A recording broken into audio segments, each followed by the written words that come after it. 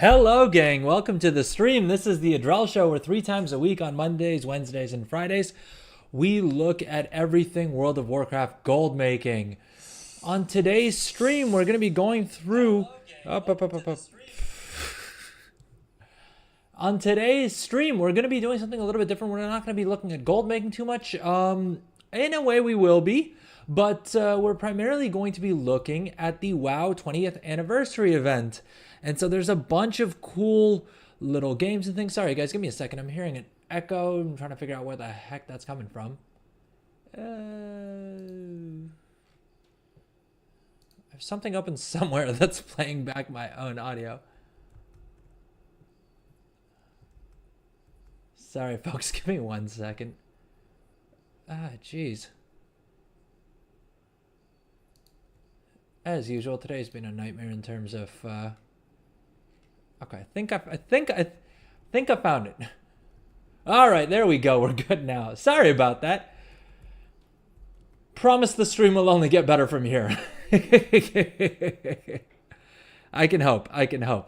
In any case, today's stream, we're going to be going through the World of Warcraft 20th anniversary event. First things first, happy 20th anniversary, everyone. I don't know about you guys, but I've been playing this game for about 19 and a half years. So closing it on 20 years. I started playing with the Encourage patch back in Classic, or back in Vanilla. And then I've kind of just kept going since then. I mean, I'll quit for a year or two here or there. But World of Warcraft is the one game that I keep coming back to. And I'm sure it's probably similar for a lot of you guys out there. But let me know in chat. Welcome everyone who's watching live. I see we have a couple people on Twitch, a couple people on YouTube. What's up, Glitcher? Hi, how's it going? Wow, cool. Yep. But yeah, so today we're basically going to be going through the event. There's a whole bunch of rewards, right? There's some mounts. There's some really cool transmog like this set right here, right? Yeah, we're going to go through. We're going to see how we earn the currency, right? We're going to take a look at some of the other changes that they've included in patch 11.0.5, because that also dropped last night. I know Blizzard announced an 8-hour maintenance, which seems kind of crazy. But as usual, Blizzard did Blizzard things, and in past weeks, I feel like for the past couple of months, since prior to the launch of the War Within, which is the new World of Warcraft expansion, or the latest World of Warcraft expansion, I should say, I feel like every time they've gone on maintenance, they've said that it'll be like an hour, and then it's always ended up being like 3, 4, whatever it is. Yesterday, they kind of threw us for a loop, because they said it was going to be an 8-hour maintenance, but I think servers were up in like a couple of hours. Yeah, it definitely wasn't the full 8. But I decided to not play around with the event, not do anything, and I'd save it instead for us to do it on stream. So not only are we going to do the event, but we're also going to open our vaults and things like that, which usually I do on Tuesday nights itself, and so we don't end up getting to see on stream. But hey, I figured some stream luck.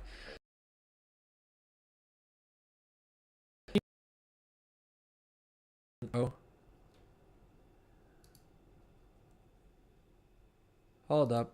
Is OBS crashing on me? I hope not. I hope not. Something's happening.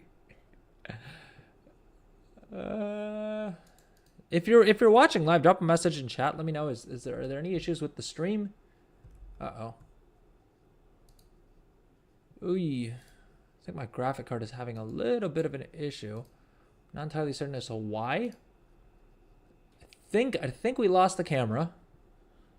Oh god.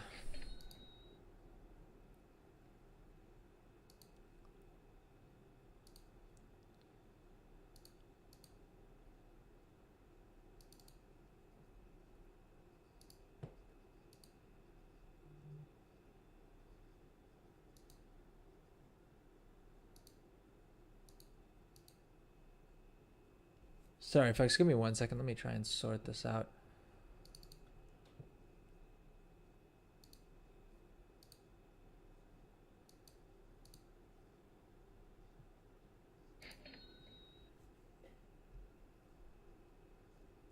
All right, we seem to have gotten the camera sorted out. We have a little bit different music today, as you guys may have noticed. I decided we'd try out a different playlist. Instead, in keeping with the 20-year anniversary, we would we would follow suit and play some 2000s electronic music. So we're listening to the Apple Music Radio, which honestly so far has been kind of hit or miss. But if you are watching live, let me know in the chat. Are you guys enjoying the music? Is it kind of weak? Is it kind of cringe? Let me know. We can swap to something else. Glitcher on YouTube. What's World of Warcraft? I've never played it. World of Warcraft is, as far as I'm concerned, the greatest game ever, the greatest video game ever made. It's an MMORPG, which means basically you play online with thousands, if not hundreds of thousands, and I think currently like millions of other players, right? And so all of these characters that you see here are all other players who are also playing. And it's basically a role-playing game, witches, wizards, magic spells, hunters, rogues, monks, the most of the classic fantasy cliches. I think that's probably the simplest explanation I could give about it. But I feel like that's definitely not doing justice to a game that's literally been around for 20 years and still has millions of players actively paying a monthly subscription. And then I'm sure there's probably, and I don't know if I don't know if Blizzard's cool with people mentioning it these days, but yeah, millions of additional players who are probably playing the game without paying paying a subscription as well. I mean, one way or another, suffice it to say, it's definitely one of the biggest video games that's ever existed, and definitely one of the like most memorable and like biggest impact ones. Is it free? Well, so you can set up a free trial account and play up till level 20 completely free.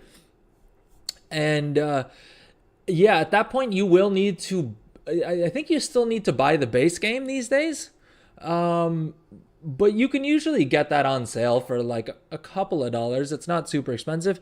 And then if you watch a YouTube channel like mine or watch me live on Twitch, you'll learn how to make gold, which you can then use to pay for your World of Warcraft subscription. So yeah, I mean, technically you're supposed to pay. I mean, technically you do have to pay every single month for it, but thanks to something called the WoW token, which is basically this thing right here.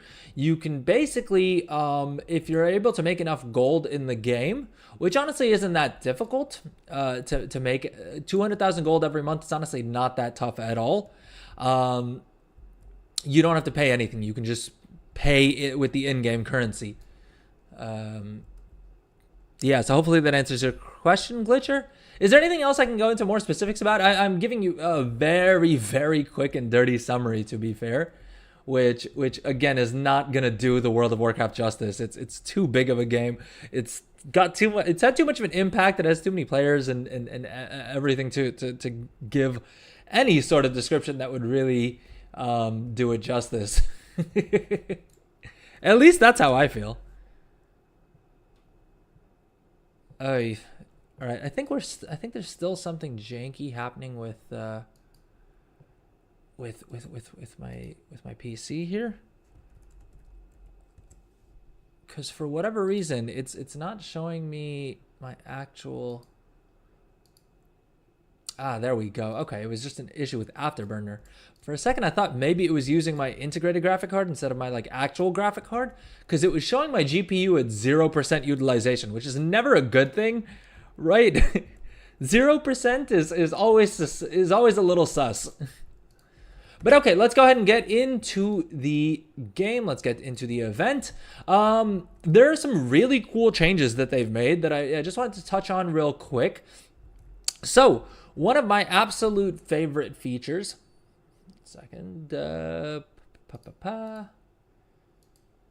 So, one of my absolute favorite features that Blizzard introduced with the War Within expansion is that you're now able to transfer currencies between your different characters, which is an absolute game changer, especially for things like Time Warp badges or Dark Moon prize tickets, as previously you could only spend these on the character that you earn them on. With the change, you can now come into your currency tab. You'll hit C and you'll click on the little currency tab and it'll pop up all of the currencies that you have available. Now you can then click on any of these currencies, hit transfer, and it'll pop up a window like this that allow you to transfer currencies between your characters. with the patch that dropped yesterday, they've made a couple of really cool changes. The first one being that you can now not only see currencies that you've earned on this character. So prior to the patch, you could only transfer over currencies that you had already earned some of on this character. With the changes made with the patch yesterday, you now have this drop-down window that allow you to change it instead to all warband transferable, which will mean that you can transfer over currencies that you may have earned on other characters. Now, I'm fairly certain... never mind. Okay, I was going to say I think that was a bug, but I was getting confused. In any case, so now you don't need to actually have earned any of this currency on any of these characters in order to transfer them over. Instead, you can just swap to this. You could hit this drop down menu right here, and you'll now have access to all these menus. It's super handy for things like Kej, where you may not actually have farmed any of the currency on this character, but you still want to buy something on them, or for some of the other currencies as well. Maybe you want to buy transmog for your paladin in this case, but they haven't farmed up any of the resources that they would usually spend, and if their account transferable, you can now do that without having to earn any of the currency. The other nice little change that they made, which is a nice little quality of life change, is that they've added this max button, which will just save you a little bit of time because you then don't need to type in the amount that you see here. You can just transfer over the maximum amount of the currency possible, which is super sick as well, and definitely will save me a little bit of time. Yeah, so I just wanted to touch on that because I thought that was kind of cool. Let's see what else. Oh, they've also made it so that you can now complete crafting orders with materials that are in your war bank, which I know is something that people who were running huge alt armies were really looking forward to. So that's a cool little change as well. Glitcher, okay, I may try it someday. Watching this before I go to school. Well, have a great day at school. Yeah, thank you so much for stopping by. I really do appreciate that. But yeah, check out World of Warcraft. I mean, I'll be honest. These days, I'm almost a little hesitant to recommend World of Warcraft to people, just because it will take up a lot of your time. But honestly, I would be lying if I said I didn't have an absolute amazing time these past 20 years enjoying this game, making friends. And yeah, just exploring the world of Azeroth. So I'd say make sure you're still doing your homework, because I know that back when I was in school, I definitely skipped a lot of my homework in order to play World of Warcraft instead. And so don't do that. Do your homework first, and then play World of Warcraft after that. And make sure you're still hanging out with friends and things like that. Oh, thank you so much for the sub. I really appreciate that. But yeah, it's a really, really fun game. There's a whole bunch of different classes, races, a whole bunch of different expansions that you can play through. And they keep having events. I mean, today's stream, we're looking at, we're basically going to be doing the event that they've launched for their 20-year anniversary, which, has some really, really cool rewards you can get, some really nice gear. It'll make leveling up characters super easy, and I think you can do all of that on a starter account. But okay, let's go ahead and actually get started with the stream. You know what? I'm just realizing it's probably worth checking when we have our next ad break before we get into things. So I think we will just run a quick ad break right now, get that out of the way so that we can come back and get into the event without any breaks in the action. All right, so let's take a quick little break, and then we'll come back and get into the WoW 20th anniversary event. If you're watching live, drop a message in chat. Let me know how it's going. If you're watching on Twitch or on YouTube, please consider subbing. It really helps your boy out. And if you're watching on YouTube, drop a like as well. It really does help me out. Thank you so much for watching. Yeah, other updates.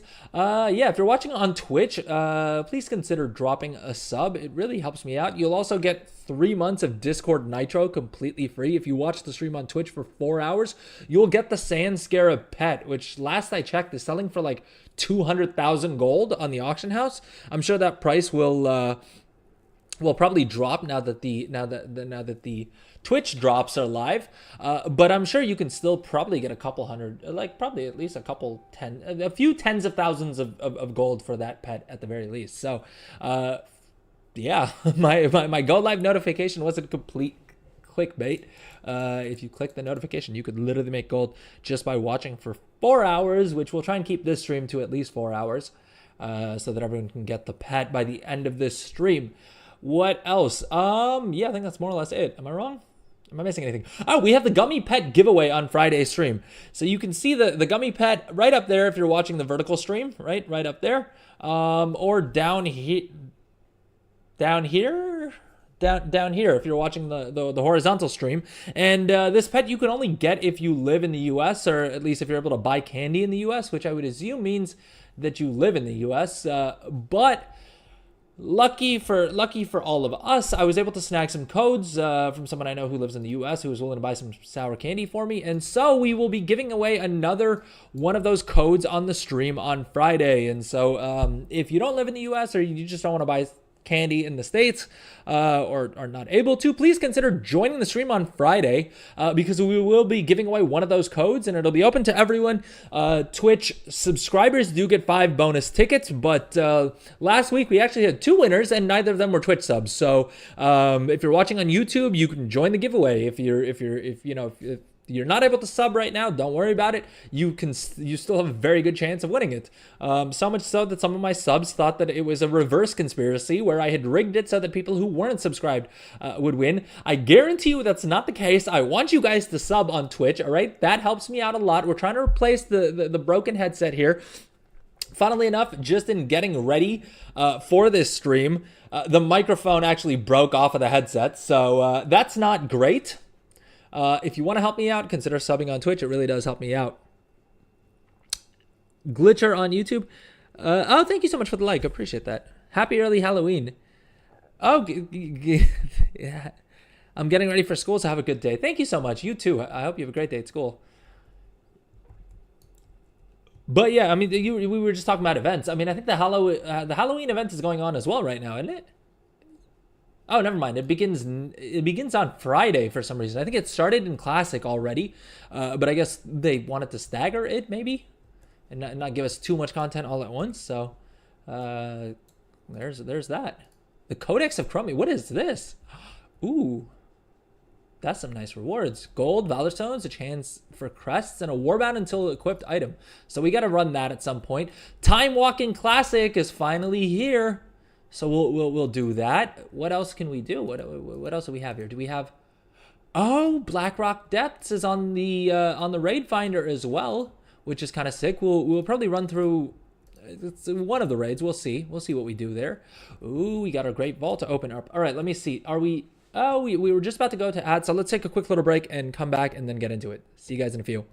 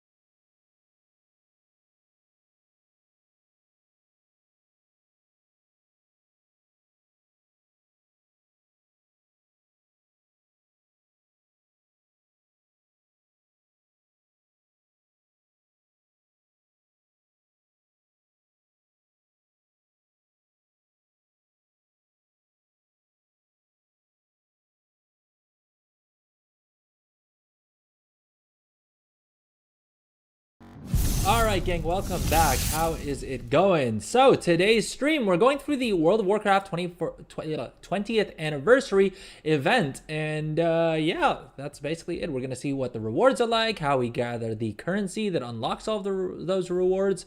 We're going to go through the little events. There's a whole bunch of stuff. We may even run the raid. Echo is never fun.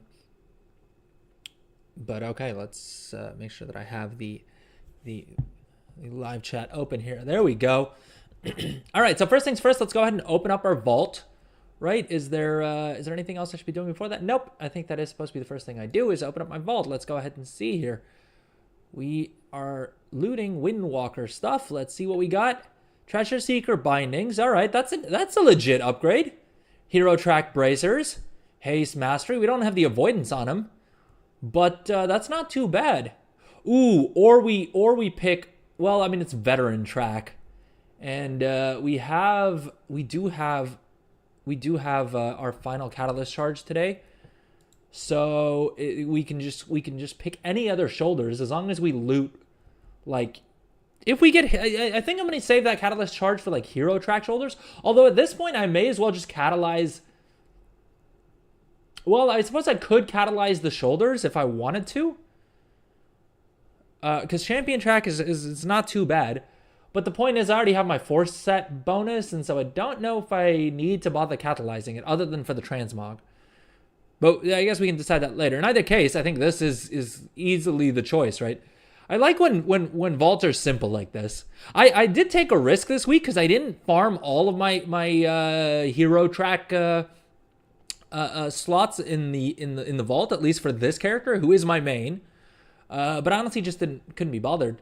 And it seems to have paid off because we did actually get an upgrade in the one slot that we would have chosen for this. So let's go ahead and select that, get that equipped.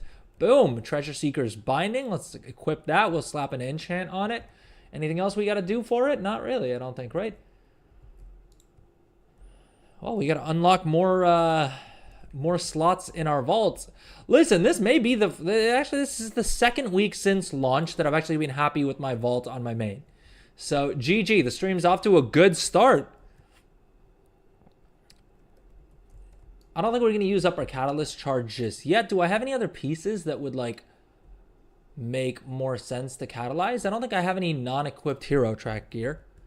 I think all of my Hero Track gear is equipped. Let's see quickly here. What track? What eye level does Hero Track gear start at? Do I have any Hero Track gear that I don't have equipped? I literally don't think so. I think I've upgraded all of my Hero Track gear as well, right? Let's see. Hero 3 out of 6. I suppose I could like. Oh, see. Okay, yeah. So Hero Track gear starts off at 610, and like I said, we don't have anything that's Hero Track that isn't equipped. So I think we're okay for now. Sorry, folks. Give me 1 second to mess with my air conditioner.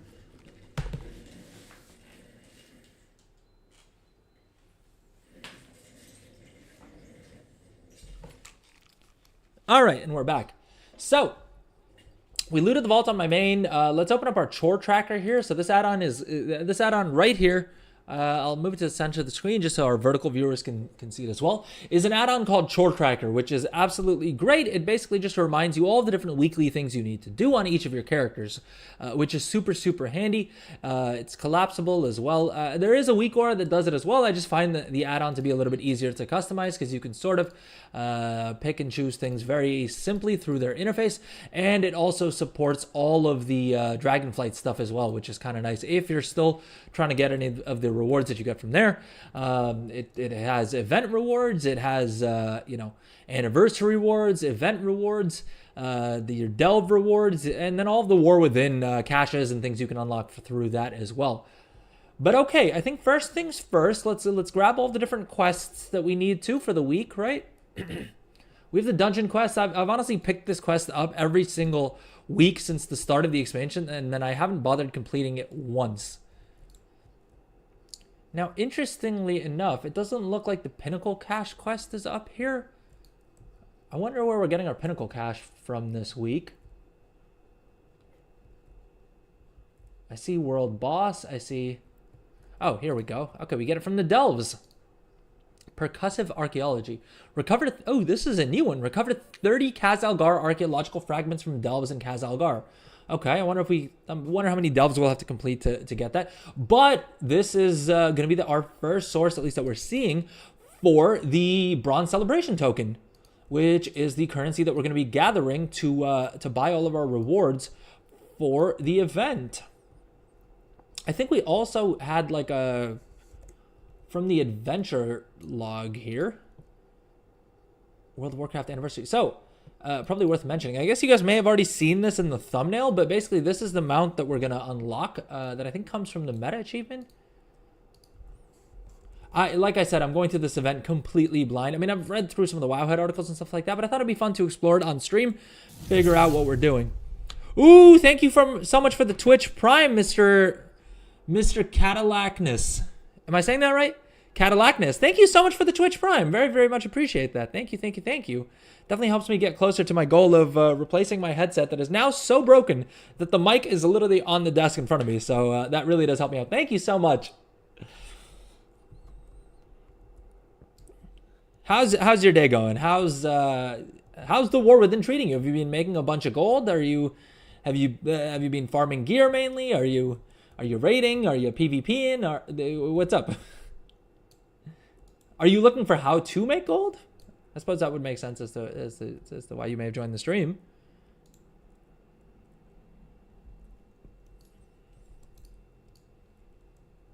Doing a bit of everything. Good stuff. Good stuff. How is your vault this week? Have you opened it yet? Or I guess if you're playing on EU, then your has EU server maintenance finished yet? You're well past gold making. Fair enough. What's up, Selendrius? Welcome back. How's it going? The day's been good. The day's been good. I mean, I had a bunch of technical issues with OBS prior to starting the stream, so that's where most of my morning went, I would say. So that wasn't super great, but other than that, we got an actual upgrade from our vault, so that was a nice surprise. And yeah, I'm super excited for the event, that the 20th anniversary event, right? The mounts, the transmog. Funnily enough, I was waiting for this patch to drop to farm tier 2, but I was just gonna farm the OG tier 2, just because what do you call it? Because I feel like I feel like the tier 2 sets are the most iconic sets in the World of Warcraft for each what do you call it, for each class. Yeah, for each class. And so I started farming it, but then I realized very quickly that I would basically have to farm it on every single class that I want to unlock the transmog for, and that I didn't have the patience for. So instead, I decided to wait until this patch, which basically now the changes that they made to transmog are that whatever character you loot things on, you can unlock transmog for all other classes and for all other armor types as well. Previously, it was for all other armor types, and now you can also loot it for all other classes as well. So I was thinking, okay, fine. Once this patch drops, I can farm Blackwing Lair and Molten Core for the tier 2 appearances. And then they announced that the anniversary event was going to give us remastered, I guess, is probably the best way to describe it, versions of all of the sets, as well as sets for all the classes that didn't exist back then. And so like this is the Monk set, which is super cool looking, right? And I think this is maybe the first 20th anniversary set that we unlocked. Oh, thank you so much for the sub, Guardian of the Moon, subbing on YouTube. Thank you. Very much appreciate that. I like your intro to Simcraft, or to Craft Sim, I'm guessing, on last stream. Thank you. Yeah, I'm glad that was of use, because I feel like at a certain point I started going super into the weeds, and so I know on Monday's stream we said that today's stream we would be continuing on with that. But I think we'll probably move that to next week, and maybe we'll do that next Monday. I feel like this week it's gonna be more fun to go through the anniversary stuff than covering the Craft Sim. I mean, Craft Sim's still gonna be there. We'll get back to that. But I'm happy to hear that the guide was helpful. I need to edit it down. I know I say this every stream, but I think that stream I'm actually gonna edit down into like videos that are handy because we covered Auctionator, we covered Craft Sim, we covered Journalator, we covered Baginator. What else did we cover? We covered Weekly Knowledge. Like, we covered all of my top gold making add-ons. And so if you guys are watching the stream live and you're interested in gold making, go check out Monday's stream. And hopefully some point this week I'll edit that down into like shorter videos so it's easier to figure out what you want to find. But yeah, thank you, Slendrius. I'm glad that was of use. What did I get? So I got these. I got hero tier bracers, which yeah, I'm not too unhappy about because they were a fairly significant eye level upgrade for me, as well as just like an overall upgrade in general. So hey, the hero piece of gear that I can use is all I'm hoping for these days. When it comes to trinkets, I've sort of given up hope. Actually, hold up. Isn't Ovanax's Mercurial Egg kind of good for Windwalkers? All right, guess we got to check the updated BIS list that Wowhead has up for monks. Let's see here. Trinkets. Ovanax's Mercurial Egg. Never mind, it's C tier. And instead, the two trinkets we have equipped, which is the Detachable Fang and the Quick Candlestick, seem to be the best that we can get from Delves. Are any of these non-Delve trinkets better? Void Reaper's Contract, I don't think I have that. Treacherous Transmitter, don't have that. Scarden's Grace, don't think I see that in my bags either. So yeah, I think in terms of hoping for better trinkets, I've kind of given up hope. And far be it from me to cross my fingers and hope that I get more trinkets, because Lord knows my bag's already filled with trinkets. Like, if there's a trinket that you can get from Delves, your boy has gotten it. Heck, even my vaults sometimes have just been 3 duplicate trinkets that I already had. That's how I got these champion trinkets here, because my vault, literally all 3 slots were champion track trinkets. What's up, Moon Mama 73? Thank you so much for the follow. Very, very much appreciate that. Welcome to the stream. How's it going? How's the War Within treating you? Have you started playing the 20th anniversary event? I literally, like, it went live last night, and I was awake, which is rare because it was maintenance was supposed to end at like 3 a.m. and I thought it would get extended. It didn't. So I was technically online when servers went live, but I was like, you know what? I'm not gonna play any of the event until we do it live on stream, because I thought it would be more fun to explore the event together on stream. But okay, I think enough getting distracted. Let's get into the actual event. So I guess we got this quest called Another Timely Invitation, which I guess is what's going to start off the entire event. I'm trying to think what the quickest way to get to, well, probably just porting to Aura, right? Because I think everything's going down in the Caverns of Time. Yes, started last night. It was awesome so far. Oh, awesome. I'm excited to check out the event. It seems like it's super, super fun. World Bosses was a blast. Oh, I'm glad to hear that Dude, World Bosses in the War Within have been so pointless. Like, I do them every week because there is the very small chance that you actually get some gear, right? There's usually a world quest associated with it, and in general, like, it barely takes any time. But like the drop rate on the gear from world bosses, like, I mean the War Within world bosses, these four guys right here, they drop champion track gear, which is cool, but you can sort of infinitely farm that on tier 8 delves anyway, so there's not really a great reason to do it. And second of all, the drop rate on them are so low that I feel like the world bosses are just kind of like a bit toothless. Like, I feel like have them drop something that you can't get from delves, or have them drop some gilded crests, or I don't know, something that makes them feel better. I'm not a big fan of whining about things in WoW, to be fair. If you're joining the stream for the first time, please know that I try my best to not whine about things in the game, because I think there's enough people out there who whine about World of Warcraft, but that is one of my few gripes. But yeah, I'm happy to hear that they at least did the world bosses for the event well, because I was really looking forward to that. I've enjoyed the stuff I've done. People complain about the archive, but people always be exactly Slenderous. I feel like so much of the player base of this game is just constantly complaining about like, classic Blizzard L. Like going through Wowhead comments or like YouTube comments for like anything Blizzard announces.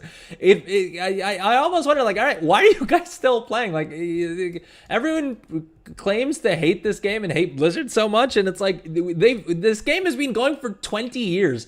Name any other paid MMO, because you can argue like, okay, maybe RuneScape or something like that, it like is also up there as like one of the greatest MMOs of all time. And I'm highly biased because I've played World of Warcraft for 19 and a half out of those 20 years, right? So I was literally like, I don't want to do the math. I was going to do the math to figure out how old I was when I first started playing World of Warcraft, but it's just going to make me sad and make me feel old, so we're not going to do that. But yeah, so I may be biased, but I feel like no other MMO has had the cultural impact, has had the longevity, has had like, the same amount of passion and everything behind it as World of Warcraft has. And that's as a paid game, you know what I mean? Like it's from its inception, you've had to pay to play this game. And so they've clearly done something right. You know what I mean? I think they've had mistakes along the way, right? I'm not going to sit here and pretend that like Shadowlands or BFA were great expansions, because I don't think they were.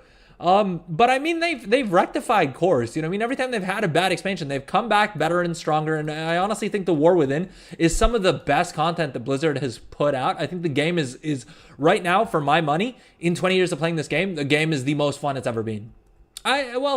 I mean, aside from like nostalgia of like, right, when we were playing this back in high school and middle school and college, like there's fond memories, so I'm not taking that away, but I think in terms of like current systems and like current content, this is the most fun I've had. With Delves have been amazing, right? The profession system I think is even better than it was in Dragonflight, which was already a high watermark, which is saying a lot. Right, because Dragonflight professions were pretty lit. Yeah, I feel like the game is definitely in one of the best states that it's been in a lot. Like Dragonflight was a great high. I mean, it was hard to. Well, I was gonna say it would be hard to not have a great expansion after how much of a mess Shadowlands was, at least in my mind, and I think in the majority of the player base's mind. But hey, it's a Blizzard. We can't put it past them that they could have messed up and doubled down on everything they got wrong. I feel like they definitely got a lot of things right with the War Within. Well, with Dragonflight first, and then with the War Within especially. So I got PvP gear from one of the bosses. I don't PvP anymore, so it's cool. Oh, that's. Well, yeah, but I mean, even the PvP gear system, right? Like, I think having PvP gear, that has a pretty decent eye level for PvE content and then scales up for PvP is great, right? Like, that's a perfect fix for like PvPers who still want to feel powerful and be able to do world quests and things like that without being penalized for just earning their gear from PvP, while still not giving them a huge edge over people who actually do PvE, right? I think it's great. I think they've figured out so many of the systems, with 20 years of trial and error, you know what I mean? I agree, it feels great. This expansion, new systems added that are great too. Yeah, and the thing is, things like the Delve system, I really hope are here to stay. I hope it's not going to be another one of these systems that they add in, we have fun with it for an expansion, and then it kind of falls by the wayside in the next expansion, you know what I mean? Like they kind of did that with Torghast, with what was the vault thing that we did in the Dragon Isles, in the Forbidden Reach. What's it called? Up here it was somewhere? Where was it? It's the Scara Vaults, right? I thought that I had a lot of fun with that. I kind of wish that they do. I wish that they did more stuff like that, like just fun puzzles that, because of the fact that they were sort of randomized, you couldn't really just turn to Wowhead and like figure out what to do right away. You know what I mean? And I realize that you can just go into I realize you can play this game without opening up Wowhead for every little thing. I suppose it's theoretically possible, but come on now. We all know that's not how you really play WoW, right? You have to min-max the fun out of everything. That's what WoW players do. But yeah, so I really hope they keep the delves. I really hope they keep the profession system feels great. I feel like I hope like they continue to iterate on it, which would be great. But yeah, overall I'm really loving the expansion, and this event sounds great as well. And it seems like the early feedback, people are enjoying it as well. Memories. I went from top tier raid guilds to 10 years later solo player while my kids are at school. I love it. And I think that's the other thing, right? Like, is so much of the player base has just been playing this game for so many meaningful periods of our lives at this stage. This is old man gamer Adrel here, reminiscing about the good old days. But like, yeah, I don't know how many other games, boast as big a population of dad gamers and things like that. And it's really cool. It's also really cool seeing fellow players, guildmates and people that you played this game with for so long, like we get slowly getting married and then now having kids and now, raising their kids and stuff like that. It's just really cool because, and I don't know how many other games have that. I mean, I'm sure there are other games out there that, do have that, but at this scale, and I feel like WoW's best days may still be ahead of it, which is wild to say about a 20-year-old game, right? You really have to be doing something right to have that be the case. But okay, enough bloviating. Let's get into it. Looks like there's a toy here, so we need to come back and grab this at some point. 10 bronze celebration tokens. I think we'll probably save the toys for later on. Ooh, I love that they've actually done something different and set up this whole little tournament type thing here. That's kind of cool. This is fun. I love when Blizzard puts a little bit more effort into these events, because in the past, some of these anniversary events and some of the launch events have been a little lackluster. I think this time around, it looks like they've given it the gravity that it deserves to have. But okay, we've just got to talk to some people, and in doing that, we'll unlock some of the tokens. What was the second quest that we picked up? Meet and greet and celebrate good fun. All right, let's see here. Special, not special, seasonal. Celebrate good fun. Participate in celebration activities to unlock our 10% experience and reputation gains. Do you guys know, is this account wide? Do I need to do this on every single character? Because I am also planning on using this event to level up a bunch of my alts that I haven't got around to, either getting to max level or getting to level 70 so that we can unlock professions on them. And so it would be nice if this was account wide. Hey, what's up, Bipolar Taco? Welcome back. You've been dethroned as a raid boss. Yeah, I didn't even notice that, actually. But yeah, you did. And if you guys are curious what I mean by that, you can just drop exclamation mark raid boss into the chat, and you'll get a little, stream boss into the chat. And it'll give you a little bit of an explanation as to that. But basically, you guys as chat on YouTube and Twitch are fighting the stream boss. And currently it's Mr. Catalacnus, who's the stream boss, and if you get the killing blow on the stream boss, you become the new stream boss. But yeah, basically every YouTube sub or Twitch follow does 5 damage to the boss. Twitch bits do 1 damage per bit, 300 damage for every single Twitch sub. And if you land the killing blow, you become the new stream boss. What's up, Wolfpack Leader on YouTube? I'm at 29 celebration tokens now. Good stuff. That's almost enough for one set, right? Or no, it's the first transmog set costs 60, right? And then you basically, after you unlock that, you get a discount.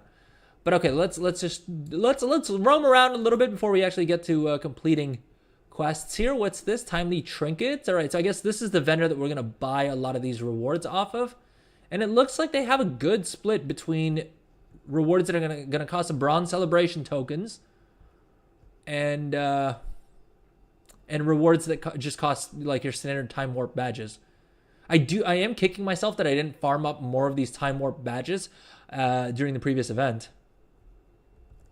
But yeah, am I planning on doing the drops? As in the Twitch drops? Yep. The Twitch drops are very much live. If you watch the stream on Twitch for 4 hours, you'll unlock the Sand Scarab pet, which I was surprised to see you can actually sell on the auction house. I was gonna have a little thing on screen during the stream, but I feel like my stream, like at least the horizontal stream, is a little bit too cluttered during stream. I feel like I have too many things going on, and so I thought you guys may have noticed I removed like the ad countdown timer. I took down like the some of the other text and things that were all over the stream to try and just clean things up a bit. Is it looking better this way, or did you guys prefer it the old way where there was like just a lot of information on screen? And I'm not gonna lie, the pet that you get for watching the stream for 4 hours, which is this guy right here, the sand scarab, right? This cute little guy right here. Let's probably center that for the vertical stream viewers. The sand scarab pet here you'll get if you watched 4 hours of the stream on Twitch, and if you sub on Twitch, you'll also get 3 free months of Discord Nitro. I don't think Twitch Prime subs count toward the Discord Nitro, unfortunately. But yeah.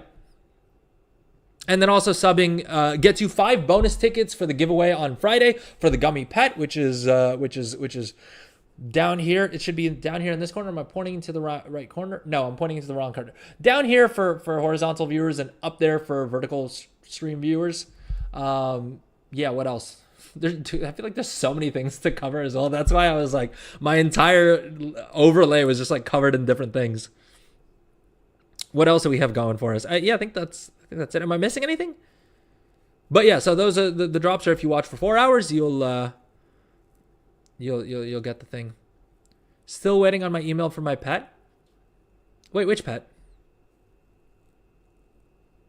Oh, I'm hoping you're waiting on an email from like Trolley and not from me, because you freaked me out for a second there. I was like, did Bipolar Taco win a pet that I forgot to email him?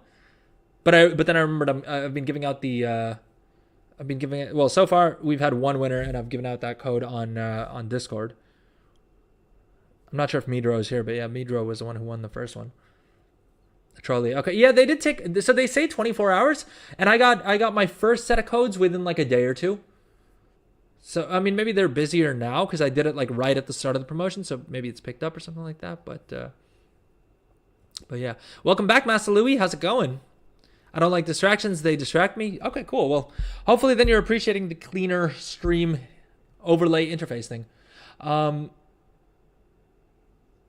But okay, no, the other thing I was saying was that you'll see here that the Sand Scarab pet that you get from watching the stream for 4 hours, and we'll make sure that the stream's at least 4 hours, so anyone who's watching here can get the pet this stream itself. But what do you call it? The pet that you get from watching the stream for 4 hours is currently selling for 170,000 gold on the auction house, at least on Illidan. Now I'm sure this price will drop, but I'm sure of two things. One, you can probably find a different server that you can sell it on for a higher price. And second of all, I'm sure while prices will drop in the short term, this is still a super rare pet. And so at the very least, I would hold on to it for a couple of weeks. At the very least, after the drops stop, and this will continue to appreciate. And you can probably sell it for a token. So I'm not saying watching the stream for 4 hours will give you a free month of World of Warcraft game time, but I am saying that could happen, right? If you play your cards right, you could make that happen. But okay, so I think this chick has some of those pets. I like that they use the like old school troll model as well. Let's see here. What is Frostwolf Supply Officer? What's he selling here? Oh, the PvP transmog stuff. I guess is this just transmog here? Or no, it's eye level 541. I mean, okay. I think the main point of this is to unlock like the rep rewards that you would normally unlock for from like Stormpike officers, which battleground is that? After the event, it will probably go for a bit for anyone that missed it. Oh, for sure. People are definitely going to be, like I'm saying, it'll definitely appreciate. I would be very, very surprised if it didn't. Have I got all the mounts? Which one? The event mounts? Not yet. We literally just zoned in. Hold up, can't you also sell Hatespark? Because this vendor right here seems to be selling pets. And Lugnifarian, we've already collected. That you can only collect one of one. But I think Nixian Whelpling, Hate Spark the Tiny, and Baby Blizzard Bear you can sell. Dude, Hate Spark the Tiny as well. There's another 120,000, 130, 120 to 280,000 gold right here as well. So yeah, I mean, you can definitely make gold with this event as well. Hate Spark the Tiny. I remember this. I think this was, the Molten Core Anniversary Edition, right? And I think I had some of these in my mailbox or in one of my characters' banks for some reason, but I don't have that. But yeah, if you're interested in selling pets, Hate Spark the Tiny, there's another one. Probably sells for a pretty penny right now as well because the currency is going to be worth more as well. Onyxian Whelpling, I guess that's spawn of Onyxia. I don't think you can cage this one. Right? No, Onyxian Whelpling is something else. Why is it not showing up on the list here?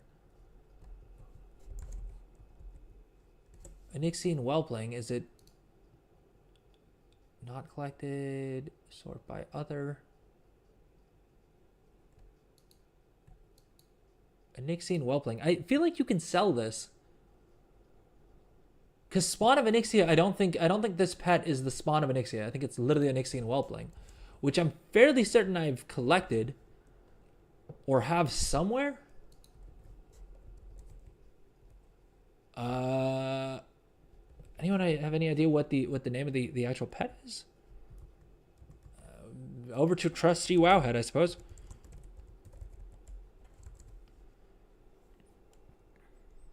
That was the song. Yeah, so for today's stream, I thought we'd change things up and not do our usual playlist. And instead, in honor of it being the 20th anniversary of WoW, I thought we'd do like a 2000s electro mix from Apple Music. And so far, it's been super hit or miss. How are we feeling about the music as a whole, chat? Is it cringe? Is it weak? Should we go back to our usual music? Or do you guys have any other ideas for other music we can play?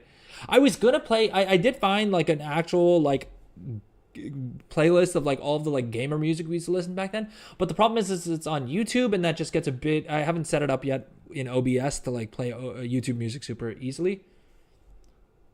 So instead I've been doing Apple Music and I haven't really had the time to put together a playlist with like stuff like that.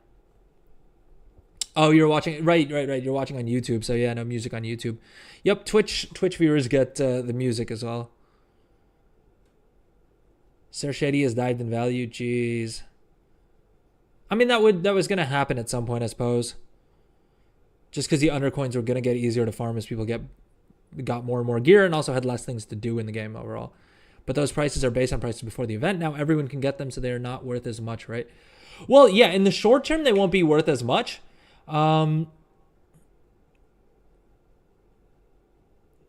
Dude, what is this song as well? Apple Music Radio is tripping.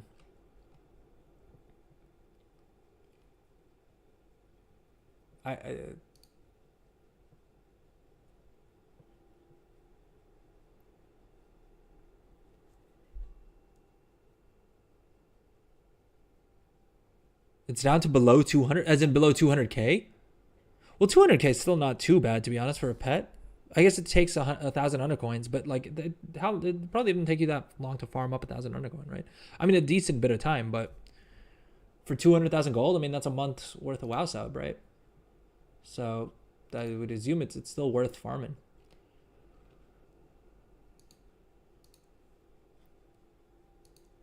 Let's see. Okay, so the pet that this teaches us is literally called the Onyxian Whelpling.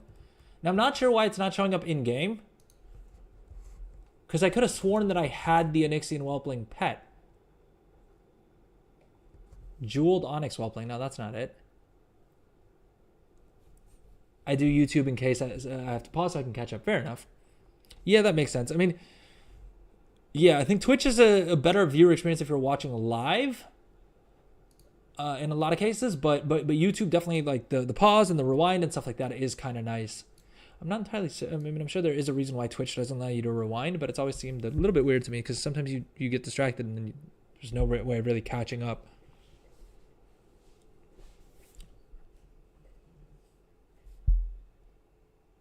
Joy Orbison.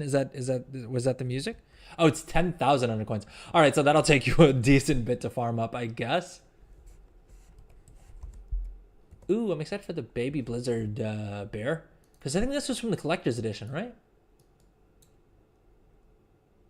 Dude, why are none of these pets showing up in my log here? We have not collected checked. Are there like hidden pets? Because I know I've had that issue with the gummy pet as well. Like the gummy pet doesn't show up here for whatever reason. And I don't know if it's my add-on or my pet add-on or what. But okay, so we know we want to grab, we got to get at least 1, 2, 3 of these pets and potentially more to sell. Armor vendor. Is this our guy for the transmog sets? Ooh, here we go. This is what I'm most excited. Well, this is what one of the things that I'm most excited for. Is this, what are we, oh God, what are we? All right, I wanted to get rid of the weapon. There we go. Let's try out these different armor sets, and I'm gonna center this for our vertical viewers so that you guys can see what's going on. Lewd. All right, let's slap some armor on him. I don't want to get banned by Twitch for showing too much skin in a video game. What's the hottest set? I guess we can find out. But okay, so this is the Death Knight set. Pretty cool looking. This is, I'm guessing, the Demon Hunter set, because it says Demon Hunter on it. I mean, I don't know. I have this issue with Demon Hunters. I have an issue with Demon Hunters and with Evokers, where I feel like all of their armor sets look the same. I would struggle to tell you the difference between what each of the tier sets and stuff like that. You know what I mean? I mean, yeah, I know the details are different, Cylindrus, but I mean, like, they all look vaguely the same to me. And I think it's partially because of the fact that Demon Hunters have the horns, and so, like, that doesn't go away. And I feel like there's probably some cooler things they could do with it. And the Evokers, I guess part of the issue is that you only really see, what is it, the shoulders, the chest, and the belt when you're in, like, Drakthir form.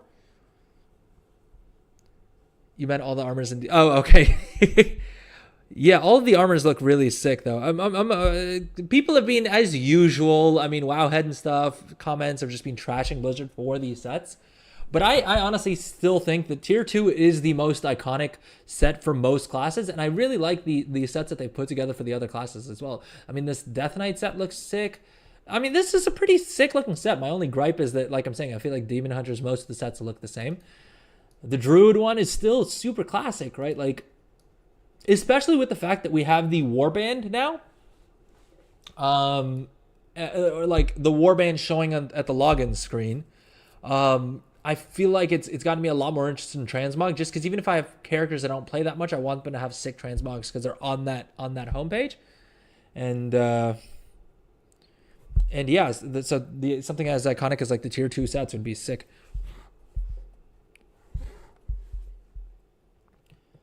But okay, the Evoker set, I mean, like I said, unfortunately, they just don't... Like, it is what it is, right? The Hunter set still looks sick as hell. I don't love the new boots, to be honest. The, like, little claw things that they added to the boots. But overall, I mean, who's going to complain? I mean, it's the most iconic set, and then they've remastered them. I mean, I'm a fan of it. The Eye of Sauron vibes, I do kind of like that. I'll give you that. That looks pretty sick. What other sets would people want? Exactly. I mean, T3, it would be low-key hilarious if after people have spent just millions of gold and like hundreds of hours farming up Tier 3 sets and like all the other brutal ways to get Tier 3, if they just gave you like a higher res version of it in this event. That would be kind of hilarious. And I'm only saying that because I haven't bothered farming it yet. But I mean, it is on the long list of things I want to one day do in the World of Warcraft. And apparently you can make a decent bit of gold doing it as well. So we may do that on stream whenever I run out of content.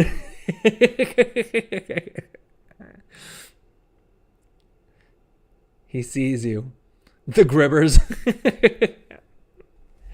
Did you guys see that Overwatch post? I have no idea what the heck was going on at Blizzard HQ that they thought that that was a good idea to post. I'm not going to show it on stream because it's just too cringe and I refuse to watch that video again.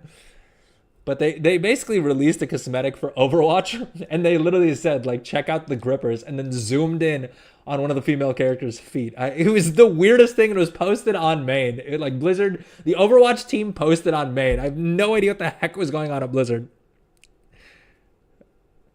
I mean, it was hilarious, don't get me wrong, but it's also a little concerning, not gonna lie.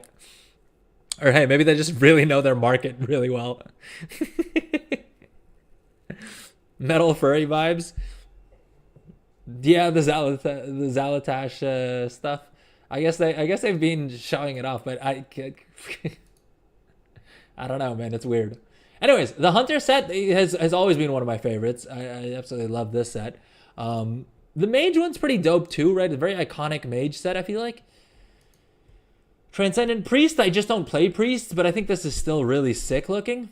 I mean, the hands down, the Paladin one is the best looking version, right? I don't think there's any question about it. The Paladin set is just so iconic for Paladins in general and for the World of Warcraft as a whole. I feel like it's such an iconic set. And then the Rogue one's super sick too. I feel like it's just super dark and like ominous. Shaman one's sick as well. I don't play a shaman much at all, but again, very iconic. I mean, those shoulders are sick. Goated. The Warlock one is maybe my favorite. I think tied with Paladin for sickest set, right? I cannot wait to deck my Warlock out in this set. Super stoked for that. And then the Warrior one is also sick as hell. Come on now. How is anyone going to hate on this? The shoulders for the Warlock one? Or the Shaman? I mean, the Warrior one is just sick as heck. I mean, like, there's so many blades on it. But it's just, yeah, I don't know. It's one of my favorite sets in the game as well. And I do love that Blizzard didn't do their usual FOMO thing of like, oh, you know, you can only realistically farm up like 3 or 4 of them, and then if you want to unlock all of them, you're going to have to grind an ungodly amount of hours. They didn't do that this time around, and they actually learned from previous events, which is kind of wild, but they've made it so that like the more you farm, the more, like, after a certain point, after you've gotten your first set, basically. So basically what they've done is after you get your first set, like the first set, I should probably talk about that real quick if in case anyone hasn't been checking Wowhead as obsessively as I do.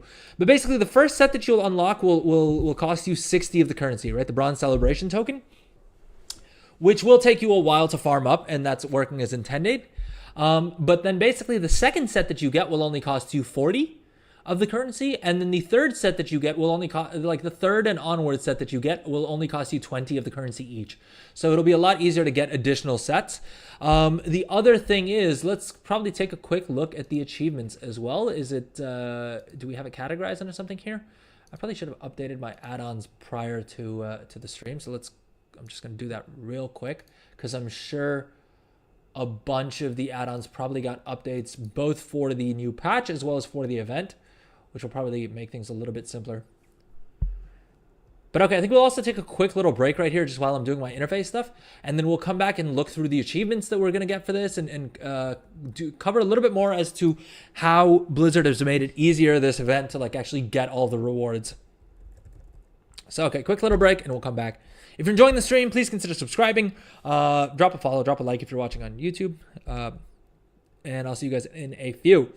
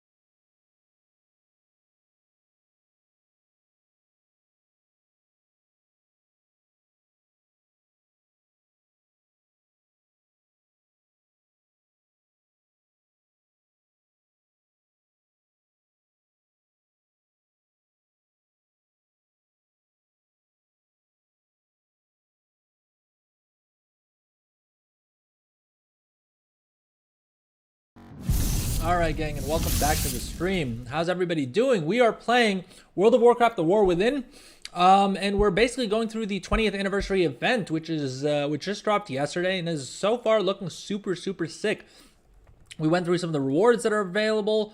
And I was just going over some of the nice little changes Blizzard has made to this event to make it easier to catch up. So basically, these armor sets are one of the big rewards, right? They're the iconic tier 2 sets, especially this one, right? The Paladin set. I feel like even if you don't play World of Warcraft, you've probably seen this transmog somewhere or seen, some characters wearing this gear, and you can get it through the event. But basically, the first set that you get is going to cost you 60 bronze celebration tokens. The second set will be 40, and then every set after that is only going to be 20 of these tokens. Now, I think there's an achievement that actually gives that to us. Let me see if I can locate where all these achievements are categorized. Are they under feats of strength, maybe? Promotions, events, I guess would be the spot, right? Let's see. I have the 7th anniversary achievement. What's the oldest feat of strength that I have here? 2019, 2018, 2016, 12th anniversary, 2015. All right, 14. Are they? Okay, 2010.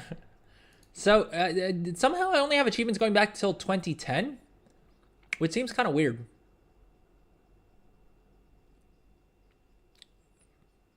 But anyway, let's see here. Maybe I didn't log in during each of these anniversary events. Is the thing? Still seems kind of weird. What's up, chat? How's it going? Let me catch up. Warrior gonna get a second job at the lumber mill with those shoulders. Arathi Basin is ours to make a killing with. They diminish it with the achievement. Yeah, I'm trying to find the achievement actually. But basically there's an achievement that you'll get after you earn 100 of the currency, which will then open up more sources for you to actually get the currency from. Let's just search maybe for 20th anniversary. Token collector. Yeah, here we go. Here's all of the achievements, it looks like. Oh, boom. Our add-on already has it filtered here. So we've got a match 1 mount during Mount Mania. We've got a cast 1 vote at the Fashion Frenzy. We got to use a pet disguiser to look like your pet. Get the zoomies for more than 20 seconds while disguised as a pet. Balloonist, ride one of the celebration balloons. Ride all 4 types of balloons. Are these all part of the meta?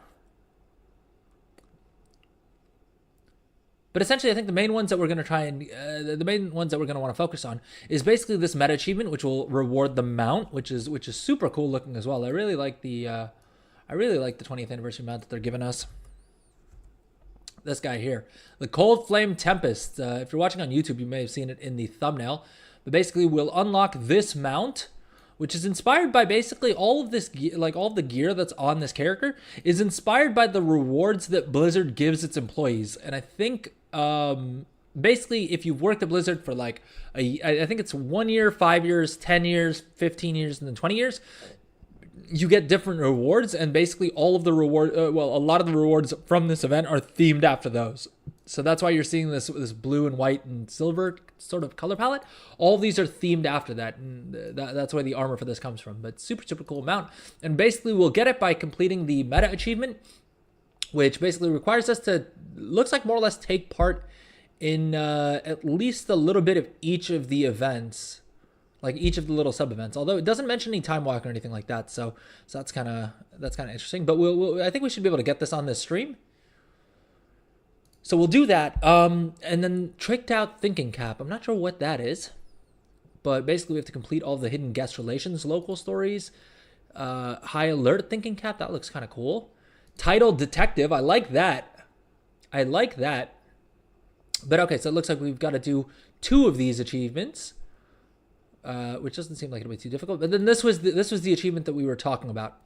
Basically, once you've collected 100 of the bronze celebration tokens, you will then basically have access to more events, that like more activities that'll give you bronze celebration tokens. I love that we had bronze during time running, and then they were like, well, we can't do bronze tokens. You know what? We'll make them bronze celebration tokens. That is a mouthful. I feel like celebration tokens would have been good enough, but I guess I wanted to add bronze in there as well.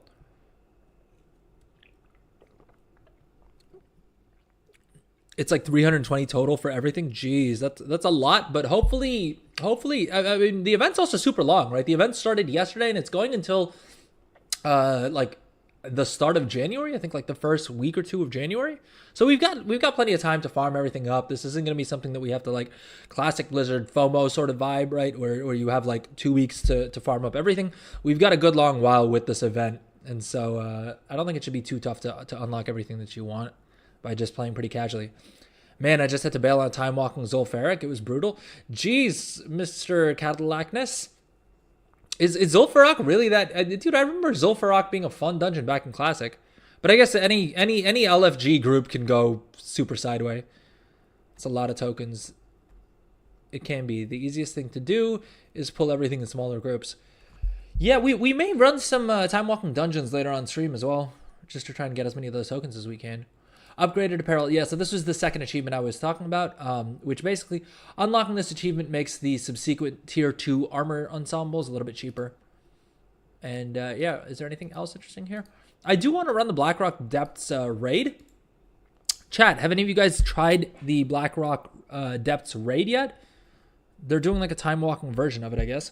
Or they revamped it. I think they redid the entire raid with like, well, they redid the dungeon as a raid and then added a bunch of mini bosses and things like that. And it's rewarding. I believe it's supposed to reward, depending on the difficulty you do it at. Is it? Oh, it's not in here, is it? Oh, never mind. Okay, never mind. It is. Yeah, depending on the difficulty. For Raid Finder, you'll get veteran track gear. And I think basically the upgrade level gets higher as you get further into the raid. And then normal mode rewards champion track gear. And then heroic rewards hero track gear. Now, I would love to try and run a heroic track gear, but I've heard that the heroic version of this time walking raid is actually pretty difficult. I've heard it's tuned pretty tough.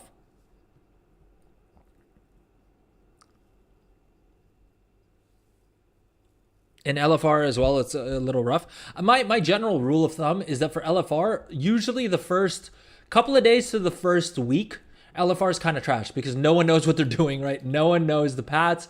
We like everything hasn't been figured out, and then like after about a week or at least a couple days is when things start to get a bit easier to sort of do.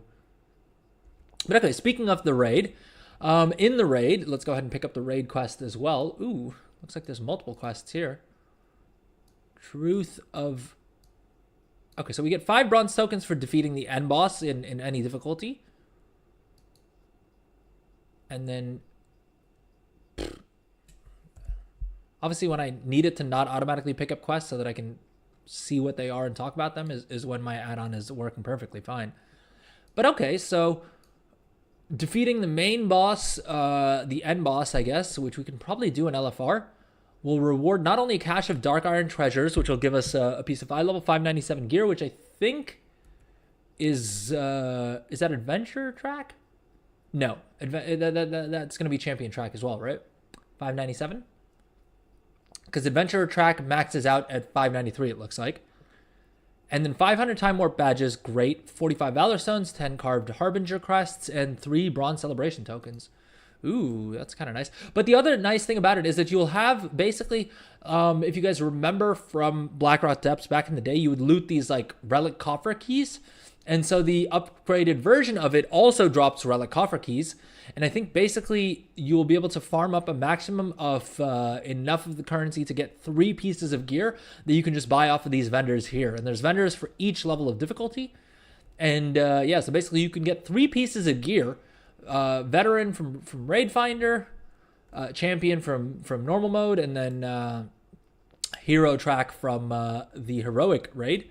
That you can completely pick. What they did do that's kind of interesting, though, is some of these items can actually drop off the bosses, and the only way to get it is off the vendor. Now, each player, like each character, is going to be limited to only being able to get enough currency to get 3 of these items. So presumably, if you really wanted to unlock every single appearance here, you would need to do it on like a bunch of different characters, which is, again, a little bit of a weird design choice. I wonder if they'll buff that in the future. Because it seems like Blizzard learns 90% of the lesson, and then the last 10% they still kind of get wrong. Because they did this with... Oh, we can ring the scarab gong, dude. Like I said, I first started playing during on Courage, so this is boom, and that gave us Traveler's Log progress as well. I this month I slacked and I didn't actually get around to putting together my little YouTube short like I usually do about the trading post rewards, but I'll probably get that done this week if we're lucky. Chromie's Codex. Is this like a scenario thing? Ooh, this also gives us a weekly cache, which will give us. Oh right, they upgraded the caches as well. So now the caches previously I think gave veteran gear. Do they all give champion gear now? I thought they upgraded it from adventurer to veterans gear, but do all these caches give champions gear now? Oh, what? How does that make sense? So these cache, well, I guess I need to abandon the quest and pick it up again, is maybe the thing. No, these ones are still giving veteran gear. I thought they upgrade. Yeah, that's what I thought, that they upgraded them from what do you call it? Adventurers gear to veterans gear in the regular caches. But then this cache in specific says that it's going to give you, well, the first weekly cache you earn each week contains a piece of champion gear from Black Rock Depths and a restored copper key. Oh, so I wonder if these are different caches. Subsequent caches contain a piece of veteran gear. Is this like a daily quest? Is that maybe the point? That like you can complete this quest multiple times in the week, and that's why it's saying that the first time you complete it, you'll get champion gear, and then like the rest of every day when you complete it, you'll get more pieces of veteran gear. Either way, that's a great way to gear up a character real quick. Souvenirs. What do we have here? The Devil Sword lunchbox. Oh, I need to farm up ancient mana for this, don't I?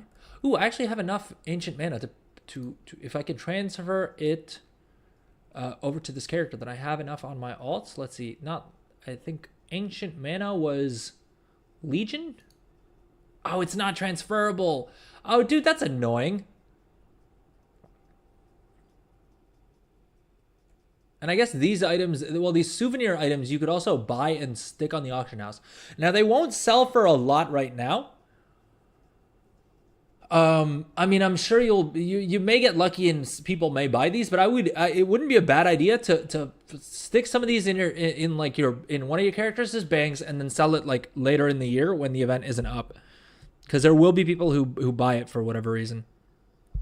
Wait, what does it say? The cache? Yeah, so that's what I was saying. I thought it shared the same RNG as like the Halifal Brazier or the World Quest stuff in Spider Place, the 20 wave thing in Ring Deeps. Yeah, that's what I was trying to see. And if we see here, I mean, these ones give you the mechanical caches and stuff like that. I know they upgraded these caches. These are like the War Within caches, and they upgraded these. These used to give a piece of adventurer gear in your first 2 per week. They've upgraded it with patch 11.0.5 to basically give veteran gear instead now, which is kind of nice. But I think the cache that you get from doing Chromie's Codex is actually a different cache. I feel like they should have made the text a little bit clearer on this, but it does seem like this is a different cache, because this cache, instead of giving you the stuff that the other cache says that the first weekly cache you earn each week contains a piece of champion gear from Black Rock Depths. And I wonder if that's because maybe the stone, not the stone vault, where is it? Black Rock Depths. I wonder if, well, this is a cache. This doesn't have to say the same thing. My guess is that there's probably other quests that you can do that will also reward caches like that. And my assumption is that it's on a separate lockout than the weekly caches that you get just from doing like the War Within content, like the weekly War Within content. Ooh. So here's one of my little tricks that I always do at the start, like anytime I'm starting off making gold. I talked about this on stream on Monday a little bit, but one of the best ways that you can make a bit of starting gold is by buying all these vendor pets, right?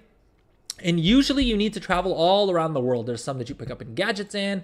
There's some that you pick up from random vendors around, around the different zones and things like that. And they usually sell at a pretty little premium. Right, so these ones you can pick up for 40 silver off the vendor, and you can, as you can see, they're selling on average for about 100, 150, you know, 350 gold, 500 gold, depending on how hard they are to find usually. But, sorry, one second. Interestingly enough, it looks, I got distracted by something here. Interestingly enough, it looks like they're all stuck on this vendor. So if you're looking for a good little easy way to make some quick gold, let's say, you know, you're still under, I would say this is probably useful if you're under like 100,000 gold. It's not a bad idea to pick up, you know, at least one of each of these pets and stick them on the auction house. They do sell. Now, they're not the quickest sellers, but they will sell. And given the fact that you can just pick them up very easily off the vendor right here, yeah, probably not a bad call. You probably will be able to sell at least one or two of them. And that's how I would basically start making gold if I wanted to make gold on like a different server.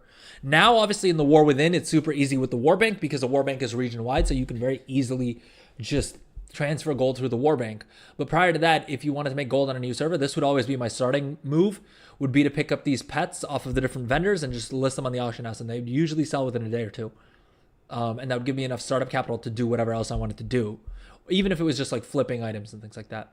But one second, I haven't seen these items before. What do these do? This is what messed me up before. Pet Prep a Beginner's Guide. Increase your current pet's level to match yours.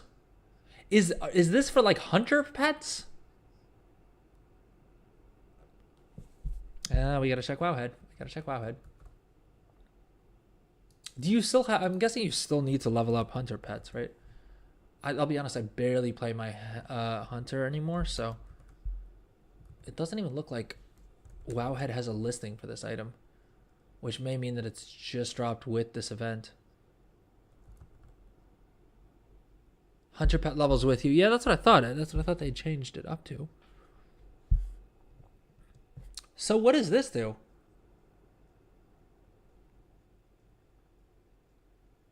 Is this can't be for leveling battle pets, can it?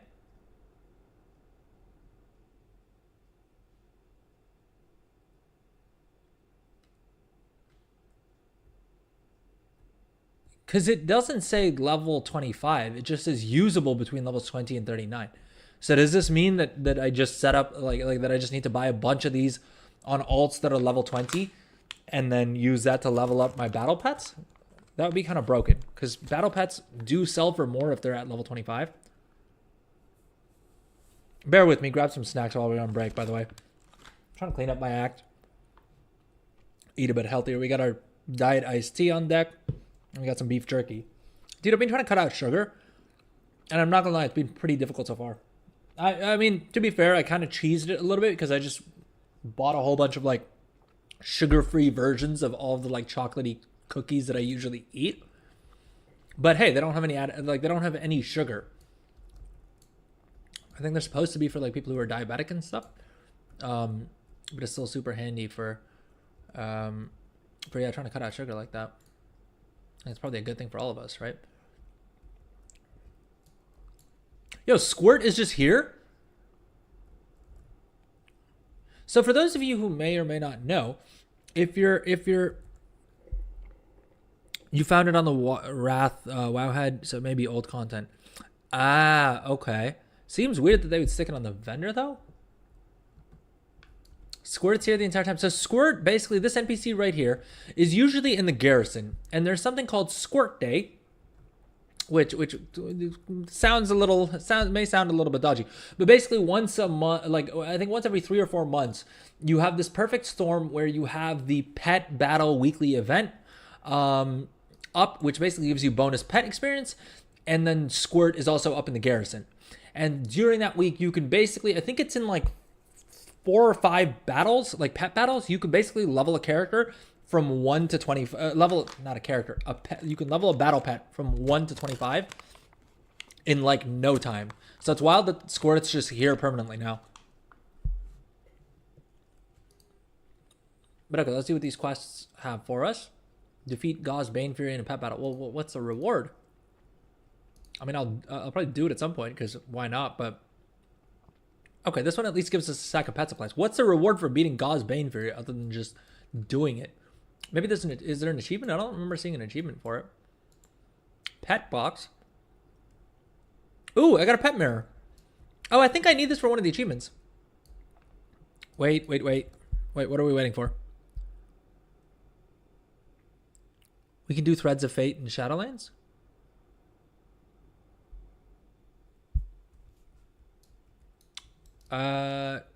Wasn't that always a thing? What's the change? What's bugged? I thought you could always do Threads of Fate and Shadowlands.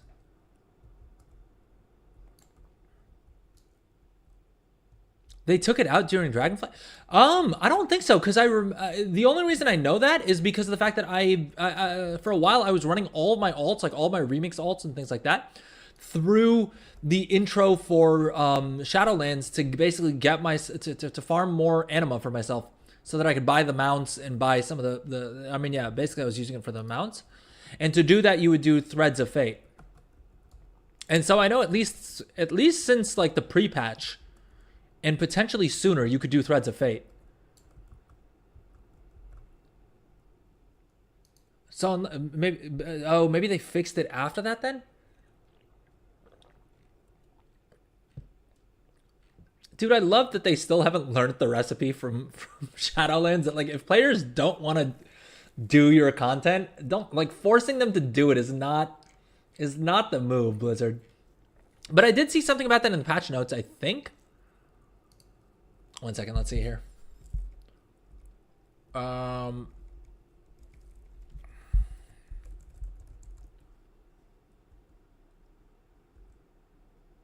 it was just about raid encounters of mine. And they added something for like the mole machine if you played a Dark Iron Dwarf. Jeez, okay. Let's have we done a full round of the event grounds yet? Dude, there's so much stuff in this event. I love it. I love it. I love it. I love it. Ice cream vendor. Heck yeah. I don't know if these flavor vendors necessarily do much, but it's still cool to have them, right? World Boss Guide. Ooh, Soldier of Time. Earn 500 honor in core extra. Okay, so this is why. You basically get these bronze celebration caches of treasures from multiple different quests. And so the first one will give you champion gear, and the rest will be veterans gear. Honestly, still a great way to gear up characters. Like alts. I know I have a couple of alts that are at like 76, 78 that I plan on pushing to level 80. And I'll probably use this event to gear them up. At least the ones that I care about getting decent gear on. Oh, geez. Of course my quest log is full. Dude, I've said it before, and I'll say it again. I don't get why we have a cap on how many quests we can have in our quest log. Or, at the very least, why Blizzard doesn't have the decency to tell us how many quests we have in our log. I know they increased the cap from 25 to 35 at some point. But I mean, because of the fact that all these quests are in little windows, I can never tell how many quests I actually have up or like accepted in my log.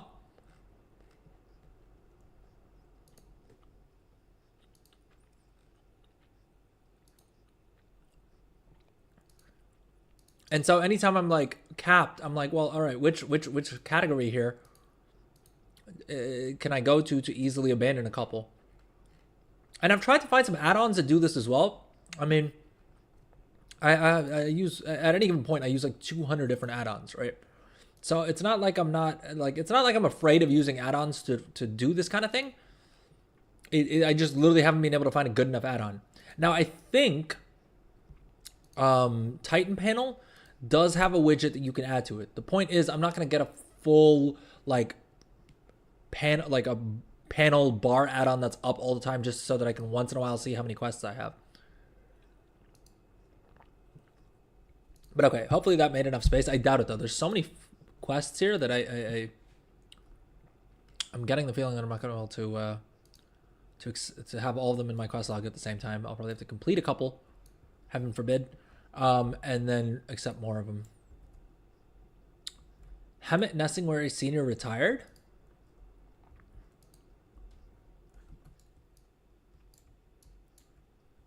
I guess I've always just thought of Hemet Nessingwary, and I've never really noticed the difference between senior and junior. But presumably there are two different... They're two different characters, I guess. which kind of makes sense. I do remember reading Hammett Nessingwary Jr. I guess I just never realized if the guy that we first started. Oh, Leroy Jenkins is here. No nonsense fried chicken. There we go. Spicy fried chicken too. Grimboo's Thunder Brew. Storming Saison. All right. Bartender Bob. Let's see what he's got for us. I don't think any of these vendors have collectibles. I think these are just like flavor vendors, right? Am I missing anything? Is there anything like actually that I'm actually going to care about to summarize things, I guess? Ernest Hemingway. Oh yeah, I guess that's what the it's a play on the name of. Dude, I'm such a moron that I probably have had this realization at some point in the past 20 years of playing this game. But I forgot that was the thing. So thank you for the reminder, Master Louis. Historian Jones, or Harrison Jones. I was like, Harrison Jones sounds familiar. Team Solid. What is Team Solid? Oh, is that the Ray? Maybe that's the guild that was part of the Leroy Jenkins thing.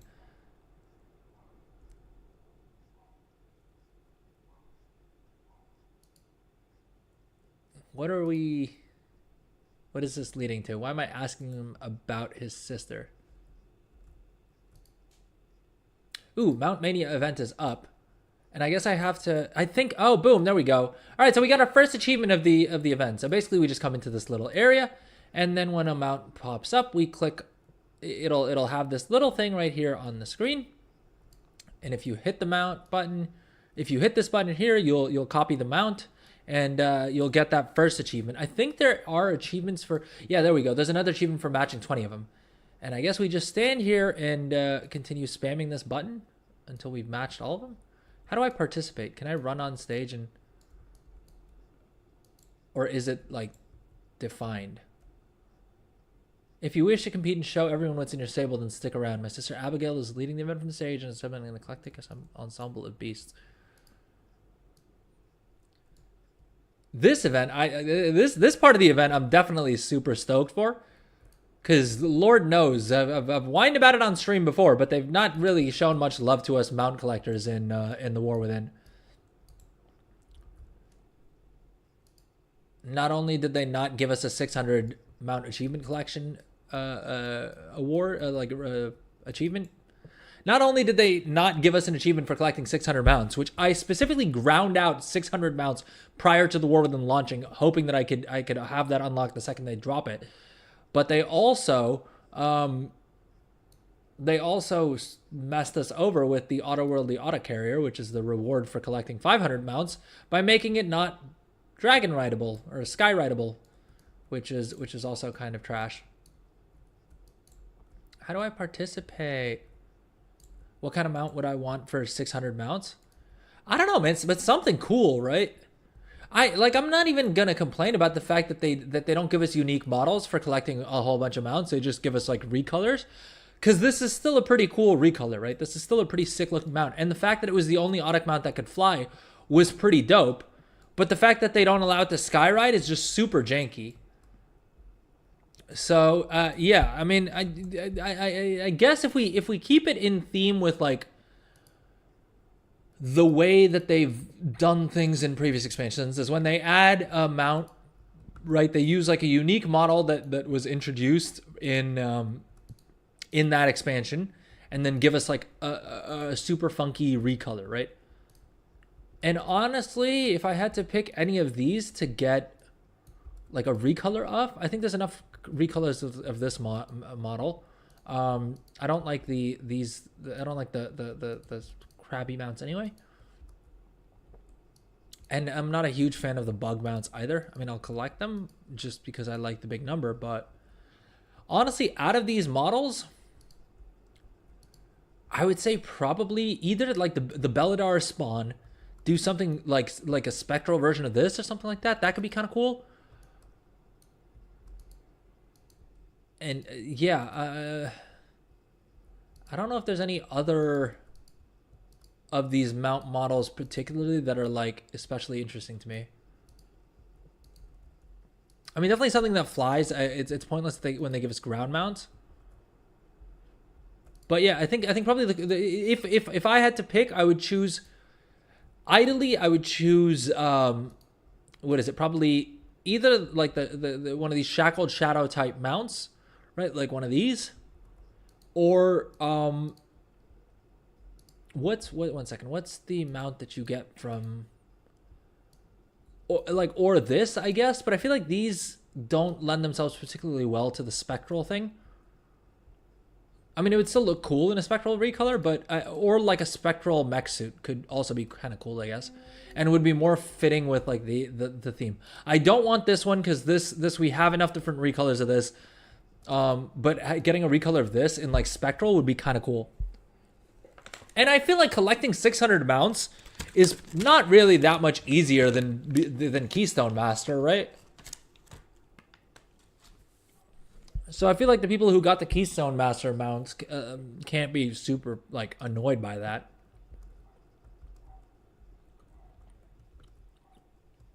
But okay, one achievement down, and I think like 20 left to go. Let's pick up the pace here, boys.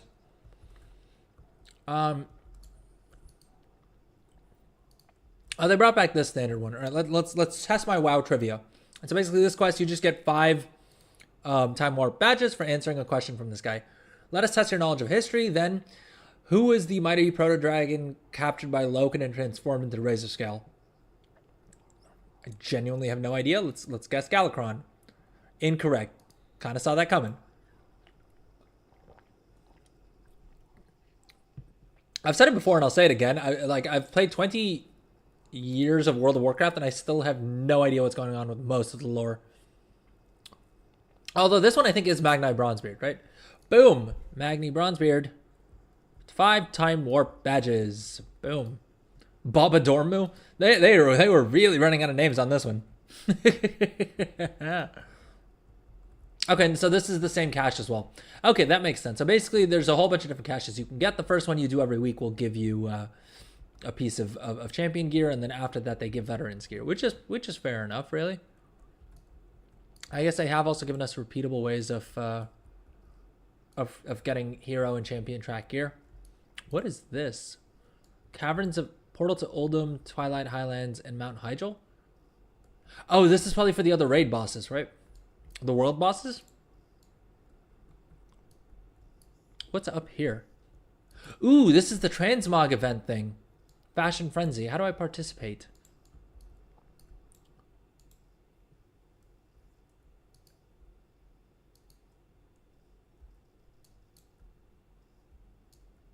Dude, I have no idea what's going on with the music.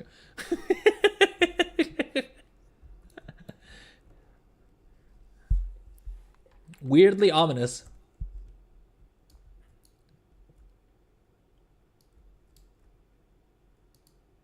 What is this event?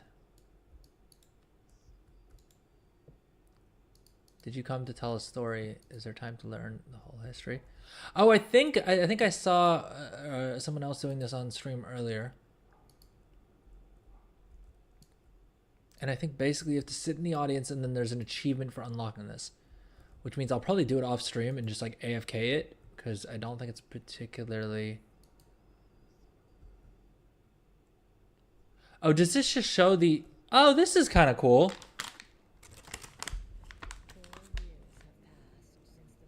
So you can just... I mean, basically it's just an interface thing to like access all of the... what do you call it? Cinematics?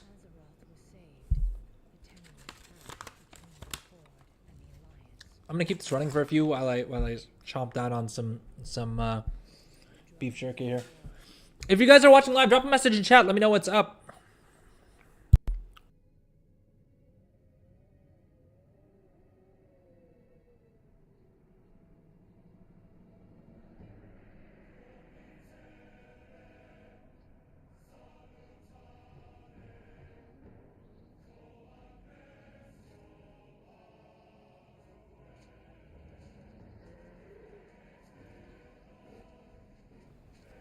Dude, watching the cinematic will never not like make me feel some kind of way. My first character ever was literally because of the cinematic a dwarf hunter, and I had a bear as a pet.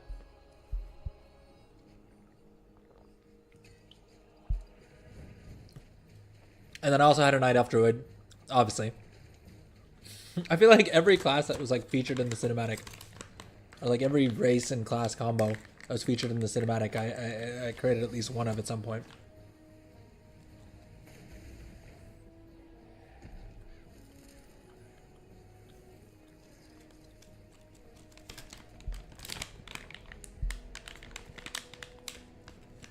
Undead Warlock was my main for a long while. Doing time walking randoms, good stuff.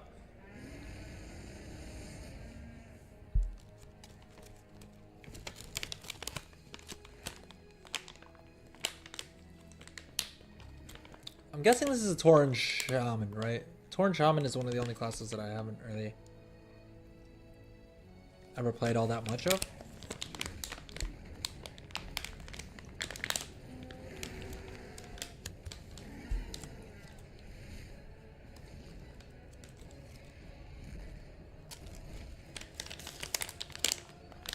Human Mage, obviously.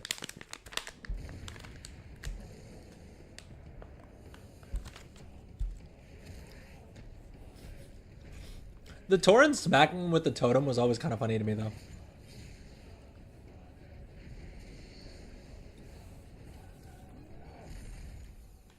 Dude, 20 years later, this cinematic still slaps. I'm not gonna lie. It holds up. It holds up. Especially with how just good the CGI looks. All right, we gotta swap with the music. I have no idea what's going on here. Raise your hand to the storyteller. What does that do?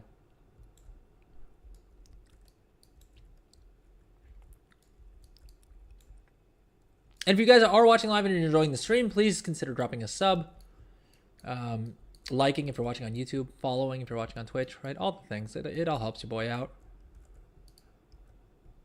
All right, I think let's actually go and do one of the world bosses now that we picked up that quest.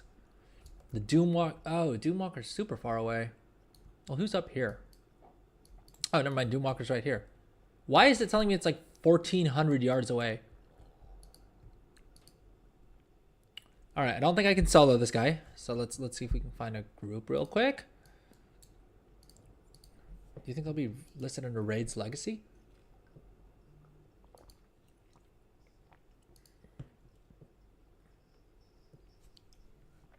Stone Watcher.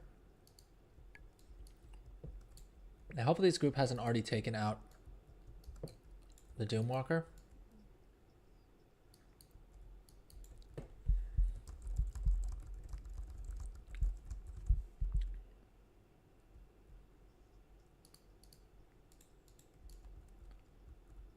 Archivon, the Stone Watcher. Is everyone there?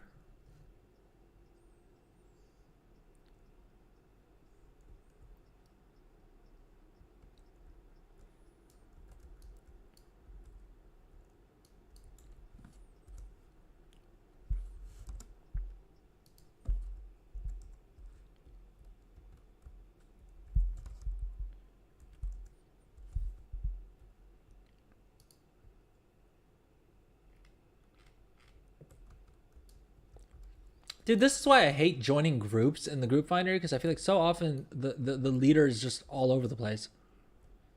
Whereas like if I just create my own group, then I can lead it and make sure that we actually get the thing done in like super quick, right? Is it just me? How do you guys feel?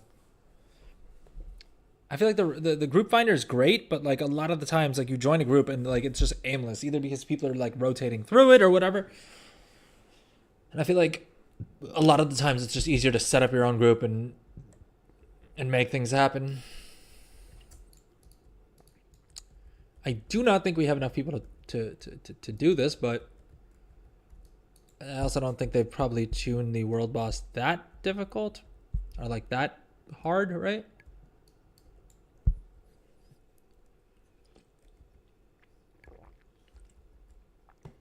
Up, got stunned. Up, that's not good, dude. All right, I gotta move out of the way of the thing that's damaging me instead of just like hanging here and taking damage. I think it's probably the move.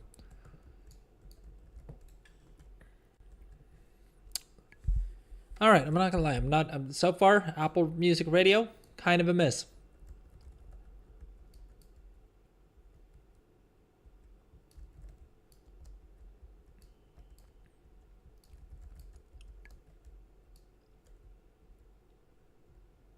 Why did it take a screenshot? One of my add-ons randomly took a screenshot right then. And I'm not entirely certain as to why.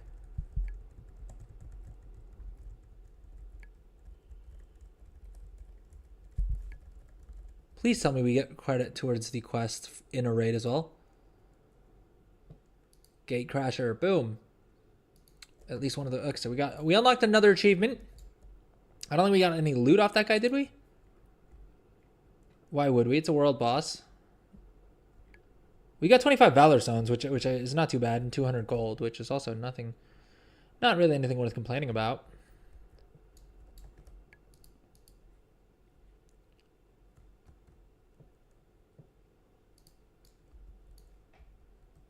But okay, let's head over to the next world boss, which should be, I think, the Shah of Anger. Or I guess we're hopefully doing Archivon, the Stone Watcher next. And I think all these bosses are dropping their mounts as well, right? I mean, the Shah of Anger, hopefully you got the mount back in, what do you call it? Miss Pandaria Time Walking. Although Blizzard has said if you didn't get it, like that they are going to be bringing back not just time running, or that's what it's called, right? Miss Pandaria Remix Time Running. Anyway, they're bringing back not only remix, but they're bringing back specifically Miss Pandaria Remix at some point or the other as well. So you will still have a chance to get it that way. But I guess if you didn't get it then you may have a... I guess it's nice to have a chance for it to drop during these events as well. And then I think Archivon also used to drop a mount. I remember getting a mount that you could just like solo all of the bosses in that raid. And you would basically unlock... There was like 2 different multi-person mounts that you could get. Which, I mean, now it's a lot easier to get your hands on like multi-passenger mounts. But back then those were still pretty rare. Like those were some of the first few that came out. So it was like quite an achievement to like have a multi-person mount. You missed it? Yeah, again, I'm really, really happy that Blizzard's bringing things back and not just leading on this FOMO thing of like, if you didn't have an active subscription and know what was going on with WoW for this very specific period of months that we ran this event, you can like, you know, you're kind of SOL. That's never been a fun feeling, and so I think it's great that they not only did that, but also that they plan on bringing it back for players who missed it. And I say that also because I was burned super badly, because the period that I decided, like the longest period I think I took a break from WoW for was during Battle for Azeroth. And obviously that was exactly when they announced and released like when they announced the thing about the long boy like auction house mount going away. And now I'm still trying to figure out how to get that mount back. Dude, hold up. What? Really? The time walking gear is disenchanting into the War Within stuff? That's not supposed to happen. Or at least doesn't usually happen. Usually it disenchants into mats from whatever expansion you're time walking in. I wonder if that's an oversight. I wonder if they'll hotfix that. If that is the case, though, get on it. Farmers in the chat, get on it. That is crazy though. Especially if you're like leveling up alts through like time walking dungeons or whatever. Because then you will get a whole bunch of loot along the way, right? But heck, it's probably worth it to just like run through time walking dungeons just to disenchant the stuff and farm the War Within mats that way. Although maybe they've realized that actually, oh geez, dude, only I would die in a time walking raid boss, a world boss, that too. Jeez. That is wild though.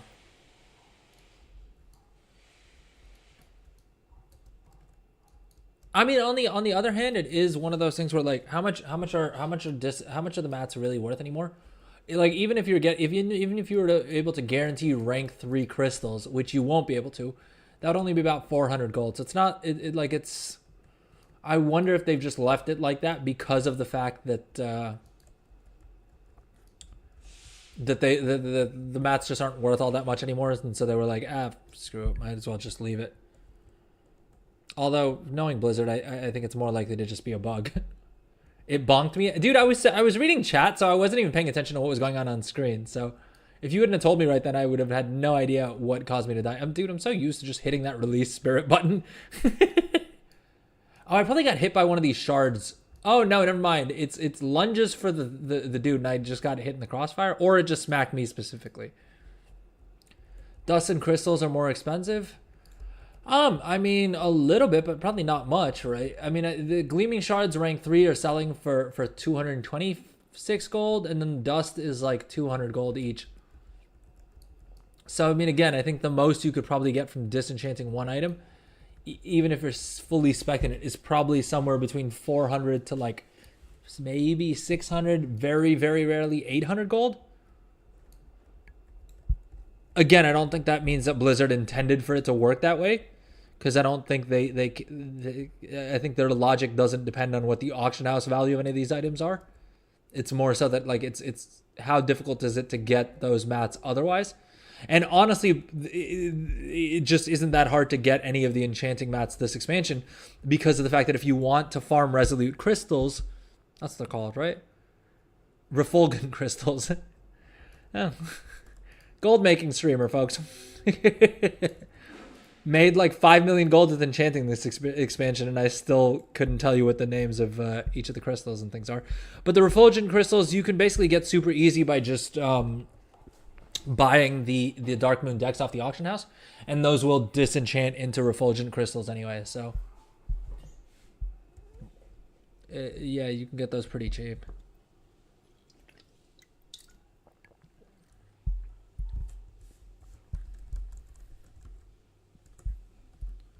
All right, we may as well finish off Shah, and then at least we're done with one of these quests. Buying the cards individually is cheaper. Yeah. So, I mean, I guess I should say, yeah, you can also do that. That is the way to, like, min-max it.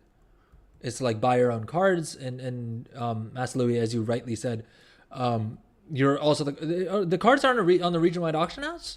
Actually, that kind of makes sense. I guess they do kind of count as a reagent. So it kind of makes sense. But yeah, you would buy those. You'd buy all the cards, combine them, and then disenchant them on an enchanter who's spec'd into enchanting. And we'll cover that build on Monday's stream if you guys are interested, because I think there's still a good amount of gold to be made. Like, I still think it would be my recommended, like, first build for anyone looking to get into gold making.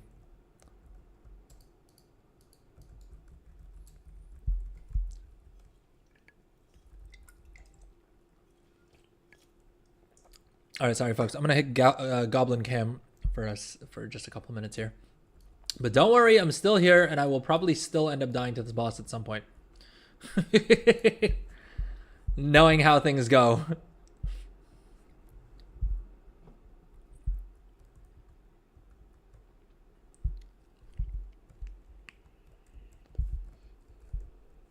But if you are watching live, drop a message in chat. Let me know how it's going. Let me know if you're playing the event.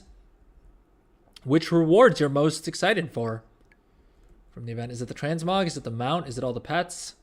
Is it the achievements? Are you an achievement hunter, maybe? Yeah. Is there anything? Are there any other collectible? I guess toys. I know some people really like collecting toys as well. Dude, didn't I tell you? We came so close to dying right then. Let's see. We may still die. Let's just stand here healing. Mounts and pets, to be honest. Yeah, fair enough. All right, so for me, I would say it's probably the mount is cool. It's whatever. I've kind of soured a little bit on collecting mounts because of the fact that Blizzard has forgotten about mount collectors. It feels like, right, by not having that achievement and like not really giving me much of an incentive other than like if it's a cool looking mount. Which I think the new mount is pretty cool, but like isn't the most exciting thing about this event. I feel like for me it's definitely the tier 2 sets. Because that is something I've had my eye on for years at this point, right? Like going back to vanilla it was something that I wanted to have, and being able to farm it up for all of the classes, and for and while doing current content is just amazing. I cannot say enough good things about Blizzard's thinking with this. If I release, will I still get loot on the boss? Dude, it's so janky that I honestly don't trust that if I release Spirit and if I don't make it back here in time, I have a feeling that it may not credit me with the boss kill. Although I'm not certain. So I'm just going to hang out here while being dead. Oh, dude, I could have done this on 2 of my characters at once. I just realized I could have multi-boxed this. But I guess I'll do that with my second level 80. And we'll figure it out. Oh, well.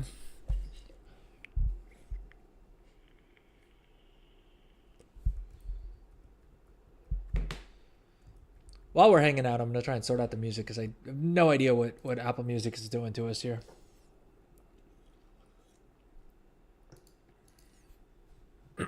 Okay, we got another one of the achievements for defeating all 3 of the world bosses.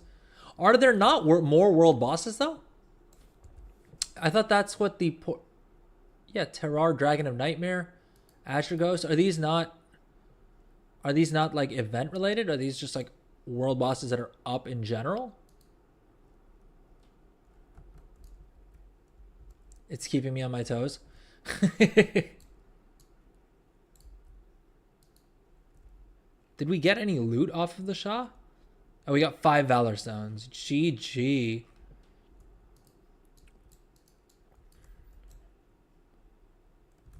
Alright, sorry, I was supposed to fix the music. Alright, let's just go back to our usual playlist. Do we mind, chat? Do we mind? Is the music getting annoying? Is it getting repetitive? Having the same dang near the same music on every stream. Should probably spend some time and put together another little playlist for stream.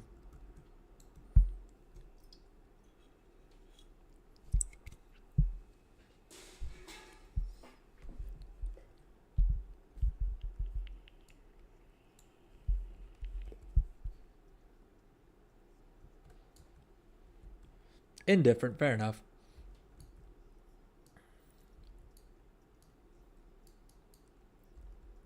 Oh, we didn't even finish the quest that requires us to like talk to all the different people.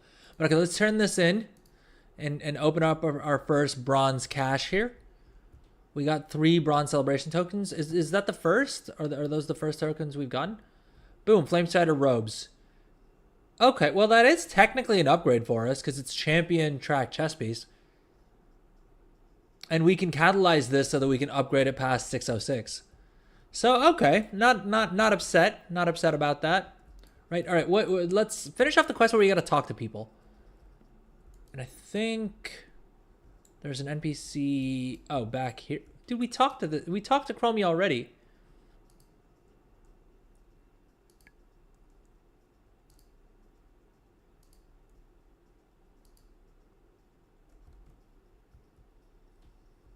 Oh, never mind. That's how we queue up for it.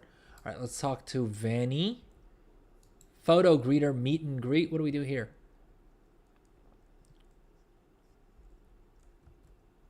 Oh wait, yeah. Wait, where's the vendor that we buy the? Oh, is this like a selfie booth?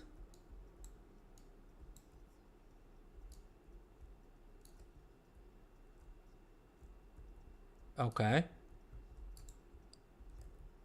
Or is there like a mini game tied to this as well? Well, I feel like if they were gonna do this, they should have at least made the like the bench interactable with, so that I could at least like sit on the bench naturally. Cause now what? I'm just gonna take a screenshot like this of me either sitting on the floor. Can I sit? I guess I could sit on the bench with my legs crossed. Dude, this is weird. You're supposed to be behind it. With more people, I guess. Like, it would be cool to take a guild picture here. But again, it would be cooler if you could, like, click on this and actually sit on the bench properly, right? Ah, well. It's Blizzard. Listen, this event is sick as heck. All right, I'm not gonna give Blizzard any crap. They did a good job with the event. I don't want to pull them down, and when they've actually done a good thing this time around. how do I compete in this? Like, all these events are great, but it's not really clear to me how I compete. How do I enter the why am I at the bottom of this thing? Oh, am I just in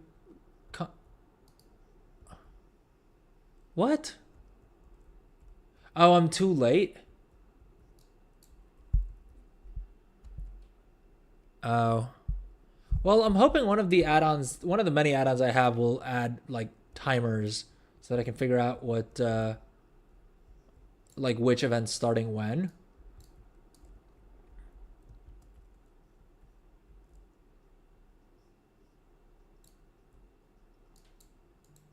Wait, how do I vote though? Oh, I guess I just missed it. Dang it. Okay. We gotta come back whenever the event's back live again.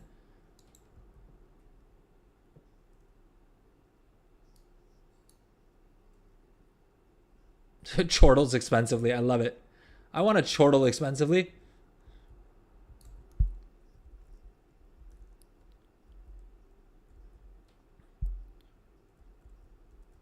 Where your energy is, grab ribbons. Well, I guess the event's over now, but the table on the west side has ribbons. Ah, okay. Right, this table here, right? Although it says theme alliance versus horde. So can I... And it's showing results here.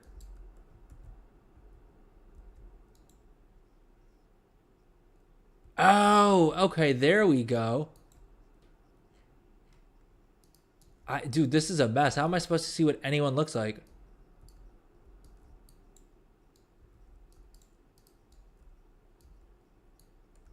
Alliance versus horde is the theme.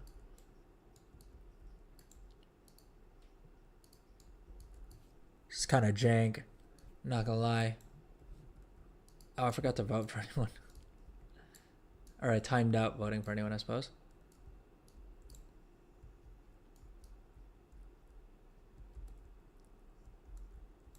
You got 2 votes and you can even multi-vote someone? Oh, that's kind of cool.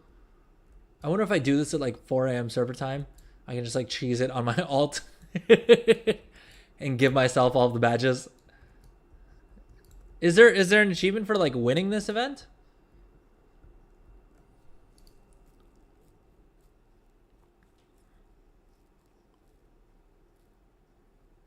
Cast 1 vote at the Fashion Frenzy. Oh, okay. Let's hang out and do that. Let's at least complete that part of the meta achievement. Because I think we said the goal of this stream was to unlock the achievement mount, right? There's an achievement to give them, I think. Okay, not to earn them. Yeah, fair enough. That always makes sense. It's always been weird to me when Blizzard not weird actually. It's just it doesn't feel great when like even in the transmog event that they do like the weekly thing, right? The fashionista thing. Like you need to really get lucky to win a couple times in a row in order to unlock some of the currency and some of the transmogs and things like that. And that never feels great. I mean, it feels good if you win it, but if you you guys have seen me play.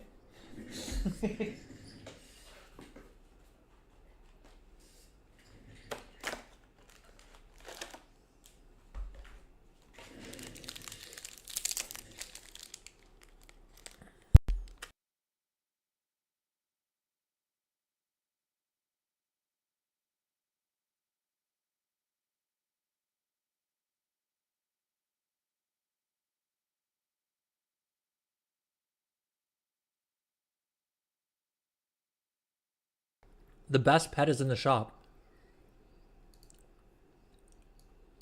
Is it this guy with the like little cooking hat? Why does he have a cooking hat on him, by the way?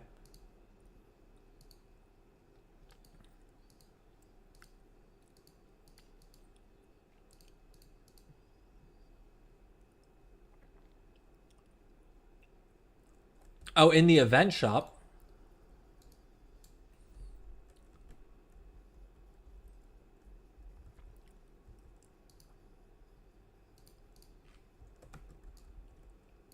Oh, it's a turban. Okay.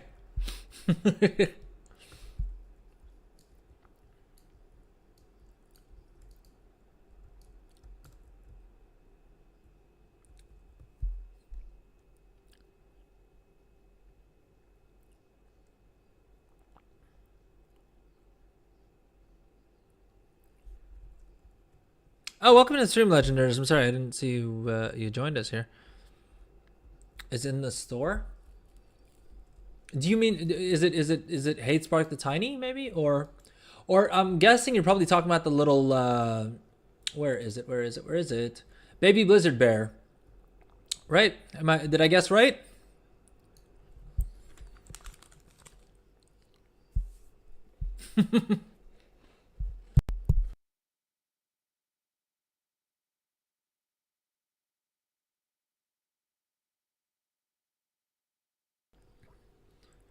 My second guess is going to be a Nixie and Whelpling.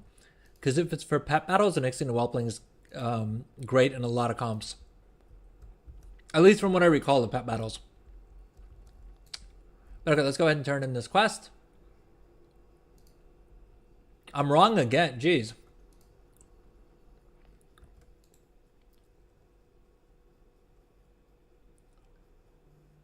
Dude, did my WoW just crash for turning in the quest?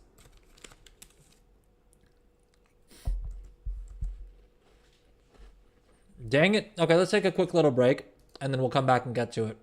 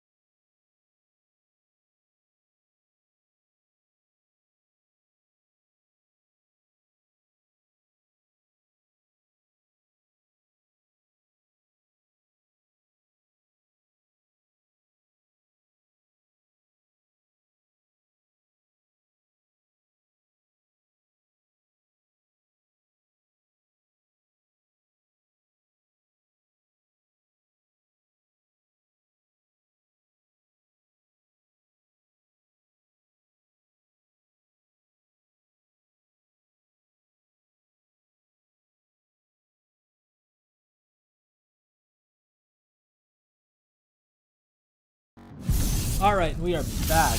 How's everybody doing? One other thing that I wanted to show you guys real quick, that was a change that I don't know why it didn't work, that I don't know why Blizzard didn't make sooner, but is a very welcome addition, is that you can now search by realm in the search box up here, like on the character sheet. And yeah, so that's I don't know why it didn't work that way before. But if you're trying to figure out like what characters you have on like a different realm, so let's say on Dalaran, previously you wouldn't be able to search by that, but now you can do that, which is actually a great improvement. The other thing that you can do is you can also search by spec, which previously it didn't let you do. But that could also be handy as well if you have a bunch of different alts, I guess. To be honest, I don't know why it doesn't already allow you to just search for, or I guess the change that they made now makes it so that you can sort of search by everything that's available in these fields. I guess professions were always possible, and then searching by level also always worked. But yeah, being able to search by realm is a game changer for me, because I have so many alts across different realms and having to manually go through. I was literally using an out-of-game tool called Wow Thing, but you have to have like a client, and you have to upload it to the website, and like it's a whole thing. But yeah, shout out to Wow Thing. If you guys are interested, I can cover that as well on stream one of these days. All right, let's get back into the game. Let's log back into our character and get back to the event. We've still got an achievement to unlock with the mount.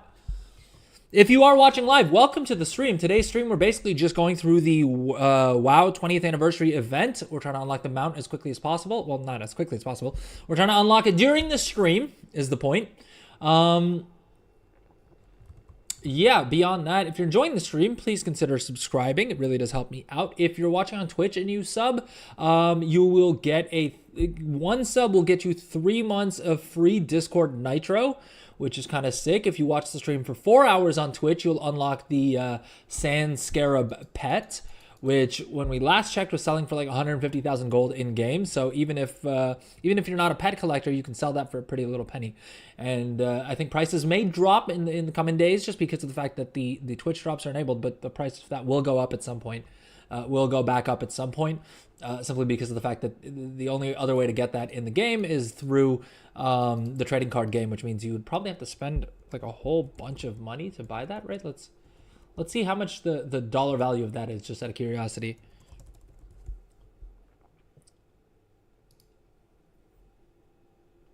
Okay, it doesn't seem that bad. It's going for like $10, but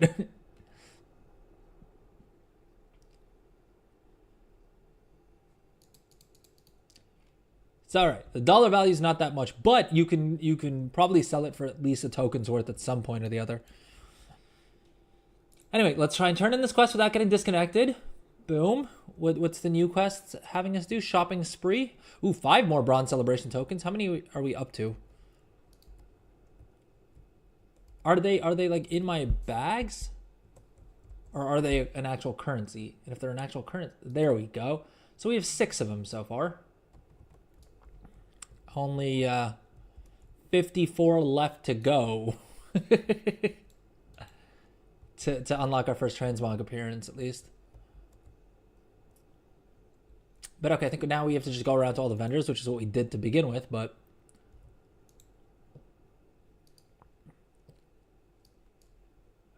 Oh, this was the other mount that we need to pick up. Ooh, this is a pretty cute looking pet, to be honest, as far as pets go. Little gorilla. That's kind of nice. Toys. That's a very, very long sword. Hey,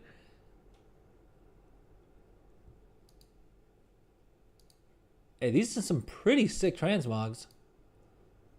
I wonder if these will be coming back whenever we have what do you call it? Classic time walking? I feel like they should, right? But okay, let's transfer over the time warp badges and at least pick up one of these mounts. Max. So like I was saying, this is the other quality of life feature that they've added, where you have this nice little max button that you can hit to just transfer over all of your currency at once. But okay, so basically this vendor right here, Baba Dormu, on the main pavilion, shall we say. Sorry, one second, let me So one of the mounts that you can get through the event is basically by spending 5,000 time warp badges to pick up the Reigns of the Frey Feather Hippogriff, which is available from this vendor called Babadormu right here on the main pavilion of the WoW 20th anniversary event area, I guess, right? Let's go ahead and learn that. And that's what this guy looks like. Pretty sick looking mount. Pretty sick looking mount.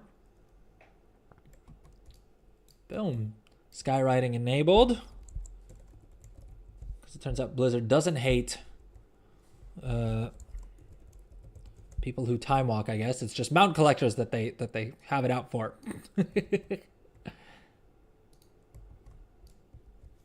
But okay, so we got our first event mount.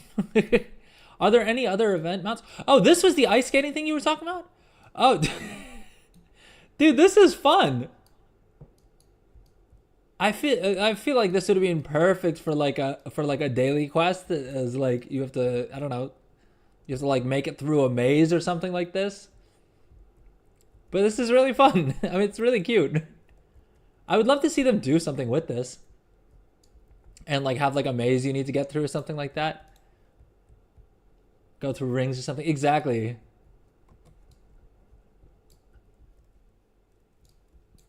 Or even some sort of like PvP mini game, you know what I mean? Where like you need to try and ram into into your opponent and into other people or something like that. That could be kind of fun. Timely trinkets. I'll have a look around. Where's the third? I think the third vendor we need is over yonder. Oh, never mind. He's right back. He or she, I guess. She is right over here. The armor vendor. Boom.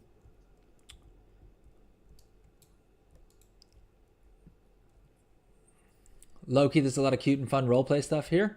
Yeah, I mean, I think they've done a great job of like actually having a bit of a love letter to the actual game and to like the player base and stuff like that, and it's lovely to see. And then there are Karen Tor peeps who use a frost spell to keep it cold. Oh yeah, that could be a cool little bit of RP as well. That there's like that there's Karen Tor mages who like have to keep refrosting things, because we are technically in a desert. I don't know if Tenaris is supposed to be particularly hot.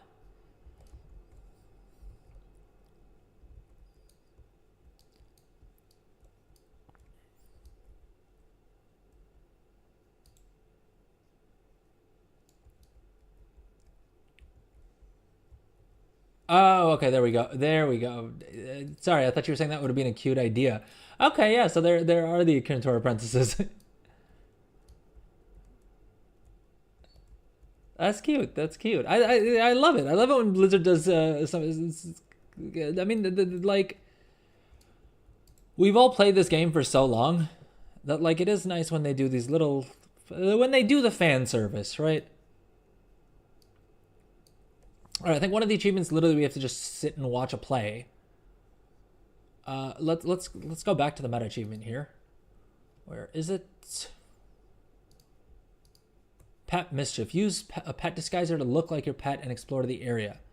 All right, let's summon a pet. Which pet should we do for this? Chat. Any choices? I think most likely I'm just gonna go for my favorite pet in general, which is my spectral tiger cub. And we got a mirror, right, from something? Go Murloc. All right, fine. Let's see.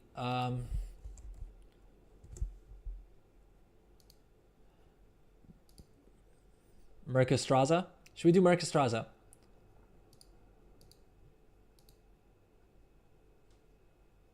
All right, let's do Mercastraza. We got a mirror toy like consumable. This one only works on pets that can battle. Pet mischief. Boom. All right, we got that achievement done. That was easy. What else do we need for the meta? Where'd it go? Where'd it go? Where'd it go? Peanut Gallery. React to Lore Walker Cho's stories.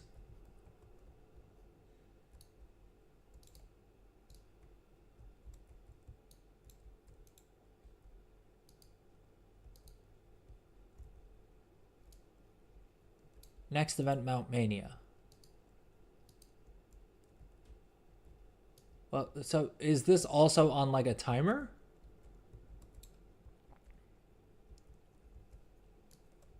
Narcissisty? Yeah, so there's Narcissus's pet mirror, I think. Which I think you can pick up off the vendors here. Daily reset in 18 minutes.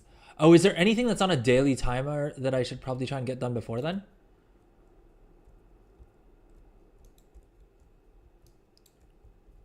I suppose I could check Wowhead real quick to see if any of these quests are on like a daily lockout. Ah, well, even if they are, I'll be honest, I don't I don't care quite enough, to be honest. Oh, we need to ride the balloons around, right? Oh, the daily quest that gives you the experience buff? Oh, let's see how far we are along in it. Is 18 minutes going to be long enough to complete it if we haven't gotten it done yet? Or is it not weekend event, special, seasonal? Oh, we're at 73%. We may as well finish this off. What else can we do to get credit towards this? I was saying I needed an add-on to tell me what event was next, whereas literally just being in the zone pops up at the top here with which event is next if I'm not skywriting. Next event, Mount Mania, starting in less than 5 minutes. What else can I do to get credit towards this? Should we run the is this also daily? Oh no, okay, it's weekly. I suppose I can check through here. Blackrock Depths, which ones are weekly and which ones are daily, right? The PvP cost is daily? Which one? The Korax Revenge thing?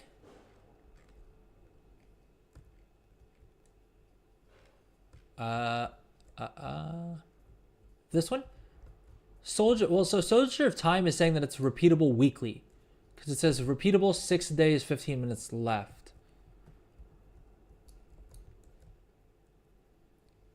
What's up, Ed Spence? How's it going on YouTube? They will count too. Wait, what counts too? As the mount event? All right, screw all these people who are just hanging out here on their Brutosaur, just rubbing it in our faces that we don't have them. And you know what? While we're at it, these guys on Invincible as well, right? I've killed the Lich King more times than any normal human should have to.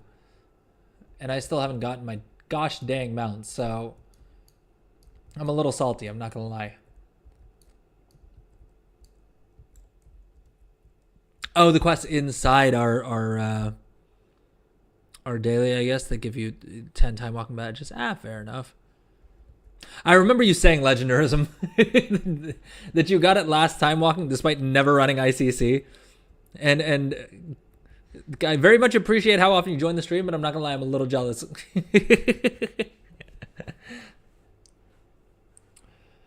So I think, correct me if I'm wrong, Legendarism, but I think basically the cash that you get from running the raid, you'll get, has a chance to drop a mount as well. Do we have a quest for Blackrock Depths that's the same? Well, I think this cash has a chance of dropping any of the raid mounts from previous expansions. Ed Spence, you're saying the dungeon mount, the dungeon quests will count too? Wait, do you mean the time walking dungeons? Should we just run a time walking dungeon real quick? Will that count to finish that off? Or should we run, how much time does the Codex of Chromie take? Because otherwise maybe I can run that real quick before the event or before the reset. Is matching mounts counting towards this? Because otherwise I'm just going to hang out here and finish this off real quick while we're here. Because this is the easiest thing to get into. 79%, 80%.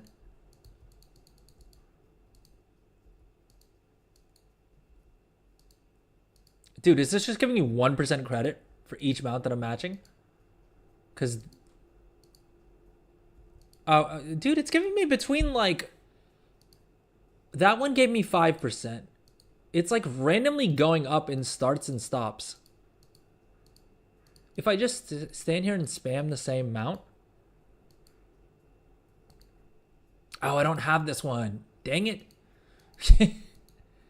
I need to farm this at some point because it is a farmable mount, is what my understanding. Or no, it's an RNG mount, right? Elusive Quick Hoof.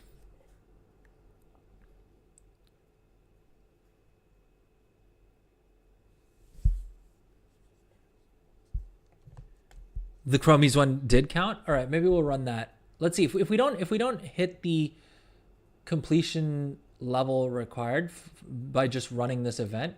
See, 92%, dude. It goes up and starts and stops. But otherwise, we'll run Chromies event. I mean, we need to run Chromies event anyway, probably. Your Ashes of Alara was the first time ever going to the eye. Hey. You used up your RNG on that. I hope it was worth it.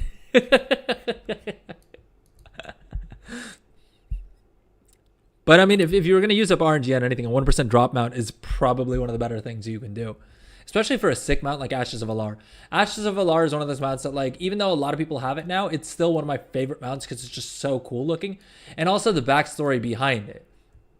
Are you guys familiar with the backstory behind, like, why Blizzard added that mount into the game? Because basically it started off as like a Make-A-Wish, like a amount that they created only one of. Okay, so basically the Ashes of Alar mount. Let's turn in the daily quest and then I'll bore you guys with lore, with like out of game lore. Now my hope is that this buff is account wide, but I doubt that it is.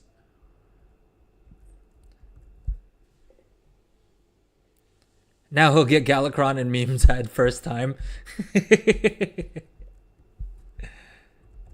Maybe. I mean, definitely. If I had that drop for me the first time, I would definitely try my luck and run like all the other 1% drop raid mounts that same day to see if you know there's just something lucky going on. So, quick little story time. So, Ashes of Alar, this mount here, it's now a 1% drop rate off of Kael'thas Sunstrider. Which is, I believe, the Burning Crusade, right? Super sick looking mount, super cool looking mount. But basically, the reason that Blizzard created this mount to begin with, or at least the first person to ever get this, got a version of this mount that wasn't even called Ashes of Alar. They added it to the boss as a drop later on.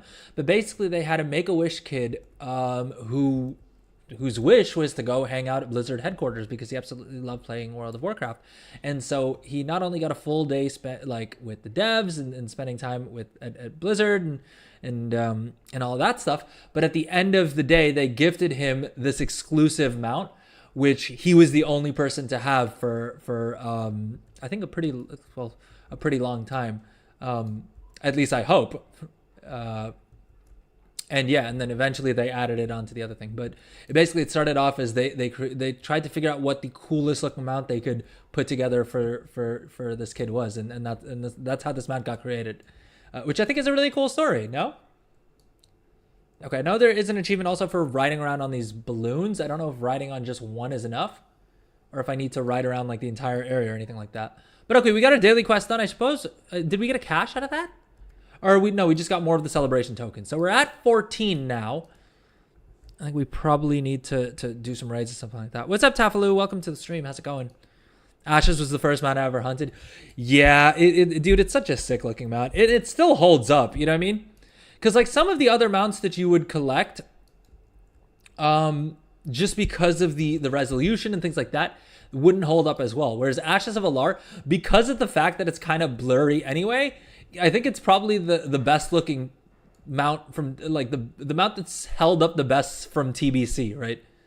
The Burning Crusade was like 16 years ago, right? And so the whole thing probably has like 20 polygons, right?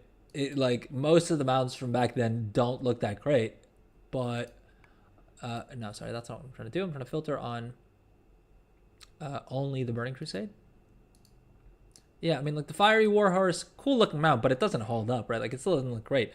The Spectral Tiger is by far my favorite mount in the game, I feel like, and it still doesn't hold up. Whereas the Raven Lord does decently because it's a little bit more cartoony than some of the other mounts. But like, yeah, the War Hippogriffs and stuff like that don't look that great. The Zevra, It could do with all these could do with a facelift, right? Like the riding turtle, bro. Look at this thing. Fairly certain, like the Game Boy Color had better graphics. I suppose the nether rays didn't like hold up somewhat decently. They definitely don't look as crazy as like as cool as some of the newer ones. And these netherwing drakes are also kind of okay. But I mean, definitely all these look a lot different. Ashes of Alar was, yeah, way ahead of its time. Also because it was one of the first like crazy looking mounts that Blizzard had done. And so that's why it leads me to like, that's why the story behind it, that they were literally trying to just make the absolute coolest looking mount to blow that kid's mind is just, yeah, really wholesome story. Ravenlord is still really cool. Not that one I got on the first try. Dude, you got that. Why is everyone in my chat getting all these mounts on their first tries? I had to farm the Ravenlord for like at least weeks. Because I think it was a weekly lockout, right? It used to be a weekly lockout, if I'm not mistaken.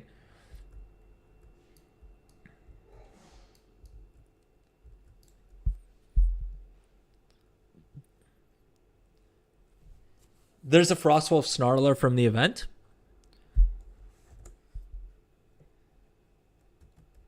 Yeah, the trail is super sick as well. Even the purple version of this that you get from the guild, right? From the guild stuff.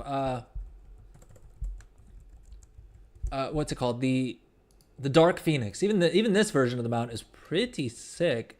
You know what I mean?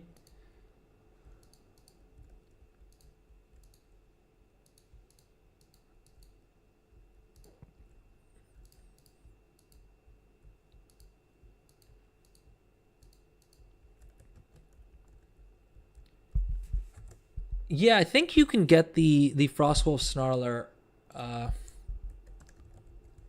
from the event.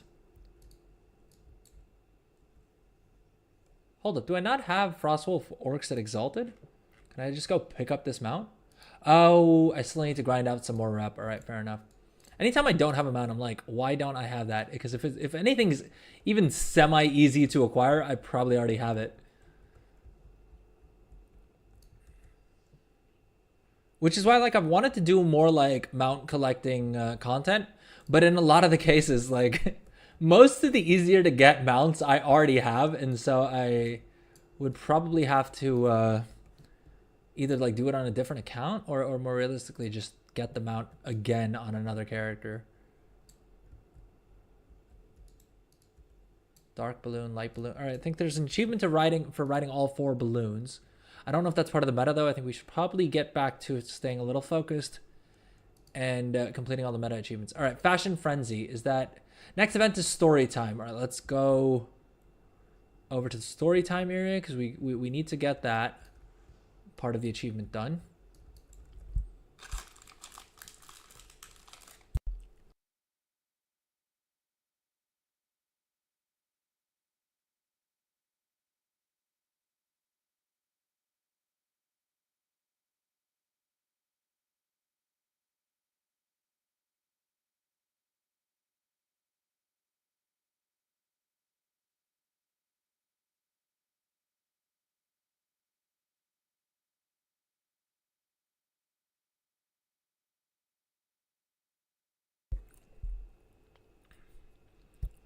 Five time walkings in an hour. That's not too bad. 20 minutes per run, I guess. What do you guys think? Should we I think let's complete this part of the event and then we'll start queuing up for the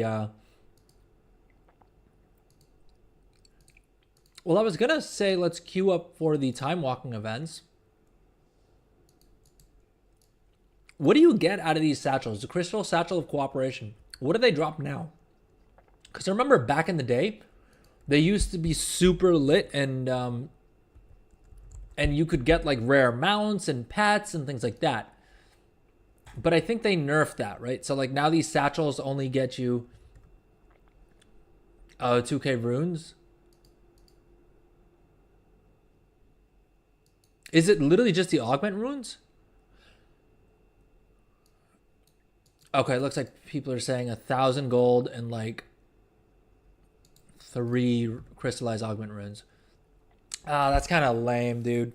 I don't get why they removed the pets and the mounts from this, because you used to be able to, it used to be the case that, well, also they're offering this for DPS.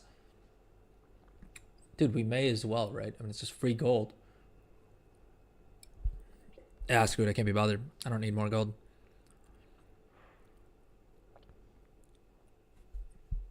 But yeah, I remember when they first launched these, basically it was so that you actually had an incentive to do it even if you were fully geared. It was these satchels could drop like rare pets, including some that were BOE, which was amazing for tanks, right? I didn't tank back then, so I was super jealous that tanks got those. But they had a chance to drop pets and mounts. Very, very rarely mounts, but you would have a chance for that. You're queuing for Codex? Yeah, I'm down. I need to watch one of this guy's story because I don't know how long it'll take for this event to cycle back around. So what I'm gonna do is I'm gonna listen to one of his stories. I'll unlock the achievement to listen to all of his stories later on, but I think for the meta achievement, I just need to listen to one of the stories because I want to make sure we get them out during the stream if possible.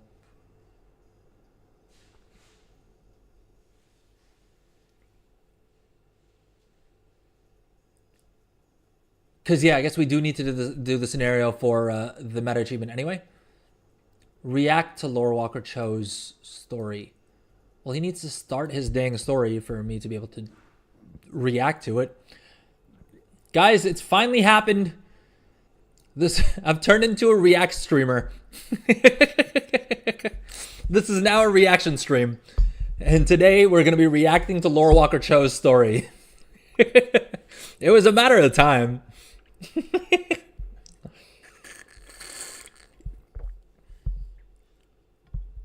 I heard there was a gap in the market for WoW streamers who react to vids.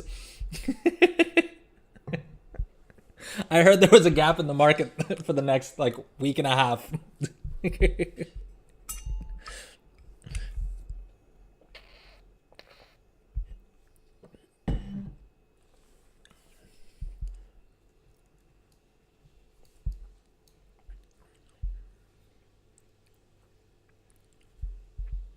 You know what happens to reaction streamers. Well, I mean, it doesn't happen to most React streamers. It's just if you have a trash take, like, yeah.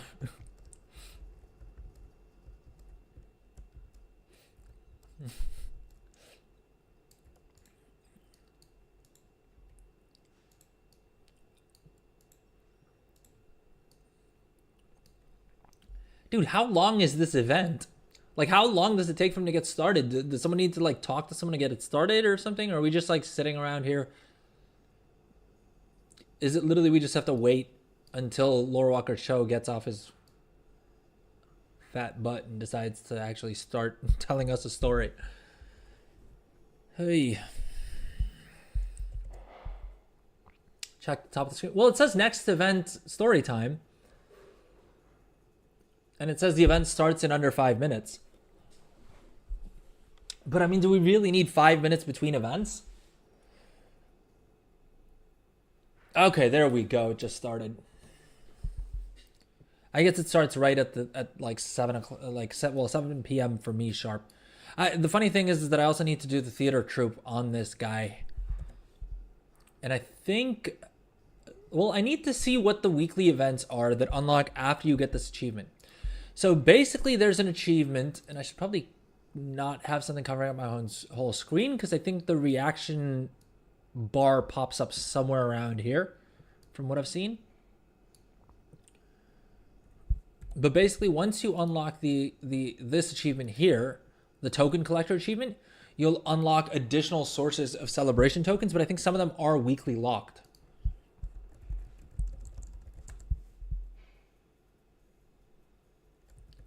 Token collector is the achievement, right?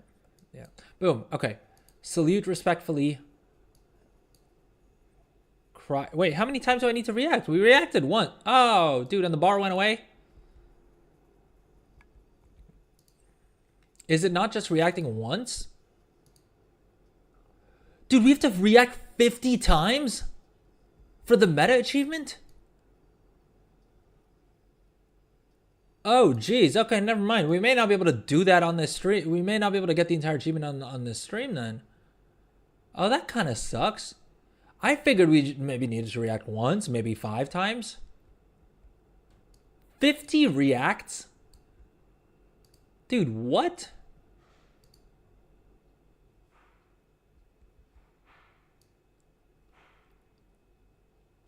Is there like a way to cheese the achievement? Dude, that's whack as hell.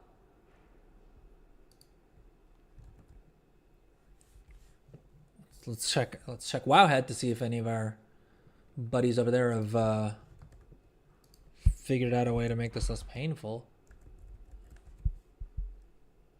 Peanut Gallery, react to Lore Walker chose stories. It would be one thing if the bar was up, like if the react bar was up the whole time. But at this rate, like the bar shows up every like 30 seconds to a minute. So they literally want me to spend like an hour watching this and just spamming these buttons? That can't literally be the plan.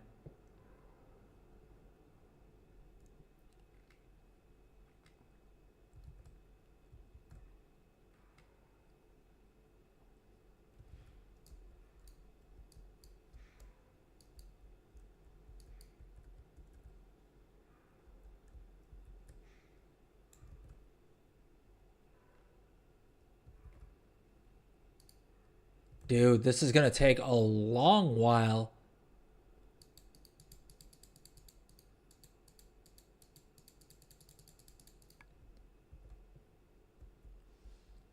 And it's not even like the button's up all the time so you can just like AFK spam it. Dude, that's a jank. I hope they nerf this. Like, I get that they want us to participate with the event, but of all of the things that they would set to 50, this is the least interactive part of the event. I mean, I suppose we should have seen it coming. With all this praise for Blizzard, there was bound to be something that they got horrifically wrong. I mean, I could even see making it like, you know what I mean, like 10 reacts, or like, I think 5 reacts is a good enough amount, right? Because that's long enough that you need to sit here and actually, like, you probably watch the play, right? Like, it's fine. If you got to do 5 actions, it's fine. 50 is wild. I almost wonder, like, that almost seems like it's a typo. Like, they meant to put 5 and instead put 50. Which I don't think it actually is. But again, I mean, look me straight in the eye and tell me that you're 100% certain that Blizzard wouldn't make a mistake like that. Welcome, everyone watching on YouTube. How's it going? I see we've got like a bunch of people watching on the YouTube vertical stream. Drop a message in chat. Let me know how it's going. We are going through the WoW 20th anniversary event. It just launched yesterday, and there's a bunch of mounts. Well, there's 2 mounts. There's a bunch of transmog and a whole bunch of pets and things that you can grab as well, though. And we are now going through what appears to be the boringest part of this event. But we'll make it through. Apparently, we just have to sit here and react to this play. So I don't usually do react content, but Blizzard has forced me to become a react streamer for this portion of the stream.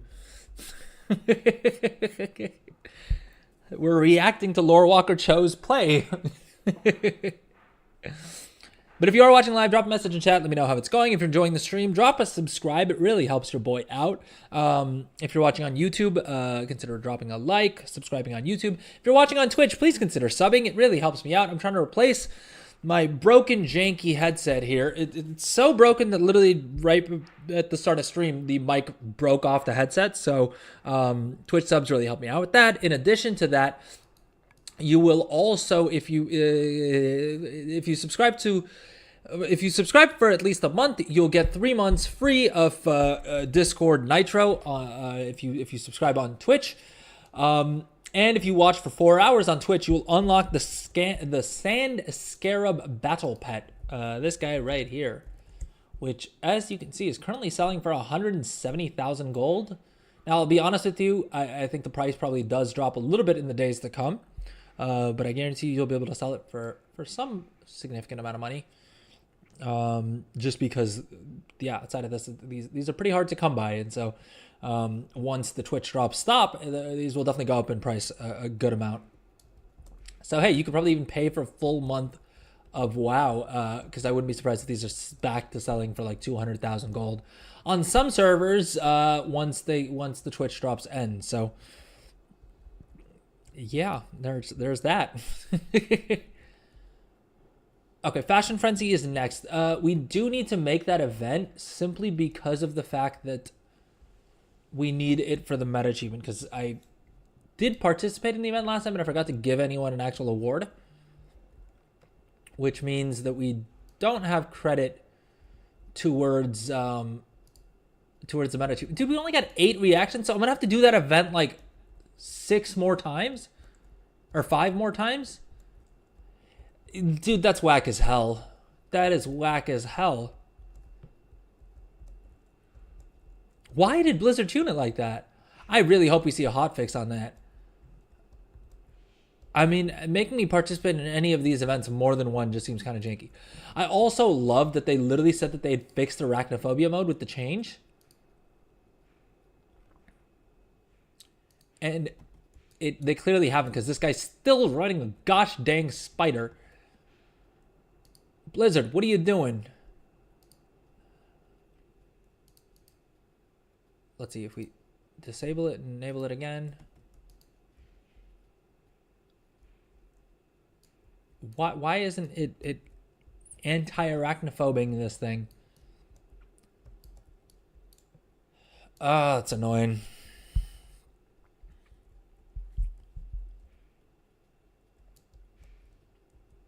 Luckily, that player was kind enough to unarachnophobe. It was kind enough to do his own version of arachnophobia by just not riding that mount anymore. Which suits me just fine. All right, I think we will just quickly run the Codex Acromi scenario. Let's go ahead and queue up for that. Should we attempt a time walk in Classic Dungeon? I hate that we can't queue up for both the dungeon and the scenario at the same time. That seems kind of dumb. But hey, it is what it is.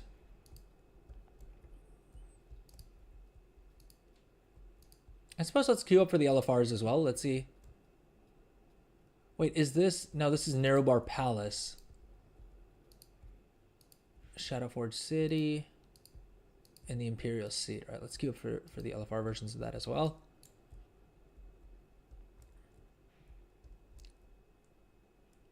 Hold up, what? The Chromie thing takes 10 minutes? Why is the queue so long?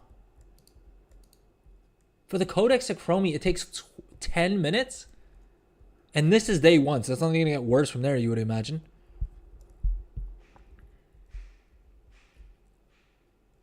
Because it's I mean, even so, though. I'm queued as tank. You sat 30 minutes in queue with Pop. Oh, geez. I thought it was like a 5-man scenario. Or like maybe a 3-man scenario like the Miss Pandaria scenarios were. And so I thought it'd be like an instant queue. That's why I didn't queue up sooner.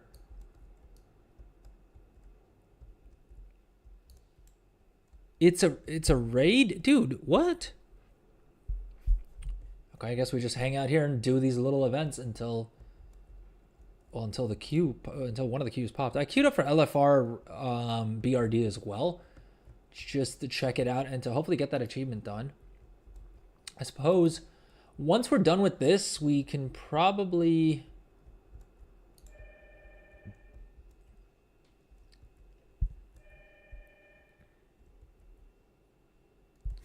Codex and summons. All right, wait, let me check.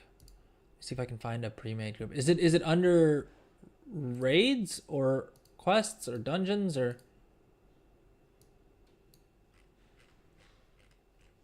just under custom?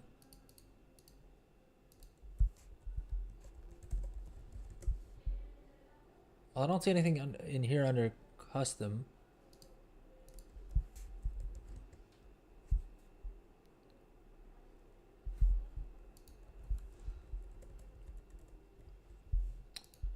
Probably the double X isn't helping me out there.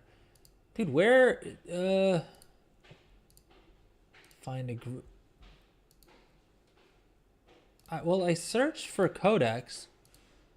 Coex.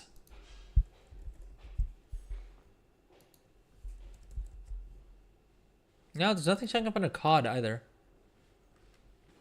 Under custom, at least.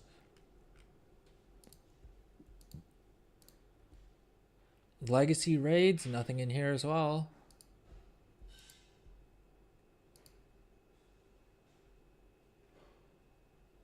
War within raids.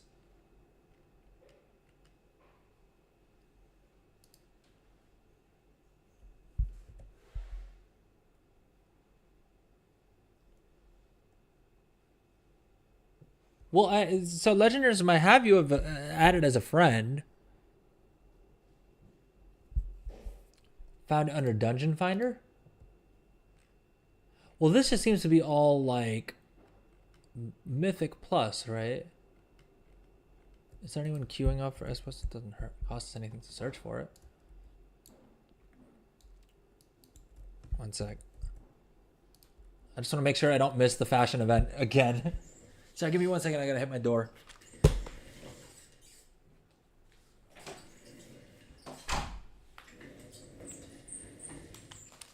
Close my door, rather. Yeah,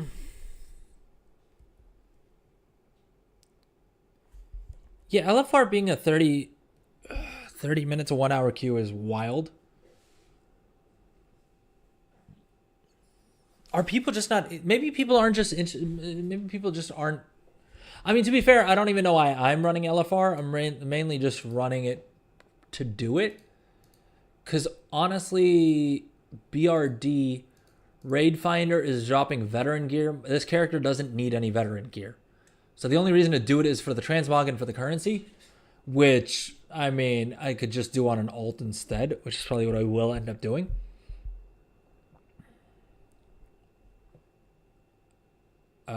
Pre-made groups under custom. Codex.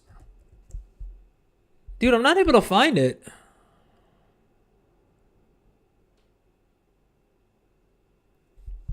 It's in the drop-down Dungeon Finder tab.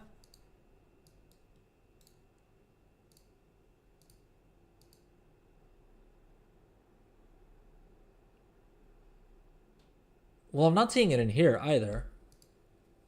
Under filters.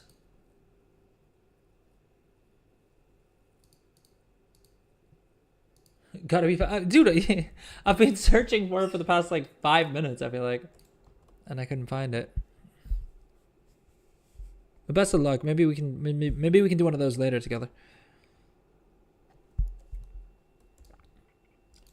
Yeah, I don't know. It seems really weird that this is like launch day for the event and the queue times are this long. I mean, I suppose it is also like 10:15 a.m. server time, which is admittedly pretty early for most people. But I mean, the events have quite a few people here. But I'm guessing people probably are like either like just on their way to work or like have a little bit of time before work or whatever, which is why they're running these things right now. And so they'll probably pop in, do some of these events, but probably don't have the time or patience to like run a full LFR wing or whatever. I don't know. Still a little jankful. I also hate that I can't queue up for time walking dungeons while being queued up for the Codex Acromi. Like, if it's a raid, then stick it in the raid finder. Why is it under Dungeon Finder so that I can't queue up for a time walking dungeon at the same time? Like, that's weird. Theme Alliance versus Horde. The thing is, I don't know what they mean. Do I have to pay the transmog fees, or are the fees at least free? Okay, it's free. Do I have a like a pre-made set that would make sense for this? I feel like this is pretty hoardy. Bones of the Blood Hunter. That's probably a more horde-like. All right, let's see if we can win this whole thing. What weapon is gonna go well with it? How much time do I have left? Oh, okay. I have like 1 minute and 30 seconds, so we're good. Chat, what weapon do I use that looks most like on brand with this with this outfit? Oh, probably like the oh god, what is it? The heirloom like horde sword that we got from doing like the BOA from Garrosh, right? What's that? Does anyone know what that staff is called? I mean, worst case, we go with this because that kind of works. But I think that has like the Horde logo on it, right? Do you guys know the Hellscream's War Staff? Oh, never mind. That doesn't look that on theme.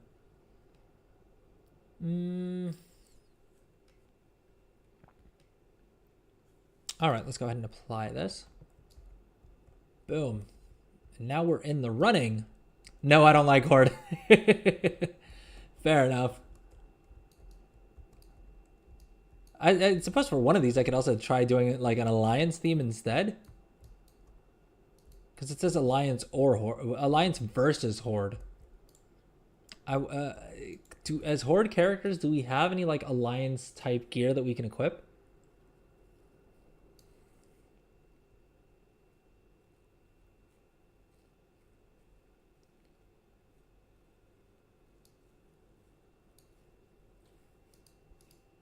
What are other good like Horde specific sets? I feel like this one kind of looks Horde-y.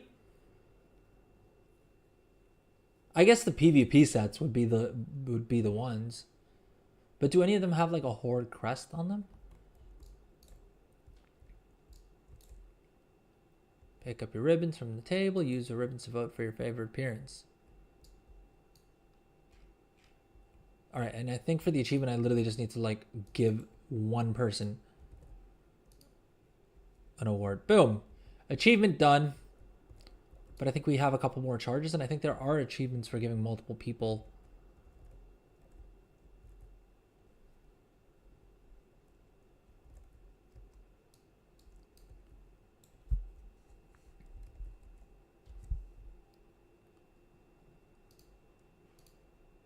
We're just voting randomly at this point. Not one person has voted for me? That kind of hurts my feelings.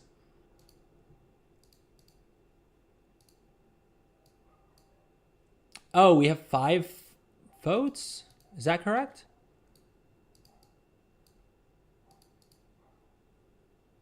Okay, well, you get 5 votes. All right, one person voted for me.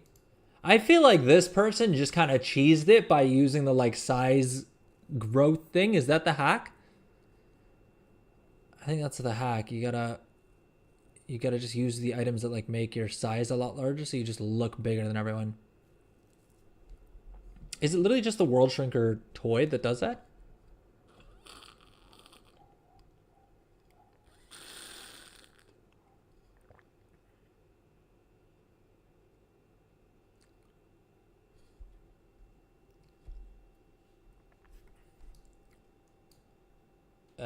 Okay. So after this, I think we're... Well, dude, we're going to be in this queue for a while. Oh, never mind. There we go. The queue pops right as I say that. Hey, I'm not complaining.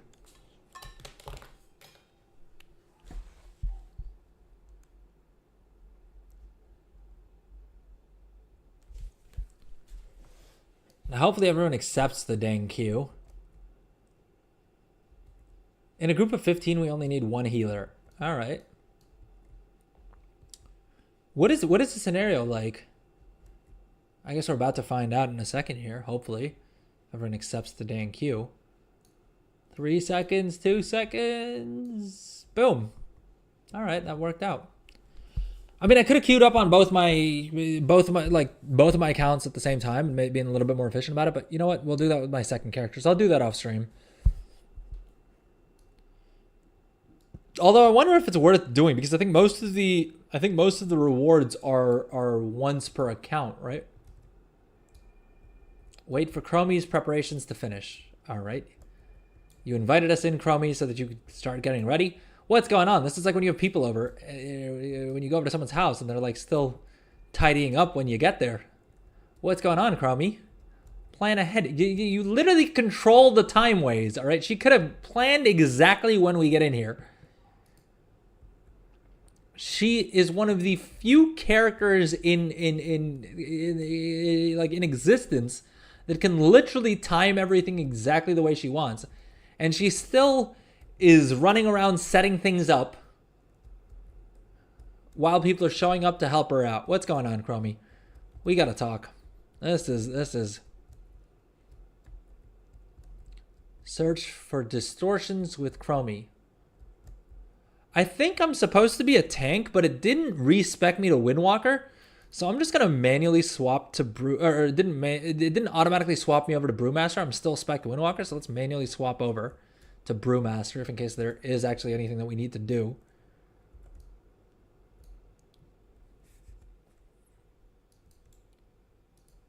All right, Chromie's over here.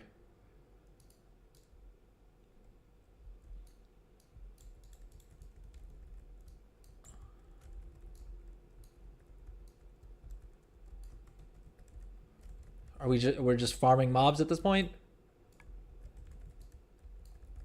Grind fast. I mean, I like the little spectral appearance type thing that they've given to all of these, all the inactive mobs at the very least.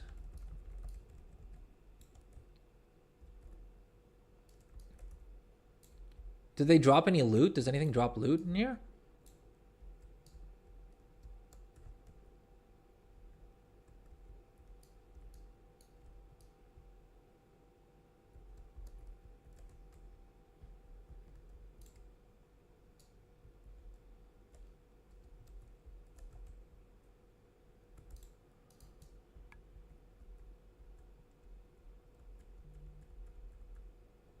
How am I supposed to know which of these mobs I'm actually supposed to take out, though? Because the hilarious thing is that there's 3 tanks in here, right? And there's only 1 healer. So I'm very confused as to how Blizzard expects this to work. I'm guessing none of these mobs hit hard enough that we necessarily need a healer. But I wonder if... Well, I don't even know how that makes sense. Because it's not like it's a flexible thing where, like, if there's more healers that are queued up, it'll let more healers in, will it? Although, I don't know, there's 4... Looking at the bar here, there's like 5 healers in here. So I don't know, something's weird about the queue. Because the queue said we were only looking for 1 healer. Which seems odd if there's 3 tanks. Follow Chromie, let's do it.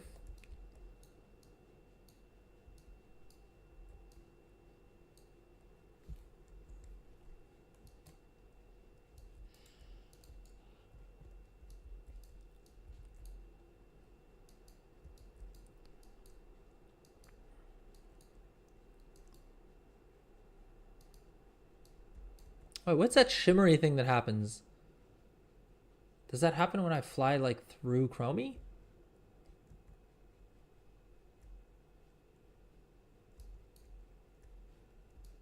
Sands of Power. Oh, this is that. Okay, so this just gives you more, like, main stat, I guess? Collected energy. Okay. Oh, it's a interesting event that they put together here.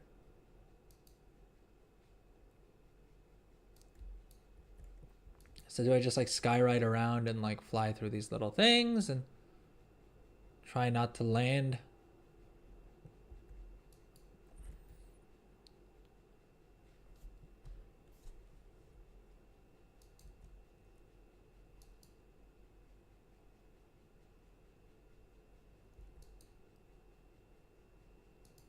Boom. All right, I'm not gonna lie. I thought the scenario would be more interesting, to be honest. To be fair, it is Chromie content, which is always kind of convoluted in some ways. Am I wrong? Chat, what do we think?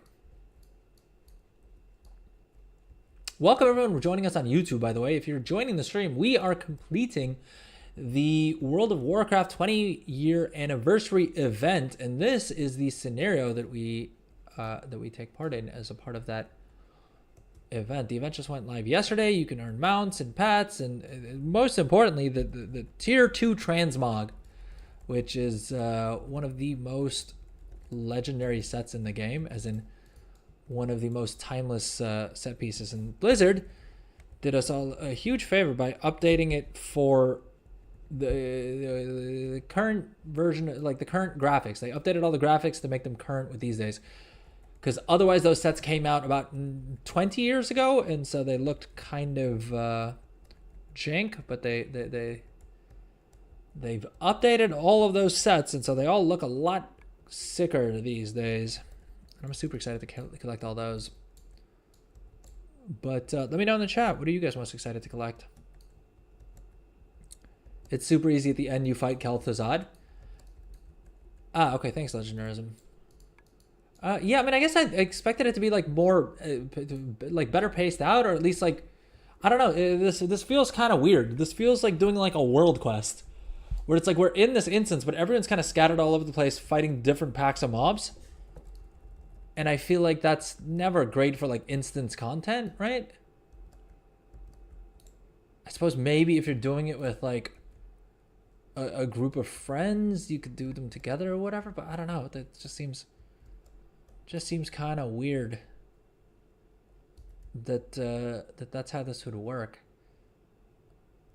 I feel like if you're gonna queue up for something, then it should be like a bit more structured, where like the entire raid is in the same spot, right?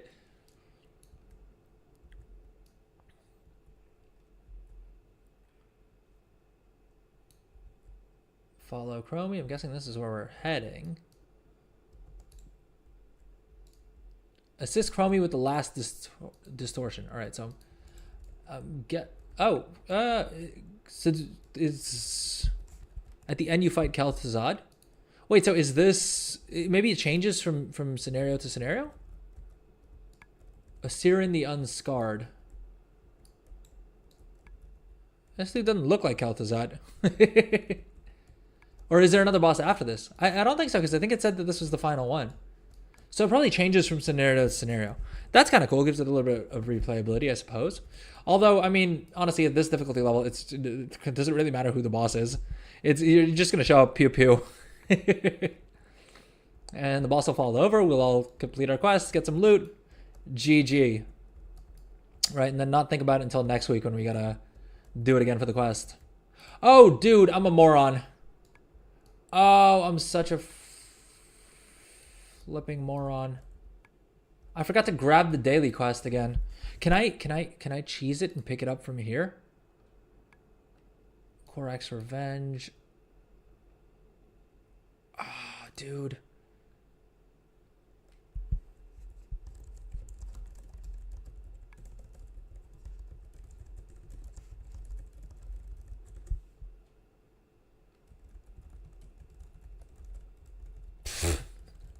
I didn't pick up the daily quest. Did I? I don't think so. We turned it in before before reset. And then I think I forgot to pick it up again after reset. Oh, that sucks. Because I'm guessing this would have given us credit towards that. But I guess I'll need to do that on alt anyway for the experience buff. So it is what it is.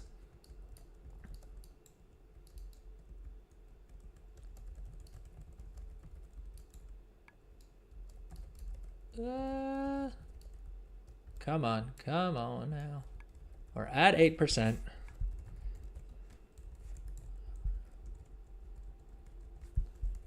Does Siren the Unscarred really think that he's gonna win this fight? Come on, he's at like 8%. I was gonna say 8% battery, but that's not what I mean. Codex editor on Courage. Okay, so so it looks like there's different codexes. And this is the Encourage one. What did he drop? Should we run BRD real quick? We got the premium goodie bag. I think we still have to turn in the quest. Let's leave the instance group real quick. Let's see if we can pick up that daily quest real quick before we enter the raid. Although I'm not entirely certain why I'm running the raid, other than I mean, I guess I'll get some of those tokens, but I think probably in... Oh, no. Did we lose the queue? Uh-oh. Uh-oh. Uh-oh. Wait, why doesn't... Oh, I got removed from the queue because I didn't accept it. Wait, the daily quest isn't up again. What the what? We turned it in before reset. Dude, is the daily quest bugged? I think the daily quest may be bugged because we turned it in before reset. And so ideally it should be on the NPC again.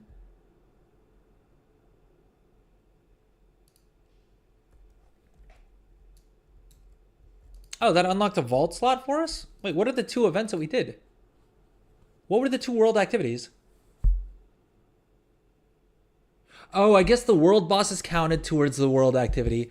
And then the Chromie scenario counts towards the world activity?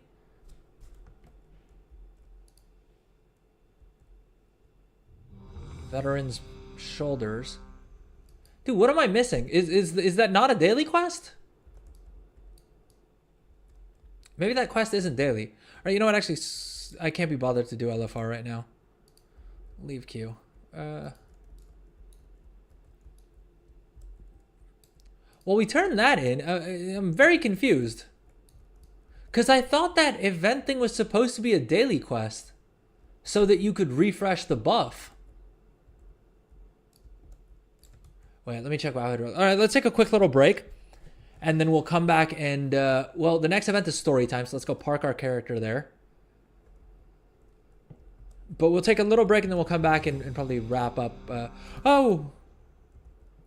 We almost missed that react. And Lord knows we got to get 50 of these gosh dang things to get the mount from the event. Oh. All right, that's annoying. Anyways, let's take a quick little break. We'll come back and then probably start wrapping up the stream. Oh, we got a little bit longer. Like I said, I want to keep the stream up for at least 4 hours today so that everyone who's trying to get their Twitch drop pet will be able to get it all within this stream, right? See you guys in a few.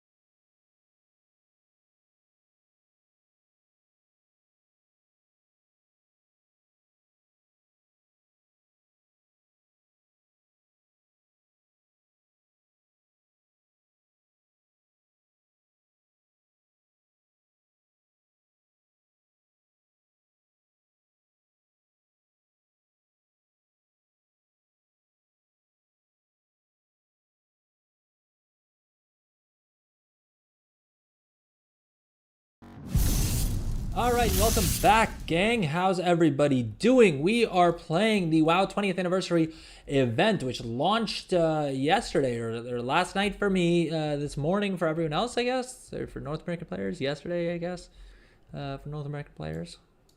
But yeah, so far, we went through all the vendors, we went through all the different quests that are available, at least all the PvE quests.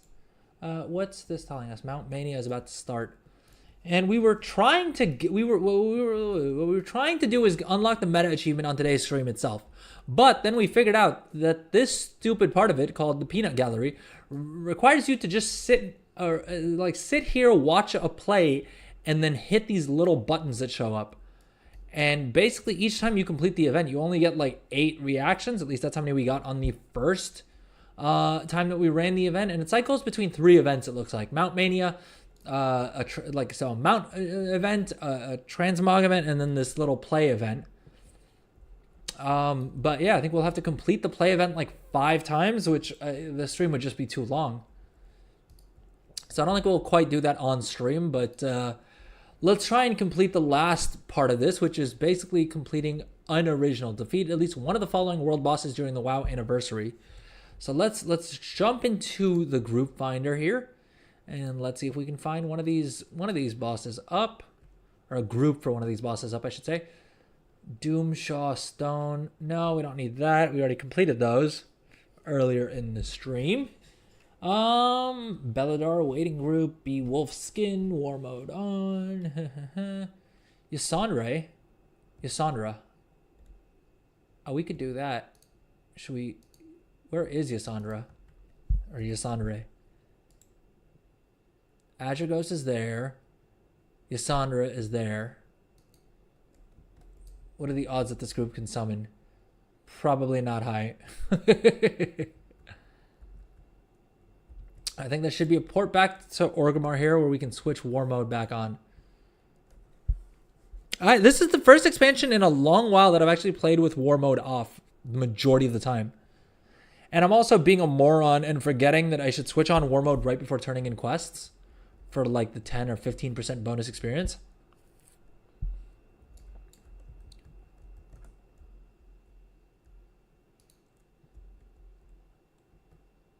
All right, now we got to get back to the Caverns of Time. And then I think we can take there's a portal. There's a portal right there, right? That'll take us straight to the world boss so we can get that achievement done. Or at least, yeah. We can get that achievement done, and then for the meta achievement, I'm just gonna have to do it off stream because I'm gonna have to AFK at that stupid event for a long time. Dude, that seems really dumb. The event's great. I mean, I think Blizzard's done some amazing work, but having that stupid grindy thing is just so mindless. I don't get why they would design it that way.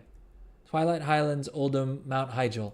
Dang it! None of those are the zone that we actually need to get to. Are there more portals? Are there portals somewhere else, maybe?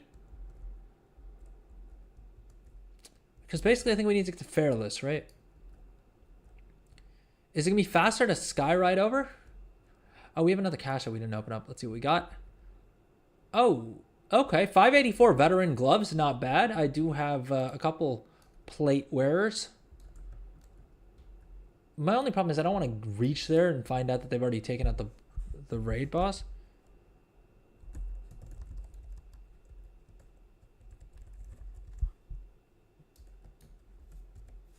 Because that would be kind of annoying. Because it is kind of far. I'm supposed it would just like respawn.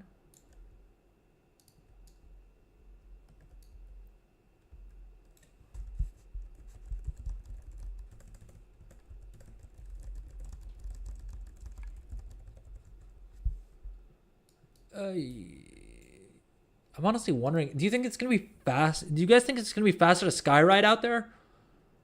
Or should I just like use a flight path?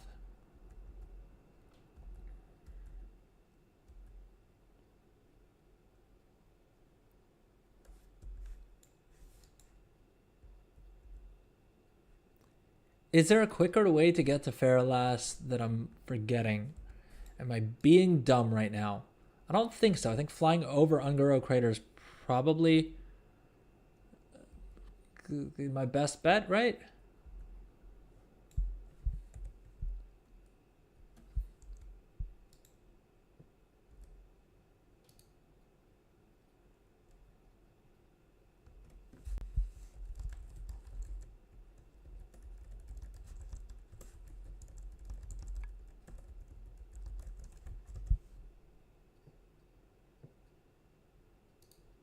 And if you are watching live, drop a message in chat. Let me know how it's going. Are you playing the event? Have you gotten any of the rewards yet? How do you feel about the meta achievement requiring that stupid play thing? Do you agree with me? Do you think I'm completely wrong? Drop a message in chat. Let me know. And if you're watching on YouTube, please consider subbing. Heck, if you're watching on Twitch, please consider subbing. It really helps me out. If you're watching on YouTube, consider liking. Yeah, if you're on Twitch watching the stream for 4 hours, you'll unlock the Sand Scarab pet. And if you sub on, sorry, 1 second. What?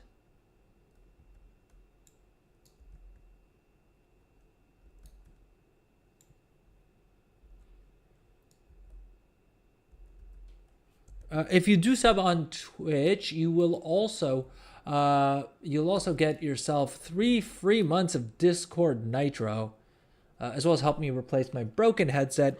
The mic broke off earlier in the stream, just so you guys know exactly how bad it's gotten. But yeah, that would really help me out if you feel I've earned a sub.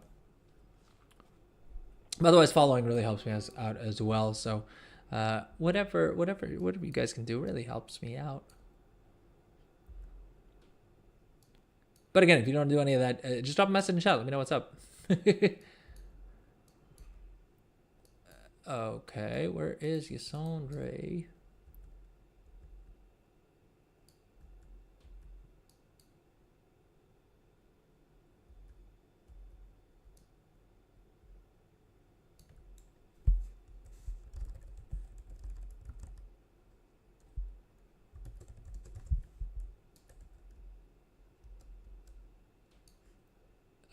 Dude, I hate being out of vigor.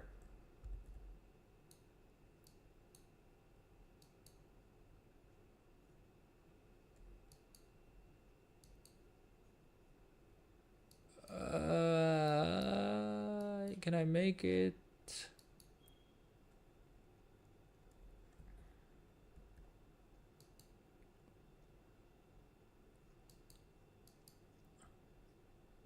All right, I think. Boom, we made it. We made it, folks. Oof. Now, while we wait for these guys to pull, I'm just going to quickly check Wowhead to see if we can figure out which of these rewards are account-wide and which ones are linked. Dude, how does this guy have this map? Oi. This dude already has the mount. So he literally just camped out there watching the play. Gee, well, I mean, I guess there's always gonna be someone, right? However poorly conceived Blizzard's ideas are, there's still gonna be someone out there who does it. Dude, that's whack though. They should have set it to 5 activities, right? That's a good amount. I don't get why they triggered it to that. Oh, dude. Why didn't it reset?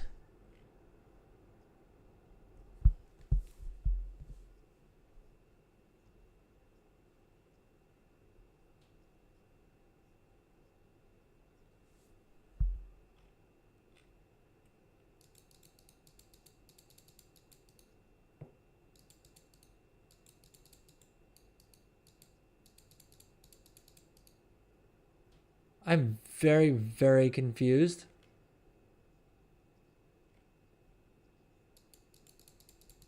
Because according to the Wowhead thing, it says that it is supposed to be a daily quest.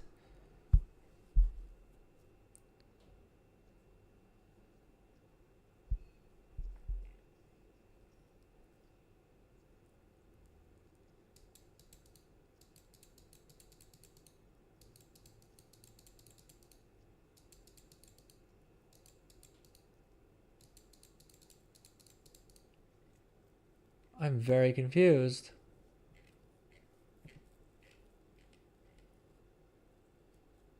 I mean, the Wowhead is the top Wowhead comment is also saying that it doesn't seem to be a daily reset.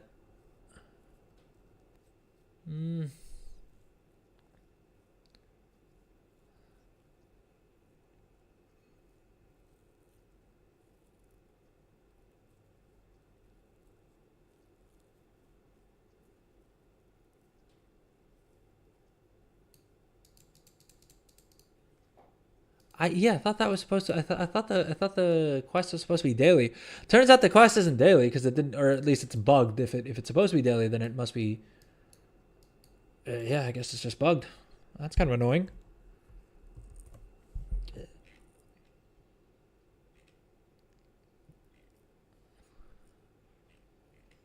When you get the buff, it is per character. I mean, we know that, but. And we're finally pulling the boss.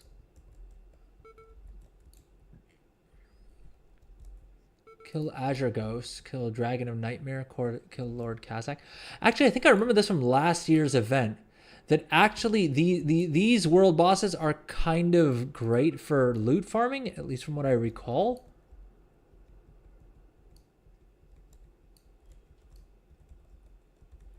But I don't know if they still are. Oh, dude, I'm not paying attention. Oh, I'm getting caught by mechanics because I'm not paying attention. All right, let's focus here and try not to get stuck in the damn mechanics.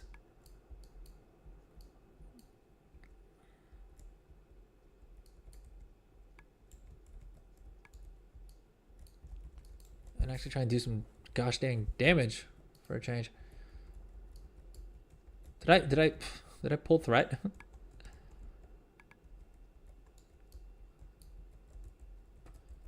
Let's see here. Blizzard, please give me bronze celebration tokens. BRD is a weekly lockout as well, right? It's not like a daily lockout situation. Because otherwise, that's definitely the meta for farming up that currency. Okay, well, I feel like if I'm gonna tank the boss, then the healers need to heal me. All right, I can't just be face tanking this gosh dang boss if no one's gonna heal me. Of course we didn't make it. Okay, so the boss drops veteran gear, which is not terrible, but definitely not as good as it was in Dragonflight. But I guess in Dragonflight, it was also like season 3 that we had the anniversary event, right? Am I mistaken? And I remember then they were dropping super good, like they were dropping really good loot. But so that may just be because of the fact that we were further along in the expansion, whereas now we're still relatively near the start of the War Within, right? I mean, we just had the first the first major tuning patch. Which also seems weird to me that they tuned so many different classes mid-season. I mean, I don't know much about it. I know people were complaining about the fact that they'd buffed arcane mages and frost DKs, who were like the highest on the damage charts from what I've seen, which seems odd. And then they also nerfed a couple of other classes that I think were already down bad. So, again, it's always hard to figure out what Blizzard's balancing what around, but hey, I figure they're paid more than I am to sort all this out. So, okay, well, with that said, how did we get credit towards Lethen? Who the hell is Lethen, by the way?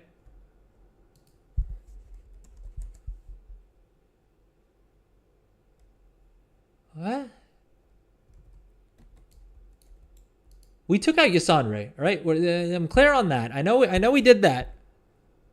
But I'm very confused as to why we have credit towards Lethen as well. Who the hell is Lethen? Is that? It looks like that's a different boss. Am I wrong? I may very well be wrong. Azure Ghost. Lord Kazakh. Well, we know who that is.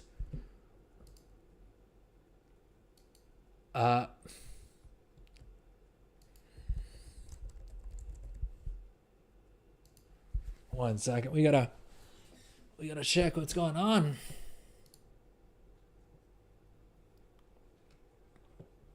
Lethen. Is that just a bug or? No, Lethen is in the hinterlands. So I have no idea why we got credit for that, because we definitely didn't kill that boss.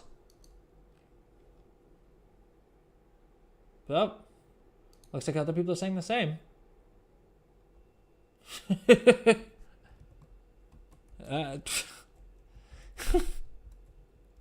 And here's me thinking Blizzard pushed a patch without a bunch of bugs in it. I mean, that was stupid of me, to be fair. But okay, so I don't think we can actually get the mount on this stream because it would just take too long. Because basically the last thing that we need for the meta achievement is basically the peanut gallery. And that's going to take a while to get. I need to do the guest relations stuff. I'm trying to think if there's anything else that we can do real quick on stream. I'm going to keep the stream going for a little bit long. Like we'll stream for a little bit longer just so that if anyone's trying to get the scarab pet from watching the stream, if you've been watching from the start, you'd be able to get the if you've been watching from the start of the stream, you'd be able to get the Twitch drop directly on this stream itself. Otherwise, tune in on Friday's stream. Let's show you boys some love. But okay, what else do we do for the currency now? Well, I know we need to do the Emperor. Like, we need to do the BRD Emperor. I wonder if it's worth just running LFR, like running the LFR version of this. How many bosses are in there? Well, 2. But there may be some mini bosses as well. Half an hour queue. You gotta be kidding me, bro. We're not doing that.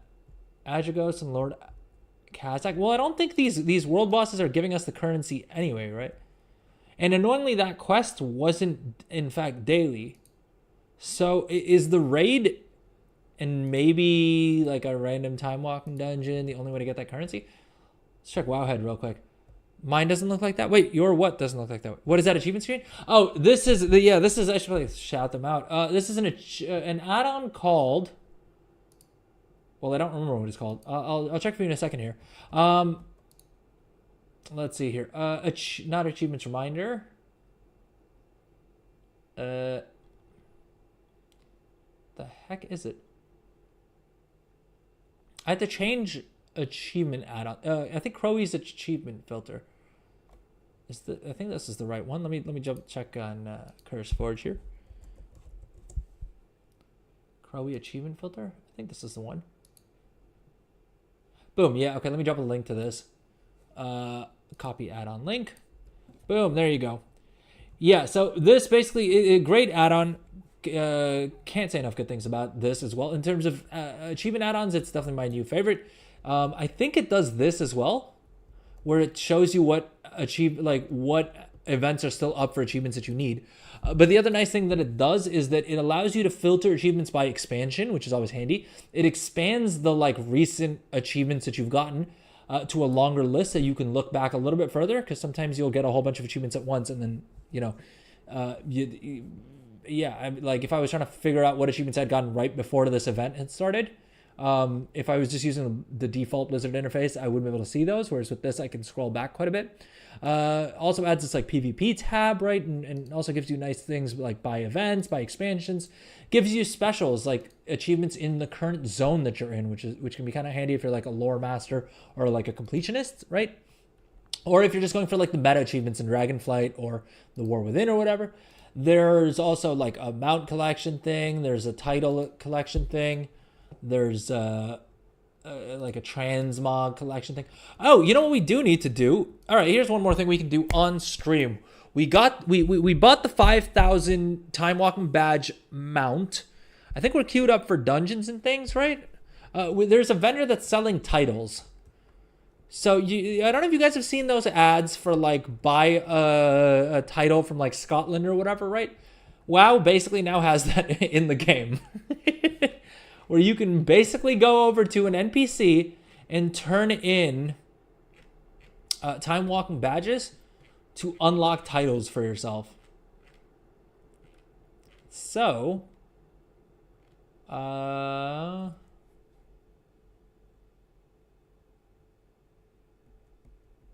Dude, yeah, people are saying it's going to take 2 to 3 hours at minimum to get the last part of the meta achievement for the mount during the anniversary event, which is really, really dumb. Also because it's literally the least interesting and the least interactive part of the event. I have no idea what Blizzard was thinking with that. I have to think that it was like maybe an oversight. I don't know. I feel like it's such a crucial part of the event that it would be kind of weird if it was just completely an oversight. But let's be honest, as WoW players, we all know that with Blizzard, there's always a non-zero chance that that's what happened. Or that it's bugged. Because I also have a feeling that maybe that daily quest is bugged. Because I do kind of remember the devs in like a blue post or something saying that it was just going to be something that you had to do for like, you know, that would take you like maybe 10 minutes per character per day if you played WoW a whole bunch. But I don't know. Okay, let's head back to the Caverns of Time and let me see if I can locate that vendor that sells the titles. How to get celebration tokens. All right, let me share the WoW head page, shall we? So the first completion of the anniversary introduction quest, meet and greet, will give you 4 of the tokens.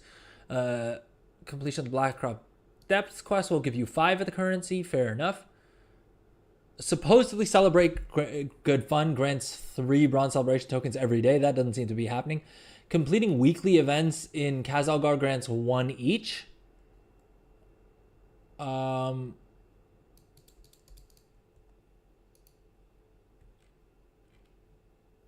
Completing weekly quests in Khazalgar grants 2 each.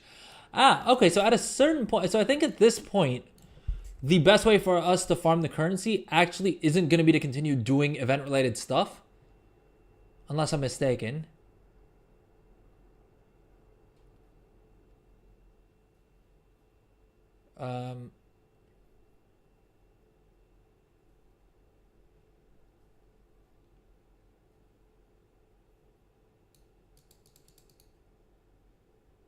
Well, we completed both of these quests.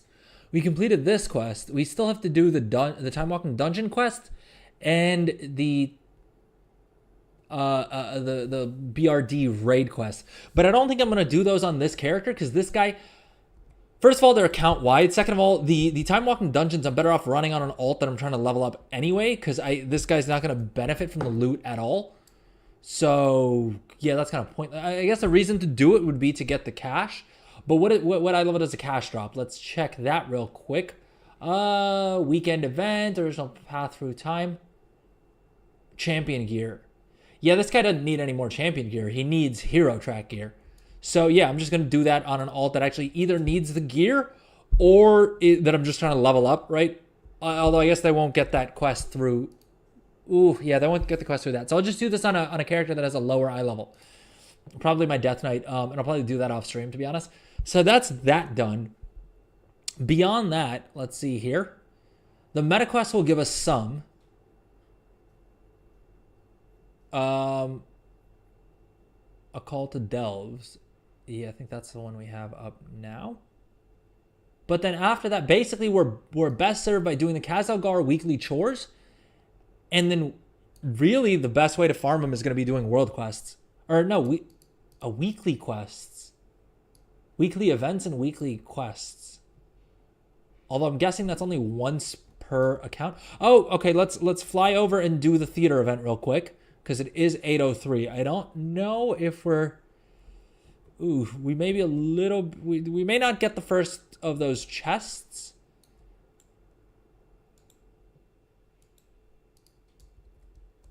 Or we will, because no one's here doing it with war mode on, I guess.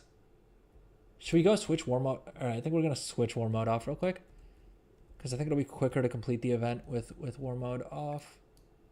Although I think it's timer driven anyway, so it may not make a difference. But I think the score will be lower with war mode on, just because fewer people run that event with war mode on. I never realized that the hack to like all these events, including during Dragonflight, was just to do events with war mode off. Because I spent the entirety of Dragonflight playing with war mode on. I would get ganked every now and then. Come on now, if you guys watch any meaningful period of this stream, you know that I find the weirdest ways to die in this game. But yeah, I only realized like in literally the last season that like for all of the world events, just switching off war mode was like the way that you could get all those events done at like the highest quality level or whatever. Like get the best reward from those events. I feel like at a certain point they should stop rewarding us with weathered harbinger crests and just start giving us higher quality. Although I guess you can, I guess weathered harbinger crests aren't completely useless because you can upgrade them, right?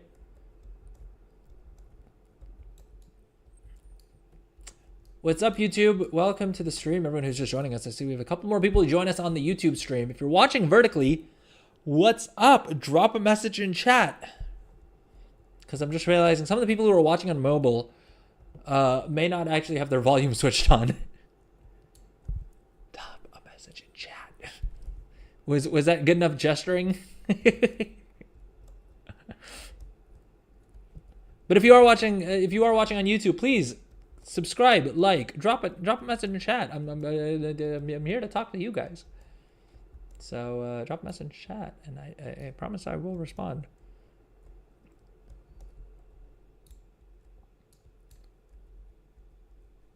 Collecting lost scraps of paper. Okay. I've gone from raid bosses to now gathering lost scraps of paper for people. What are we doing here? All right, either I'm the hero that's like saving Azeroth, or they've got me running around gathering pages that got scattered in the wind.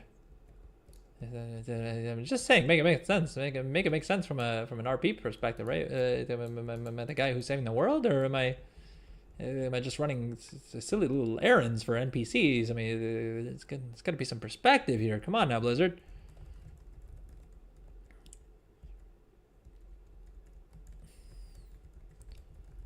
Tra la la la la. Oh, I have 20. Dude, why are there 2 timers? I either have 19 seconds or not, and they're both different timers. Like they're both counting down to different things, and I swear they're going at different rates. Dude, what? Is there like a horde and an alliance timer, or is just there like timers for different things? Makes no sense whatsoever. Do you guys have any idea what the heck those 2 timers are for? Was it like one of the timers was to get to center stage and the second timer was to like throw flowers at these people or whatever? Who am I supposed to throw flowers at? How do I get Oh, okay. I guess I stand here and then the action button pops up. Press buttons and pull levers. The most nonsensical tasks that Blizzard could possibly give us. I feel like this entire event was just like making fun of how pointless some of these world events are. And it was funny the first like 5 times, right? But then the crushing reality set in that we're going to have to do this every week on every character that you kind of care about progression on. And it quickly stopped being as funny. I do kind of wish they gave us a way to like speed up the event. Because especially if if you're hitting audience approval, like if you're maxing out your audience approval that quick, there should be a way for us to speed it along. But it seems like whether or not you participate in the event, it still ends up taking the same amount of time. I mean, I guess it kind of works because people are people including me are still doing the little mini activities despite the fact that there's literally nothing to gain from it. And I don't think it makes any of this stuff go any quicker. Like I think I could AFK and be just fine.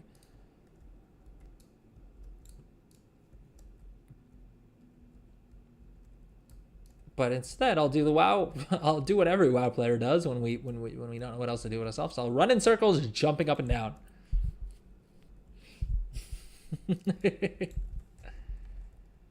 Am I wrong? Am I wrong, chat? Tell me. I feel like that's half of World of Warcraft endgame is just running in circles around either the capital city or whatever other zone, jumping. Boom. That gave us... Did that literally just give us 1 bronze celebration token? I thought it said that it was supposed to give us 2. Ugh. Of course, we get yet another trinket that we don't flippin' need. Ay. All right, so that was pointless.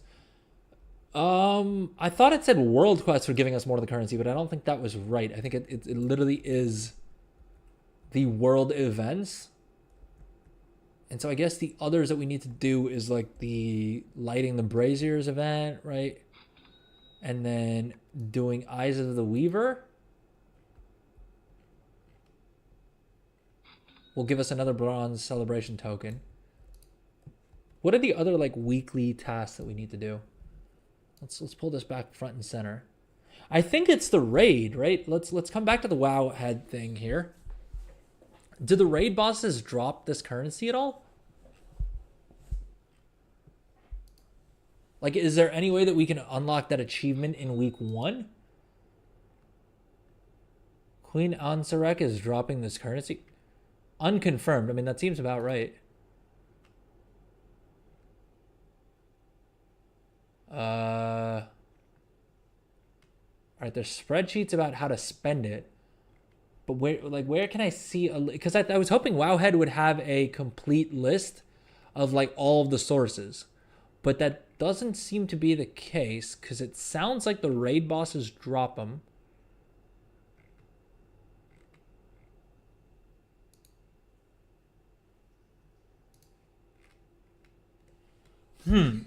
Chat, do you guys know? Do the raid bosses drop any of the currency as well?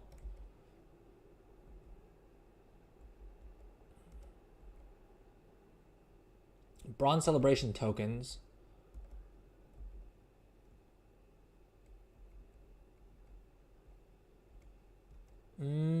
I swear there was another Wowhead guide that I remember having more information than this.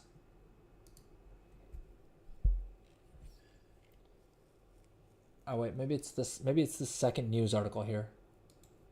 All right, let's scour Wowhead together, shall we? All right, bronze celebration tokens. You'll need a total of 485. Oh, that's a lot more than the 320. Oh, 320 for all the eternal. Oh, for the eternal tier 2 sets. Jeez, that's a lot. That is a lot. That is more than I thought it would be. Oh. Anyways, we'll grind it out on stream probably a good bit, or realistically off stream. I don't know how engaging it'll be to do those repeated times. Oh, dude, that's whack. Earning 100 bronze celebration tokens will give you the achievement token collector, allowing repeatable activities during the event to drop additional bronze celebration tokens, and allowing you to farm them more easily. Ugh. The activities below will give you tokens after the completion of the event achievement. Yeah, that's what I was saying. It seems like basically the move is that you don't want to like farm dungeons or do the raids or anything like that until after you've gotten the achievement, because otherwise they don't drop any tokens. Dude, that's whack. I mean, what's the point of time getting it like that? I guess that's the thing I don't fully get.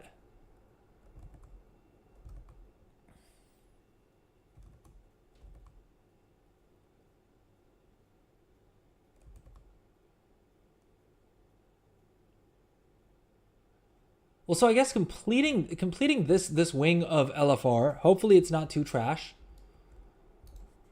And hopefully we can swap back to Windwalker before anyone pulls anything. Because Lord knows that's always a challenge in LFR. But okay. So I think completing this wing should give us, well, so let's see. We'll complete this quest, which will give us another 3 Bronze Celebration tokens. And I think then there's one more. Yeah, there's this one that'll give us 5. But then the only thing we can do is like grind out all of the like War Within chores and like weekly quests and things like that. Which seems kind of jank. I mean, it makes sense. They want you playing the game to like earn the rewards, but I do hate that none of the like raid bosses will drop it, like will drop your rewards until after you've gotten 100 of the currency. That doesn't seem like it should work that way. What do y'all think? Chat, what do you guys think? Oh, sorry. Mr. Messages Matthew Winchester on YouTube. What's up? How's it going? Just did LFR last night. Not one currency dropped except the coffer keys. Yeah, so that's the thing. Is basically once you get the achievement that for collecting 100 of the currency is when the raid bosses will drop the currency. Which fine makes sense for maybe week 2, but week 1, ideally you'd want to run the raid as soon as possible. But it seems like what this is saying is that the first week you just kind of have to be okay with the fact that you're not going to get any of the currency dropped from the raid boss, which seems odd. I don't get why they're time getting the raid boss on. It's all to get people to play longer. I mean, but I don't get how that works, right? I suppose maybe because this is like a multi-month event. Because the reason I was saying that was because my thinking was that the event was going to run like a month, right? And so if they've gotten you to sub for the month, they've gotten you to sub for the month, right? If it takes, I mean, realistically, you could probably do all of that within a month. So I don't think it even necessarily works all that way to get you to keep you sub for more than a month. Because if you wanted to, you could farm up that you could farm all of that up within a month, right?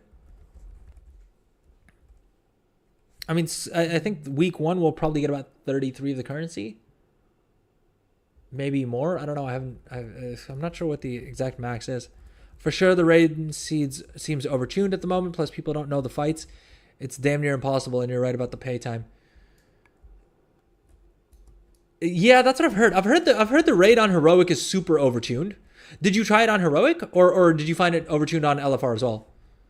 Because the thing with LFR is, I mean, with most raids, but with LFR in particular, I'll speak about LFR because that's the only like raid the only type of raiding that I do on any sort of a regular basis, and I generally tend to find that the first couple of days of LFR, up to like a week of any new LFR wing that opens up, it takes a couple of days to a week, depending on how aggressively tuned it is, for people to figure out exactly how to make things work. But it looks like we're about to down the first boss unless something goes... Of course I die right as I say that. Gosh dang it.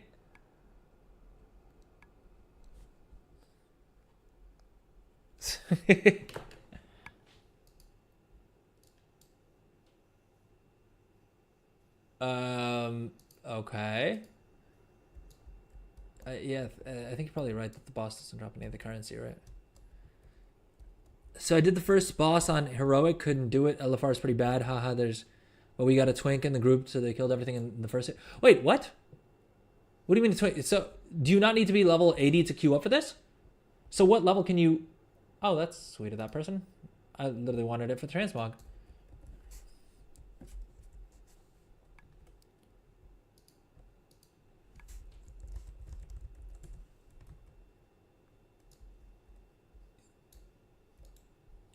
Okay, Matthew Winchester. So that actually really helps me. So you're saying you did everything that's possible on day 1 and got a total of 37 tokens.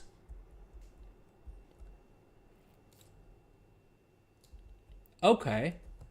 So yeah, so I guess they are planning that like it will take you, it's probably at least until week 2 then to unlock the achievement for gathering 100 of them, right?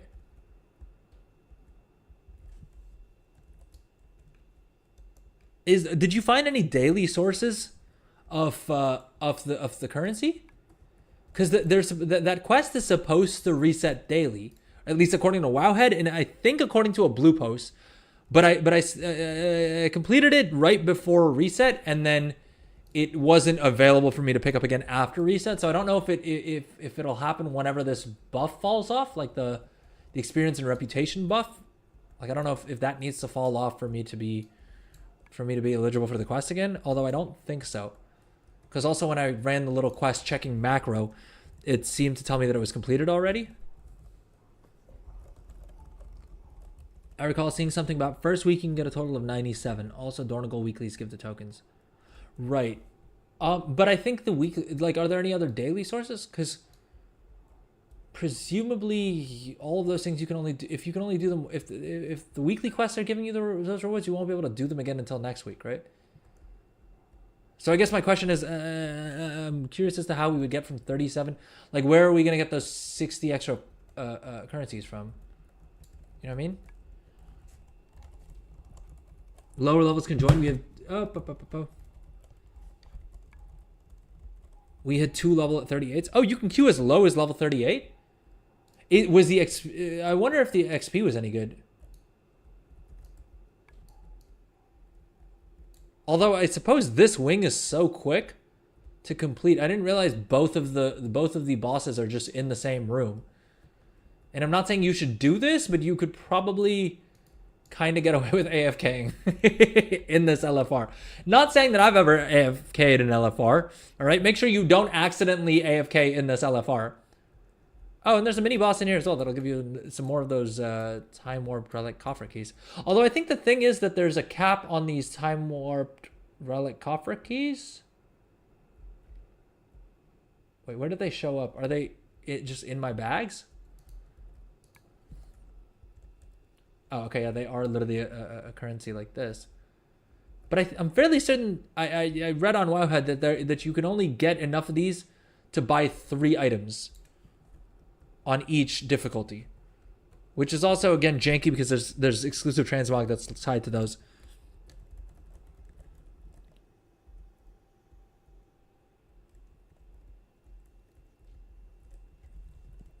I would assume dailies from the anniversary. I don't know if it's just level 38. That's what level they were as well. Okay, yeah, so I'm guessing it's probably like level 35, maybe? What, like, because if you used to be level 60 prior to the level squish, what level would you be now? Like, what level did you get squished down to? I'm guessing that's the level that it would be at. Because that's the same way that it works for time walking in general, right? Like for regular time walking, is you can queue up for anything as long as you were higher level. Like as long as you would have been the correct level post squish or pre squish, I guess. I don't know if that's making sense. But I don't know what level, like if you were level 60 prior to the level squish that they did in Shadowlands, I guess you'd probably be even lower level, right? Because at that point they scaled what was it, level 120 down to like level 50, right? Well, I guess now I have time to look it up. So if you were 60 and the squish happened, it was level 45. Oh, so then that math doesn't add up. Let me see if I can pull that up. Should I do that off stream just in case Google pops up anything weird?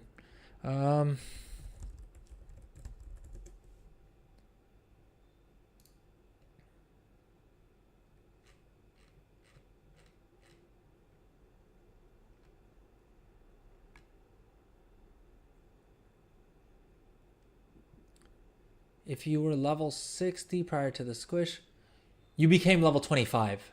So yeah, so I'm guessing if you're level 25 and above, then you can probably queue up for the event. Or like queue up for all the event stuff. Although I'd be curious as to see what the experience is like. I'm guessing not that great. But once we unlock the achievement that'll give you the like daily currency, or like, well, that'll give you the event currency, then you can basically, any alt that you have that's above level 25, you can use those to endlessly farm the currency, right?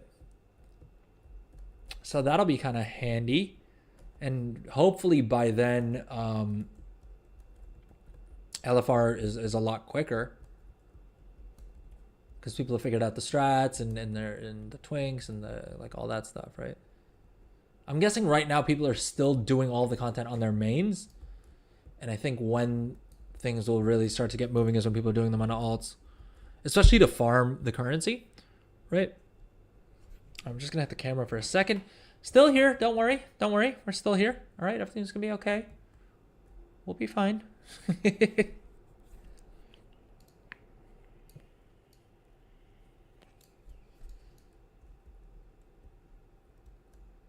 Did someone rage quit LFR?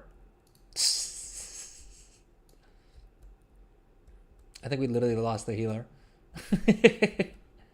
That's okay. It's a 15 man raid, I guess, right? I was wondering if it's worth it farming tokens on an alt because of some of the quests for the event are a one-time token earning. Well, yeah, you know what? Let me boot up while we're waiting for this boss to get pulled. Let me boot up my second account, and we can then quickly see on stream itself which of these quests are account wide. Like you only get that only reward things once account wide, and which ones are like character lockouts. Because I thought everything was at an account wide lockout. I didn't think there was any character specific lockouts, but I did see people in like, I think in some of the Wowhead comments on one of the pages. The problem is that there's so many different articles and things for the event as well. Like there's articles, there's there's news posts and things like that, and so it's hard to like track back where you saw anything. But I think there was one of the like I think I do recall seeing somewhere that someone was saying that there are actually events that you can do on alts that should hopefully be then repeatable. And Lord knows we all have a bajillion and one alts after remix and the launch event and stuff like that. So if there is a repeatable way to farm it, then what the hell just happened? How do we reset the boss? Lord.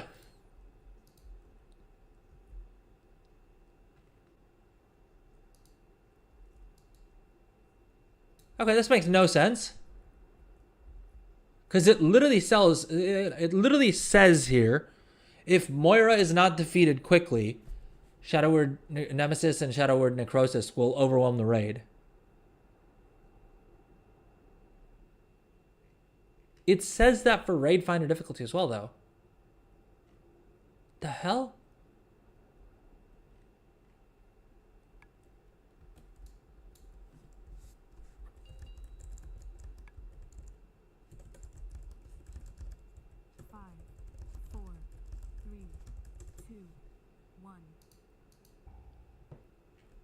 Oh, that was the other thing that I was looking forward to when the patch dropped. Is I thought that the first login we'd all have like our entire chat log would just be filled with all of the additional transmog that we unlocked. Because basically one of the other major changes that they made was basically if you've ever completed any quest whatsoever, you now will unlock transmog for every armor type and every class and everything that's possible from that quest.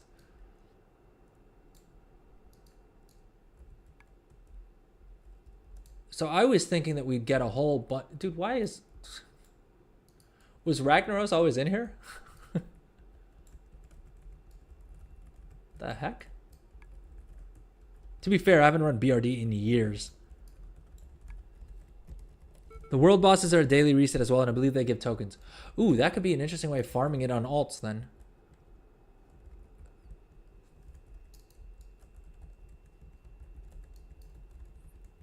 This fight is a pain in the butt. Well, I mean, it seems like we wiped once and we reset the boss once. So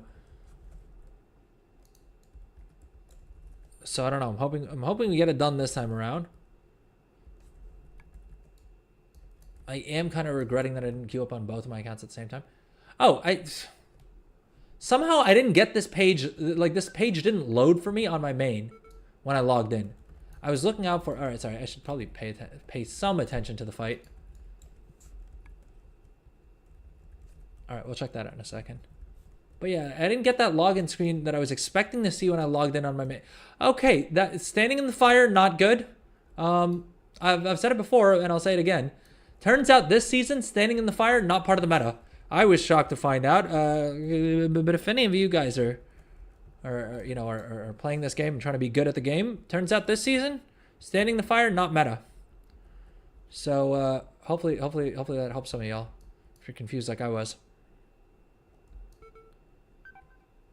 Ah. Dude, I'm fairly certain we're supposed to be DPSing Moira down because we just got stupid amounts of stacks on friggin'.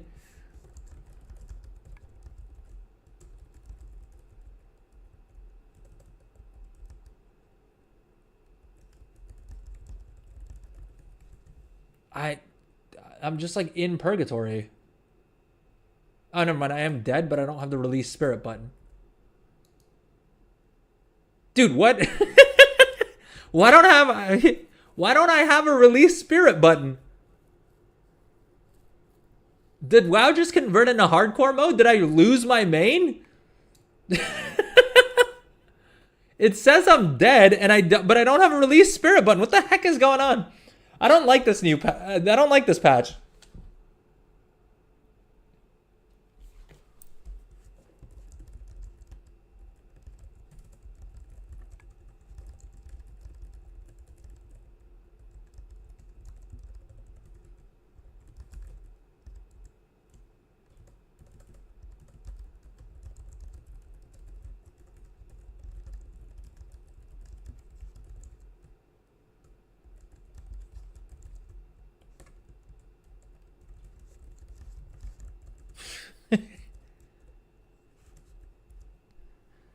Tell them to focus more and then ranged DPS needs to kill the ads up top and then you focus Dragron.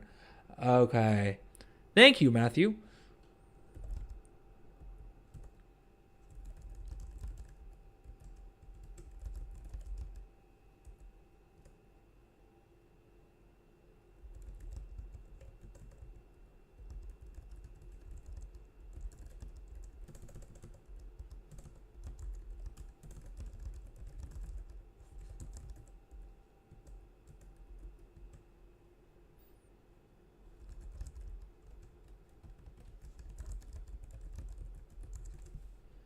Dude, LFR is always just some version of like herding cats. The fact that I'm the one in here, 662 gold repair bill. That feels great. I mean, let's see. Oh, this is the wrong account. 1 second. All right. So yeah, I didn't get this what's new screen on my main for whatever reason. Drag Theater Class expansion, classic time walking. WoW's 20th anniversary start quest now. But we're still, we're still above 40 million gold. To be fair, I haven't done any gold making stuff in the past couple days. I mean, since Monday's stream, literally, I didn't repost auctions, anything, which I should have done yesterday because I think the auction house would have been pretty lit last night. But hey, I'm getting comfortable and lazy now that we're above 40 million gold, right? I'm still gonna do more gold making content because I want to help you guys make more gold. But I'm definitely past the point of where I'm like, oh, I need to make as much gold as humanly possible for myself. Because I'll be honest, I just don't care anymore. The motivation's not there, all right? The motivation's lacking. Coffer Quiche. Valor Stones. Okay, sorry, I got excited for a second. I thought that was like an event-related coffer thing. How can I see if... Oh. Let's see here. If we come to suggested content... Time walking start quest.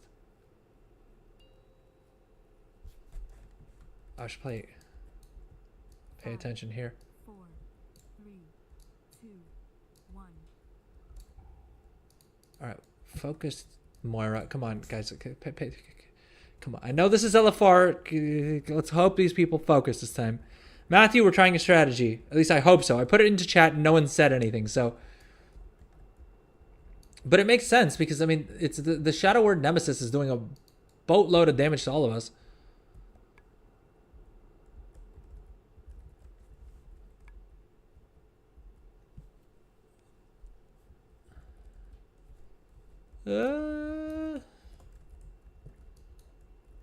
Okay, Moira is almost down.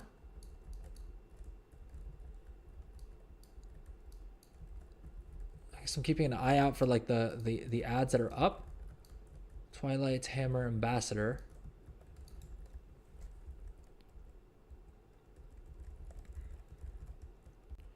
Come on. Touch of Death. Still my favorite. It's still, I'm not gonna lie, that's still like a solid like 40% of why I play Monk is simply because of how much I love Touch of Death. I'm not gonna lie to you guys. Like I said, it's like hoarding cats. Exactly. It's impossible, man. No one listens in LFR. I swear, I feel like most of the people have their chat switched off.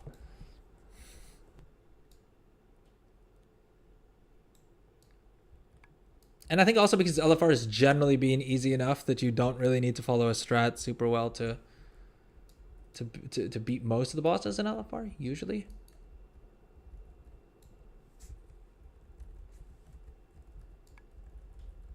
Did they get the... I'm trying to find the ads that ranged are supposed to DPS. Because I don't want this guy to reset again. Oy. Dude, I can see why this fight is tough. The mechanics, these mechanics are pretty intense. I'm not gonna lie, I didn't raid in vanilla. And so I guess I just kind of assumed that the mechanics were all kind of trash. And that like things were super simple. But these mechanics are, they'll kill you dead. And if you guys are enjoying the stream, please consider dropping a sub. It really helps your boy out. Either a YouTube sub or a Twitch sub. If you're feeling generous, Twitch subs really do help me out a lot. But YouTube subs are great too. If you're watching on YouTube, please consider dropping a sub. It really does help your boy out. Likes, comments, subscribes, right? We all know the things. We all know what we all know what the things are. Just please, if you don't mind, really appreciate it.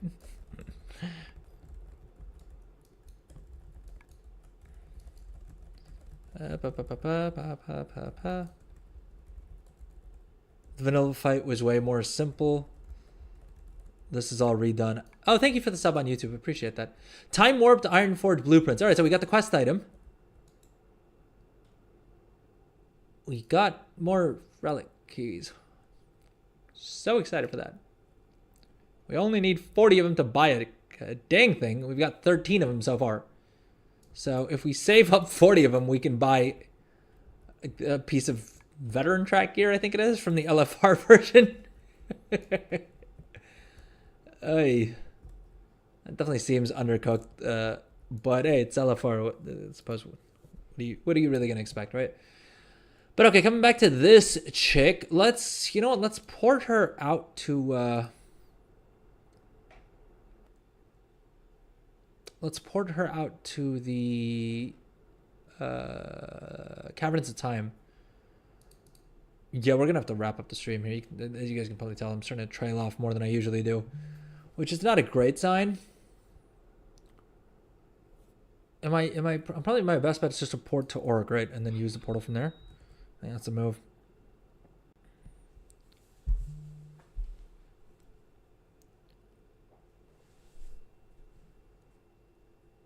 Electroglide Area 52. Oh, that's sweet. I think this person's gonna trade me the weapon for transmog, which is nice of them. Because not only did we leave the LFR, but they also literally invited me just to this. Although, interestingly enough, we've also... Oh, what the heck? Okay, that's kind of sick. So the BRD bosses count towards the vault. I wonder if that means that the heroic version of the raid counts towards... Well, I guess not. I was going to say, I wonder if heroics would count towards mythic. But I guess that's probably not the case, right? But oh well. I mean, it's still another row of the vault that we're unlocking, which is kind of nice.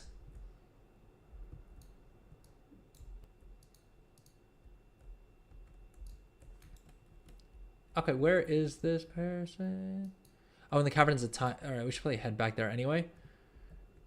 Oh, you know what? I can probably complete I can probably complete the quest. I can probably complete that part of the achievement twice as quick if I'm doing it on 2 characters at the same time. Like when the story time event is up, I can probably just do it on 2 characters at the same time and have it go by and get the achievement that little bit quicker. And so instead of taking 2 or 3 hours, maybe it'll take me only like an hour and a half to 3 hours. If you guys have watched the stream at all, you know that anytime someone gives me a shortcut, I still end up taking twice as long as to do things as it actually should. But hey, if I didn't have the little shortcut, it would probably take me even longer.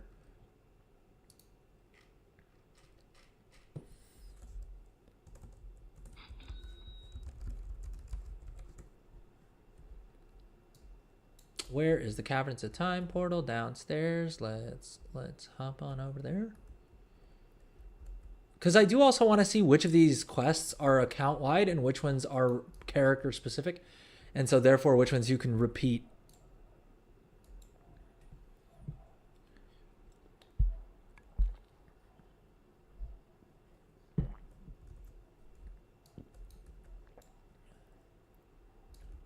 All right, so this is my second account. And of course, we're doing this completely within the terms of service. As you guys can see, I'm alt-tabbing manually, so no one report me for I don't know, doing anything sus. This is all within the terms of, all within the Blizzard terms of service, folks. All right, I know a lot of people know that, but there always seem to be a few people who don't, and then I'm always worried that they're going to report me in game. Oh, thank you so much for the follow, Stephanie. Very much appreciate that on Twitch. Thank you, thank you, thank you. All right, where is this person that I'm supposed to get the transmog weapon off of? Here we go.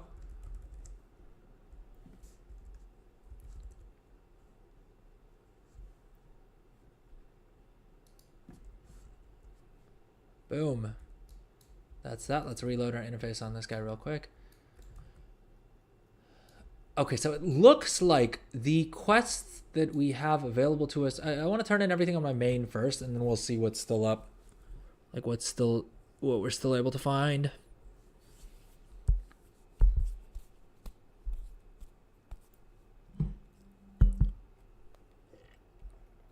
No one spent any channel points in quite a while. If you're watching on Twitch, we do have a bunch of channel point rewards. If you've been watching for a while, remember to check your channel points. But yeah, if you're watching on Twitch, I don't know if it's been a while since I probably recapped all this. If you're watching on Twitch, if you subscribe, you can get 3 months of Discord Nitro completely free. If you watch for 4 hours, you'll unlock Scarab, the Sand Scarab pet, which is currently selling for like 200,000 gold.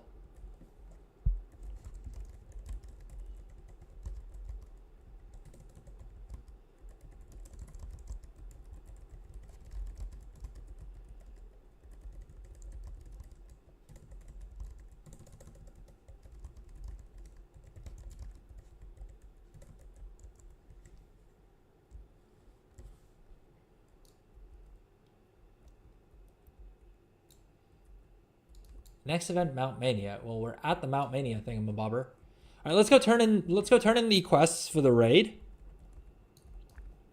And then I want to see if we can do those quests again on my second, like on an alt, to get even more of that currency.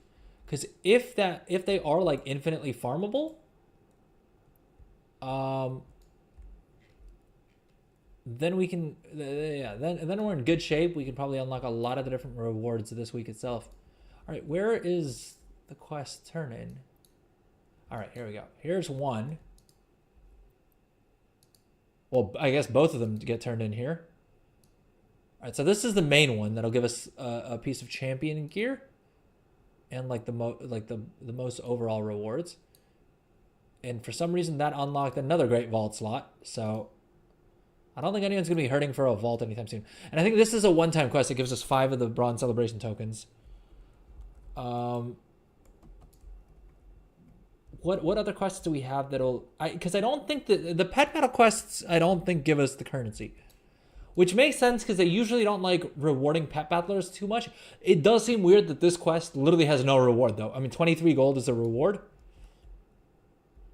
but I guess not. Just give us a pet satchel. It's not that deep, Blizzard. Just give us something.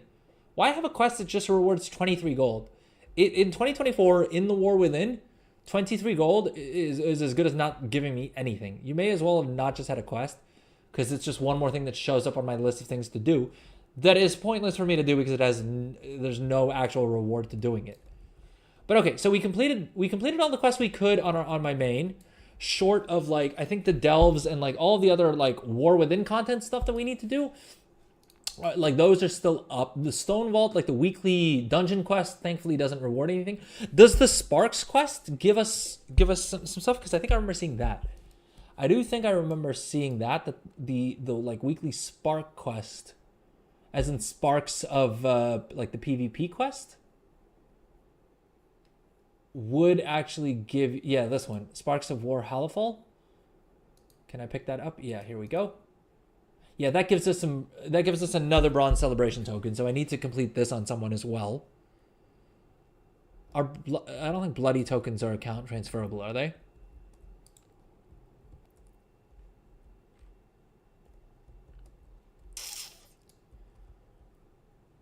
All right, I think we did everything that we can do for the currency on my main.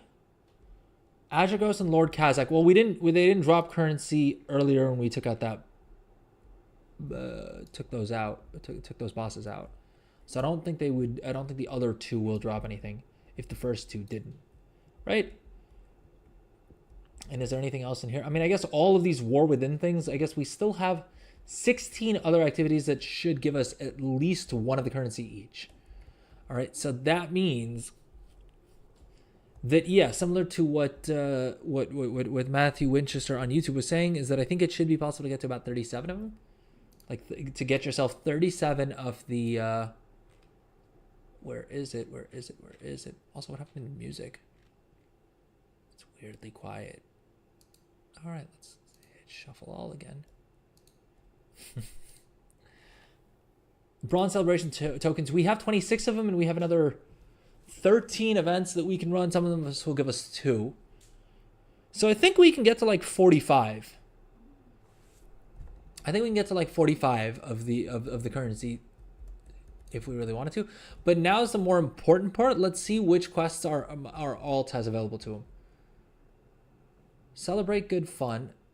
That's like the meta quest, but that's not giving us any more currencies for a second turn in.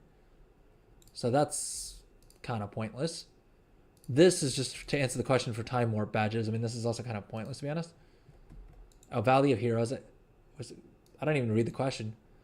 What are undead murlocs called? No, they're Murghouls, aren't they? All right, my bad.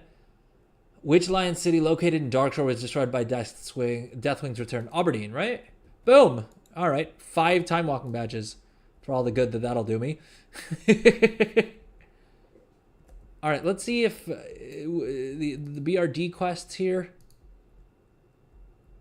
10 time warp badges. I mean, okay, worth picking up all the same. No, just time warp badges, and instead of 500 time warp badges, it's 300 time warp badges instead. So that's not great.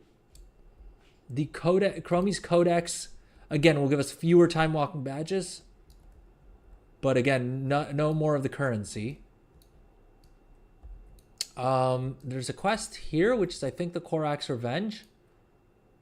This I'm guessing this is, oh yeah, it says right there, this is a one-time warband bonus. Oh, quest log is full. We're back to this nonsense.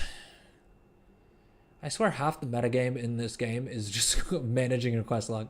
At least for me, anytime I try and like get into a new zone or like do new quests or anything, I end up just wasting time sitting here abandoning quests in my quest log to make space for all the new quests that Blizzard wants me to do.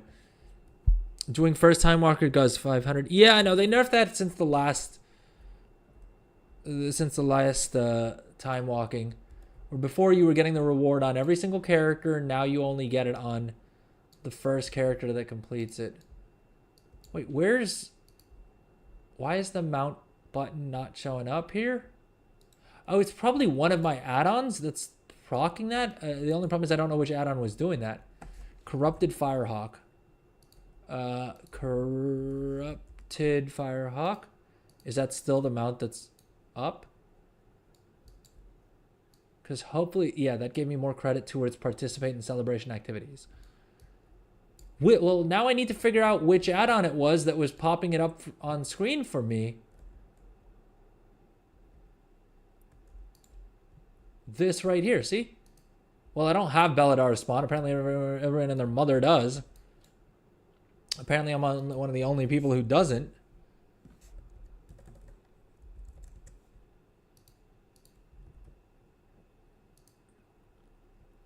Oh, we're in different phases.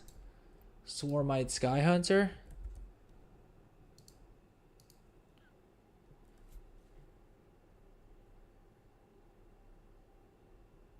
How close am I to the fancy bird? Not close, man. We haven't had another one of the lore teller story thingamabobbers yet. And that's the only thing we're waiting on. Peanut Gallery. We're 9 out of 50. I've done all the other achievements for the meta achievement. But annoyingly, that one's gonna probably take a while. I don't think we'll get it on this stream, to be honest with you. Which is kind of dumb, but which kind of sucks. But what can you do if Blizzard decides to screw us over like that, dude? What add-on is giving me this handy little thing here? I thought it was just the default Blizzard interface. I should have known. Simply because of the fact that it's too good of a feature for Blizzard to have in their default interface. Let's be honest here. Is it Mount Journal? I think it's Mount Journal. Or Mount Journal Enhanced, maybe? Switch off Mount's Journal and let's just try it with Mount Journal Enhanced.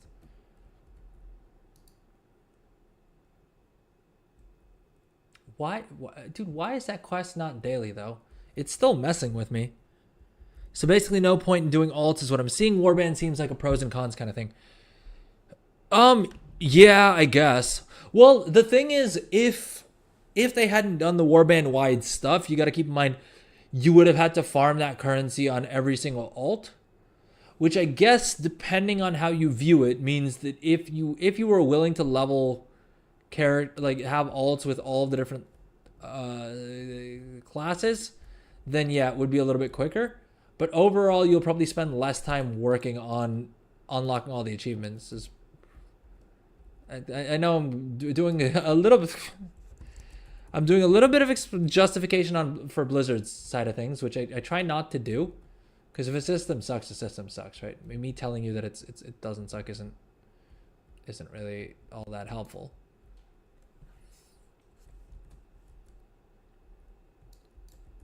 Oh, for Pete's sake! I don't have my keybind for mount. Key bindings. Mount button. Oh crap, I didn't mean to do. Can I show all nameplates is now unbound. All right, let's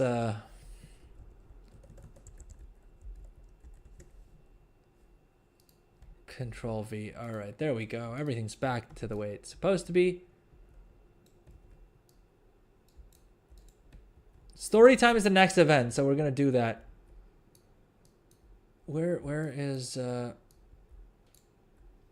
okay, yeah, so on this alt we were trying to see what other quests she has available to her. Let's go park my main at the story time event thing, so that hopefully we don't miss it this time around.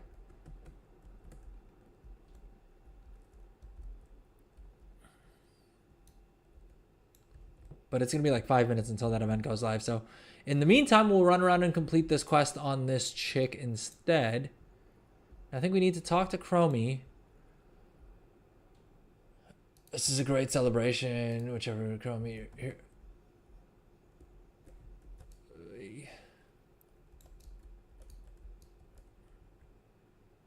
But yeah, it doesn't look like there's actually a way that you can like cheese the system by having alts that do things.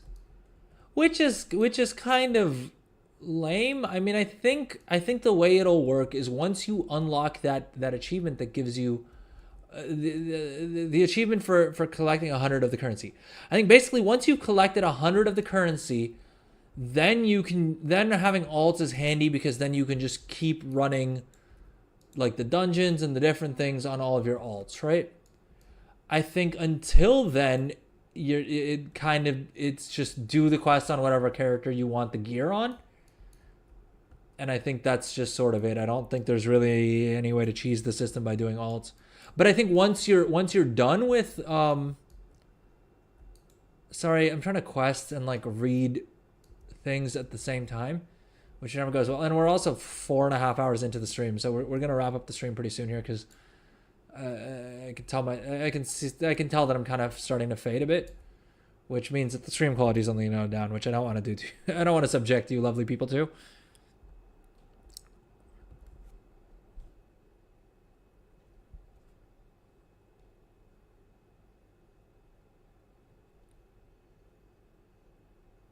I forget what I was trying to say. But yeah, I think basically until you unlock the the achievement for 100 of the tokens, having alts doesn't really help. Probably once you have unlocked that achievement is when having alts will pay off, because then you can run the raid, let's say multiple times a week, on all of your different alts and get and farm the currency that way. So I mean, wins and losses as always with every system in the World of Warcraft. And it looks like these follow-up quests as well just give you basically more time warp badges, which I mean they're minuscule amounts of time warp badges, so I don't think I don't think it's necessarily if you happen to be on the alt and you just feel like and you're running around anyway trying to kill some time between the events, then sure, get them done. But otherwise 5 time walking badges is probably not worth your time. I guess we also didn't look through this like little mini event that they have, or like the mini game that they have for customer service. We may quickly pop over to the world bosses and see if those drop any more of that currency. Because if they do, then that could be a way to cheese the system a little bit with alts. But it looks like the timely gate crashers, right? This, no additional currency. Soldier of Time, no additional currency. So we may just be SOL there. It may just be that, I mean, this week and next week we have to grin and bear the fact that we don't get additional rewards for doing it on alts. And then after that, we'll get more. 9 out of 50. Yeah, dude, it's whack. They'll probably nerf it by Friday. I mean, I hope. Maybe not, though. Because there are already people out there who've gotten the mount already, which I mean, I suppose it's to be expected, but because it takes about 3 to 4 hours of just like camping out here and doing this event. Or I guess you could hopefully, we'll find out in a second here, if you can cheese it by multi-boxing and like doing it on multiple characters at the same time. If you do have if you do pay multiple subscriptions. But I certainly don't think it's worth buying a second subscription to do that. I really hope they nerf it. I think that's the best course of action. And that seems to generally... Like, the thing is, I already know this about Blizzard events, right? The worst time to play Remix was the first week, right? The worst time to play the, like, War Within launch event was the first week, right? With all of these events, they start off by making them really difficult and really crappy. And then, like, a week later, they finally fix the drop rates and they fix, you know what I mean? After the player base is outraged at how long it takes to farm things is when Blizzard actually tunes things to sensible levels. And then the events become fun. And I learned this lesson... during Remix. I mean, you learn it from each of the events, more or less, right? But I in recent memory, I relearned the lesson in Remix, and then I kind of hung back during the War Within launch event. And sure enough, it came back to being like they tuned it later on down the line and everything was fine, right? And it all worked great. But again, every time Blizzard drops something new, I'm like, oh, well, I want to play the new thing. I want to see what it's like, right? And That's why we're here. I think probably as usual, if you wait like a week, they'll have probably tuned everything all that like to make things more accessible.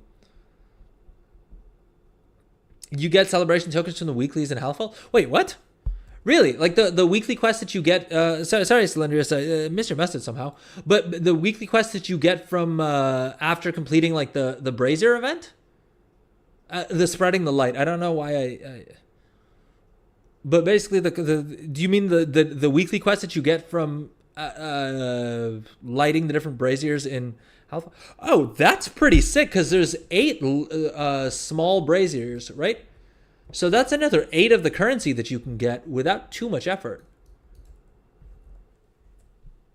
I see. The thing is that it seems like they have kind of tuned it to the point where it is supposed to, where that currency is supposed to just be account wide, right? Like it is supposed to be that all the activities are once account wide.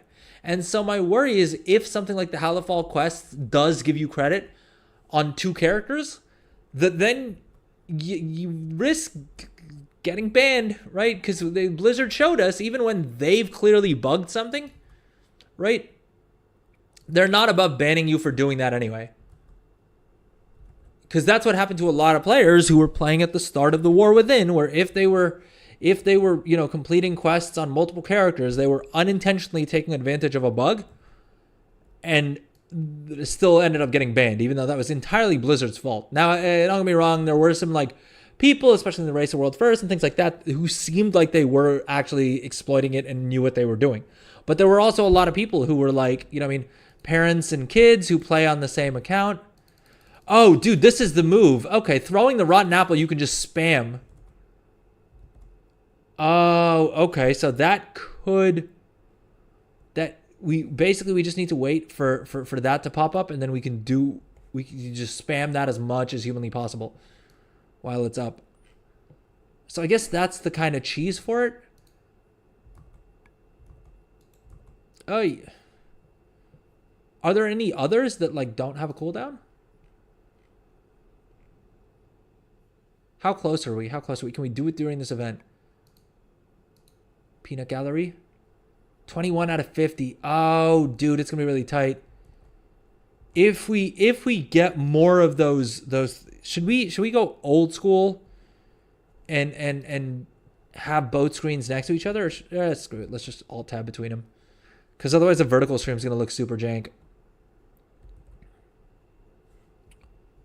Well, I want one of these characters to have the counter up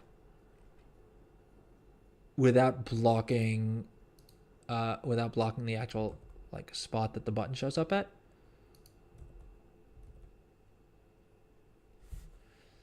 Okay, good. Poop. I don't even know what that noise was. Showing emotion, bad. Throwing apples, good. Okay. Roar Horde. So I guess you can technically get off 2 cooldowns before it disappears. Oh, jankfulness. I should have mentioned when I recommend this add-on earlier, it does sometimes glitch out a little bit like this. But trust me, it's worth the inconvenience, because when it works really well. Cheer, roar. Why can't I just want to throw more apples. I'm incentivized at this point to throw apples, all right? It is what it is. Oh, dude, for a second I thought the event was over. Oh, come on now. Oh, we can actually, for once on this channel, we can actually accomplish a goal that we set out to at the start of the stream. We can actually get it done before the end of the stream. It's possible if we proc the throw tomatoes thing.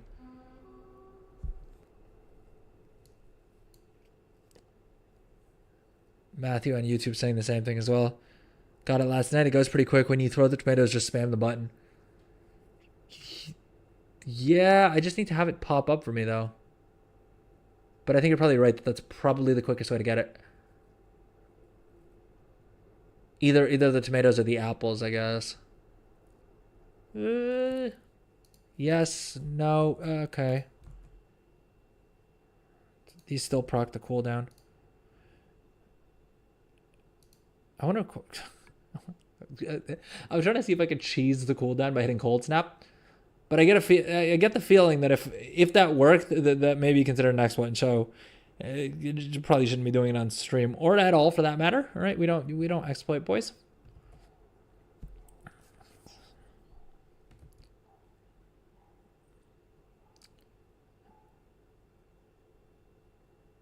Just spam the button. Yeah, that's what I'm trying to do. If you guys are watching live, please consider subbing. It really helps your boy out, both on Twitch and YouTube.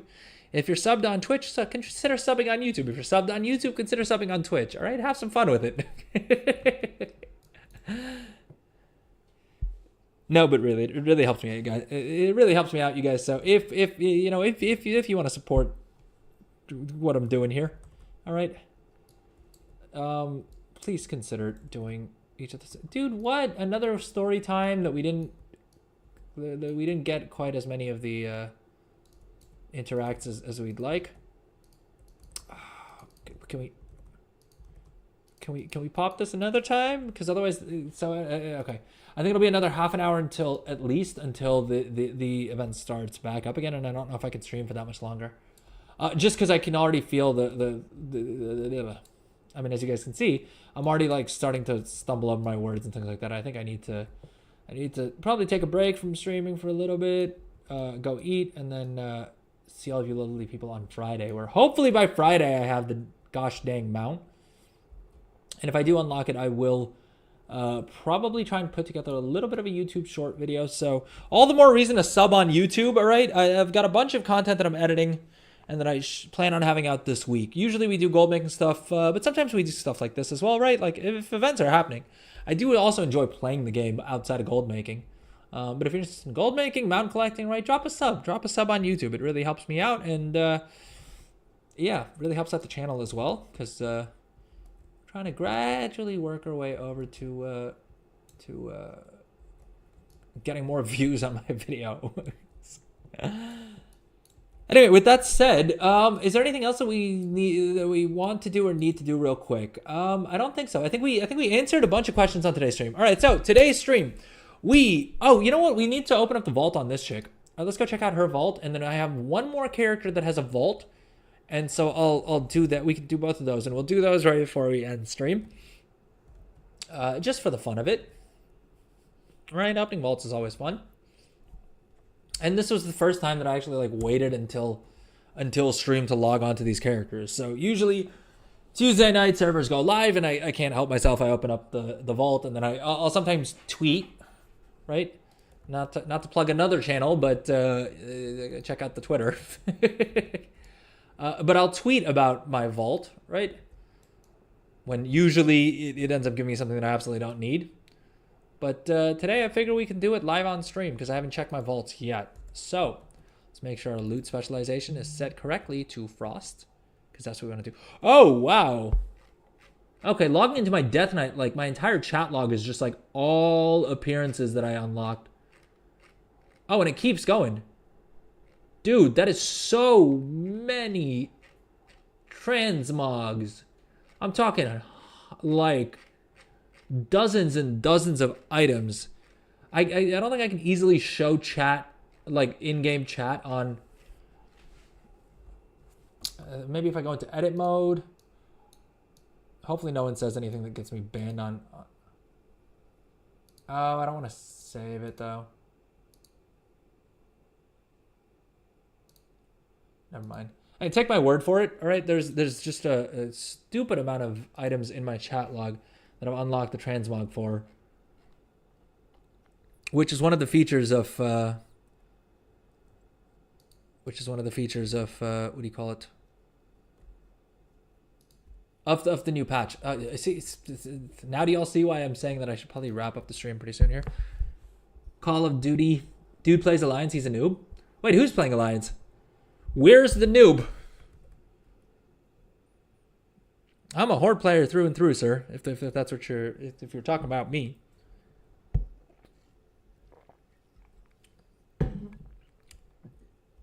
This chick's a blood. I mean, this chick's a blood elf, and the other dude's a goblin.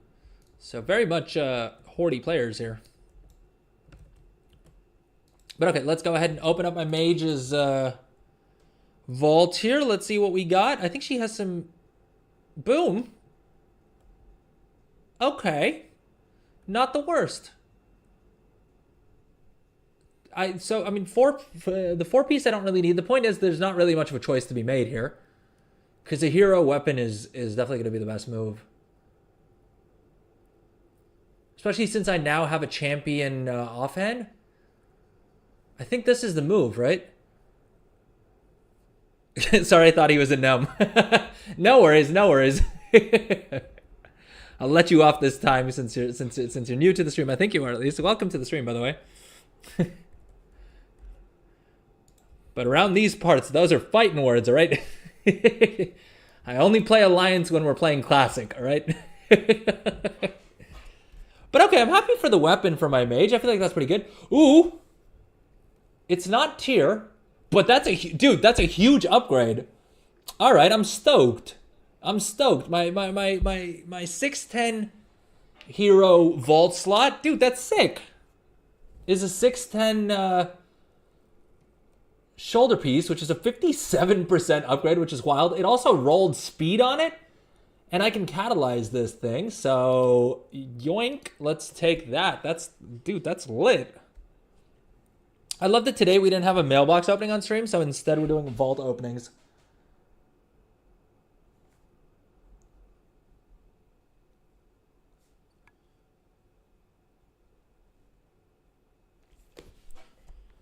Even Alliance players don't like gnomes.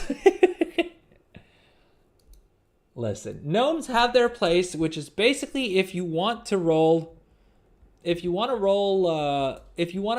min-max your engineering, then unfortunately gnomes are best, because they get a huge bonus to engineering skill. All right, let's go catalyze this piece real quick.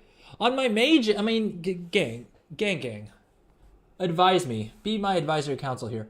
I think there it isn't really a decision, right? Picking veteran gear is pointless.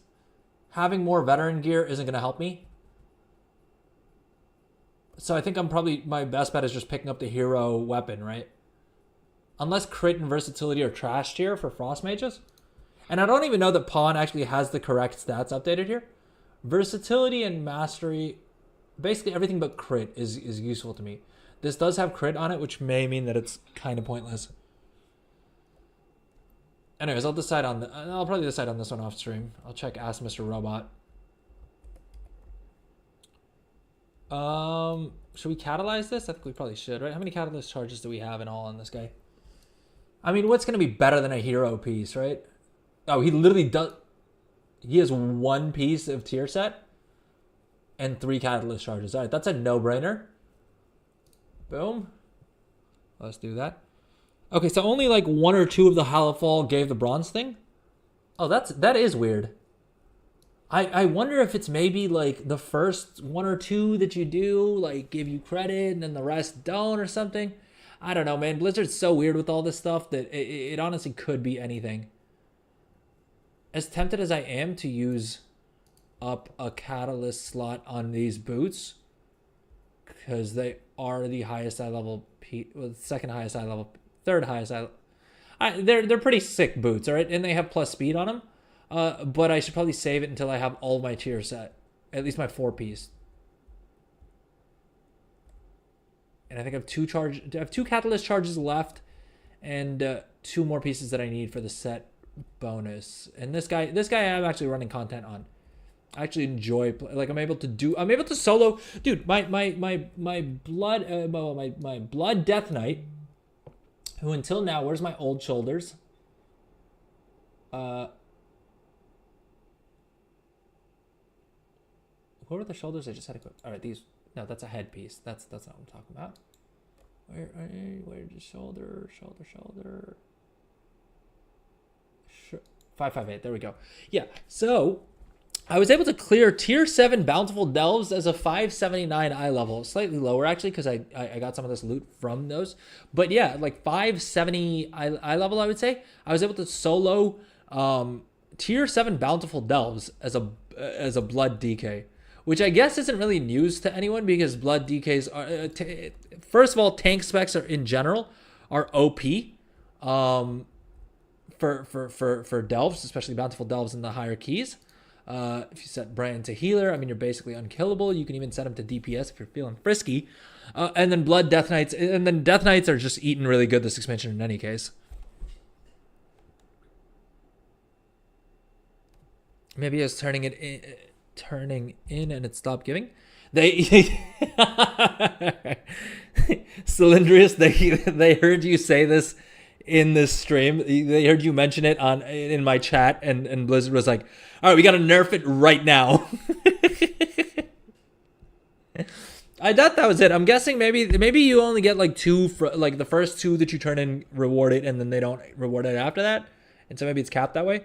Your blood Death Knight has a snooze fest in there.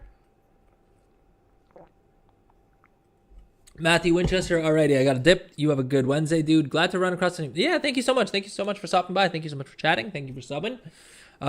Yeah, we're gonna wrap up the stream here anyway. In a couple minutes, I think we probably pushed as far as we can, and I'll probably also push my wife as much as possible. So I'm gonna go have dinner with her. Although she's probably already had her dinner, so she'll watch me eat dinner. Is how that'll go. What gear add-on are you using to give the quick upgrade numbers? Yes, sure. So I'm guessing you mean, where is it? I guess I need to have an actual upgrade. So let's swap this out, right? I'm guessing you mean the one at the bottom here, like where it says blood plus 32% upgrade. That's an add-on called Pawn. It's this add-on right here. And so basically this already has preloaded scales and weights and things like that, and you can use it to compare 2 different items. It's not perfect, but as far as I'm concerned, it's like even if it's 70% correct, that's good enough for me, because I just do world content and like delves and things like that as well, and I don't really like having to think about, especially with so many alts, like, and all my alts are different races, different classes. More important than different races is they're different classes and different specs and things like that. So I can never remember which spec, like which stat I need to prioritize for which spec, and then figure out, what matters more and things like that. And so this add-on is great in that it just automatically tells you for each of your specs, what's important, like what stats you need to worry about. And you can also set it to show you information for other specs.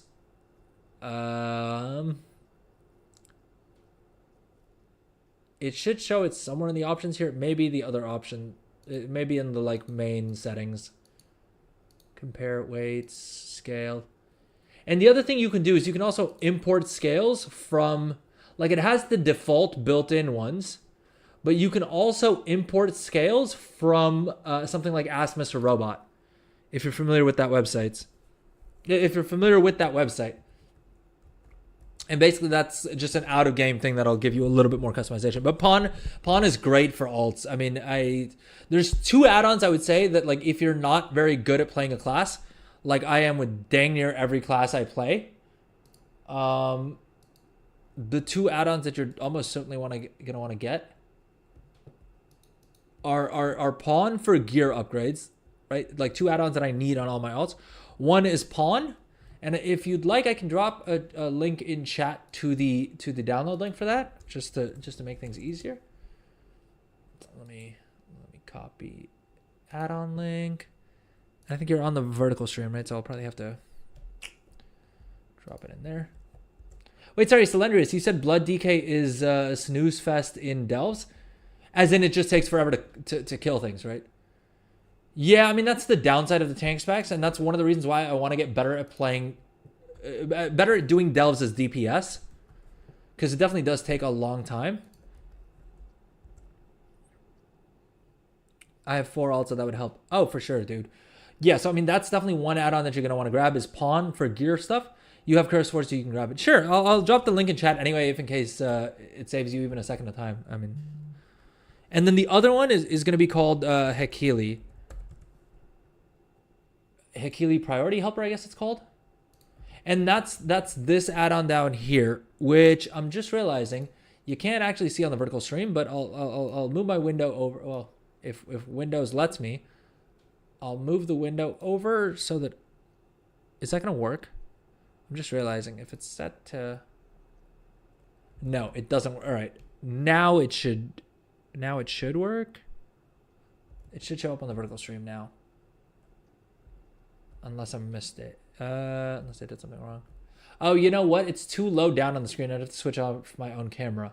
All right, I don't have a handy way of showing it to you, but basically Hikili it's called Hikili Priority Helper is what the add-on is called, and basically it'll pop up for you your rotation for whichever spec you're in. Again, it's not like min-max, right? If you want to be good at your class, I would definitely recommend like actually learning how to play the class. But if you're like me and you're usually just doing like world content, right? Maybe doing some delves, maybe, you know, every now and then hopping into like, you know, LFR, then you're probably fine to use something like Hikili. And again, you can customize it as well. So Linder is going to go grab some food. If you finish stream, have a good rest of your day. Yeah, we're going to wrap up the stream here. I think that's more or less it. I don't really have much more to say. I've been stumbling over my words for a little bit now, so I feel like that's a good sign that it's time for me to wrap up the stream. But okay, let's wave goodbye here. All right, let's.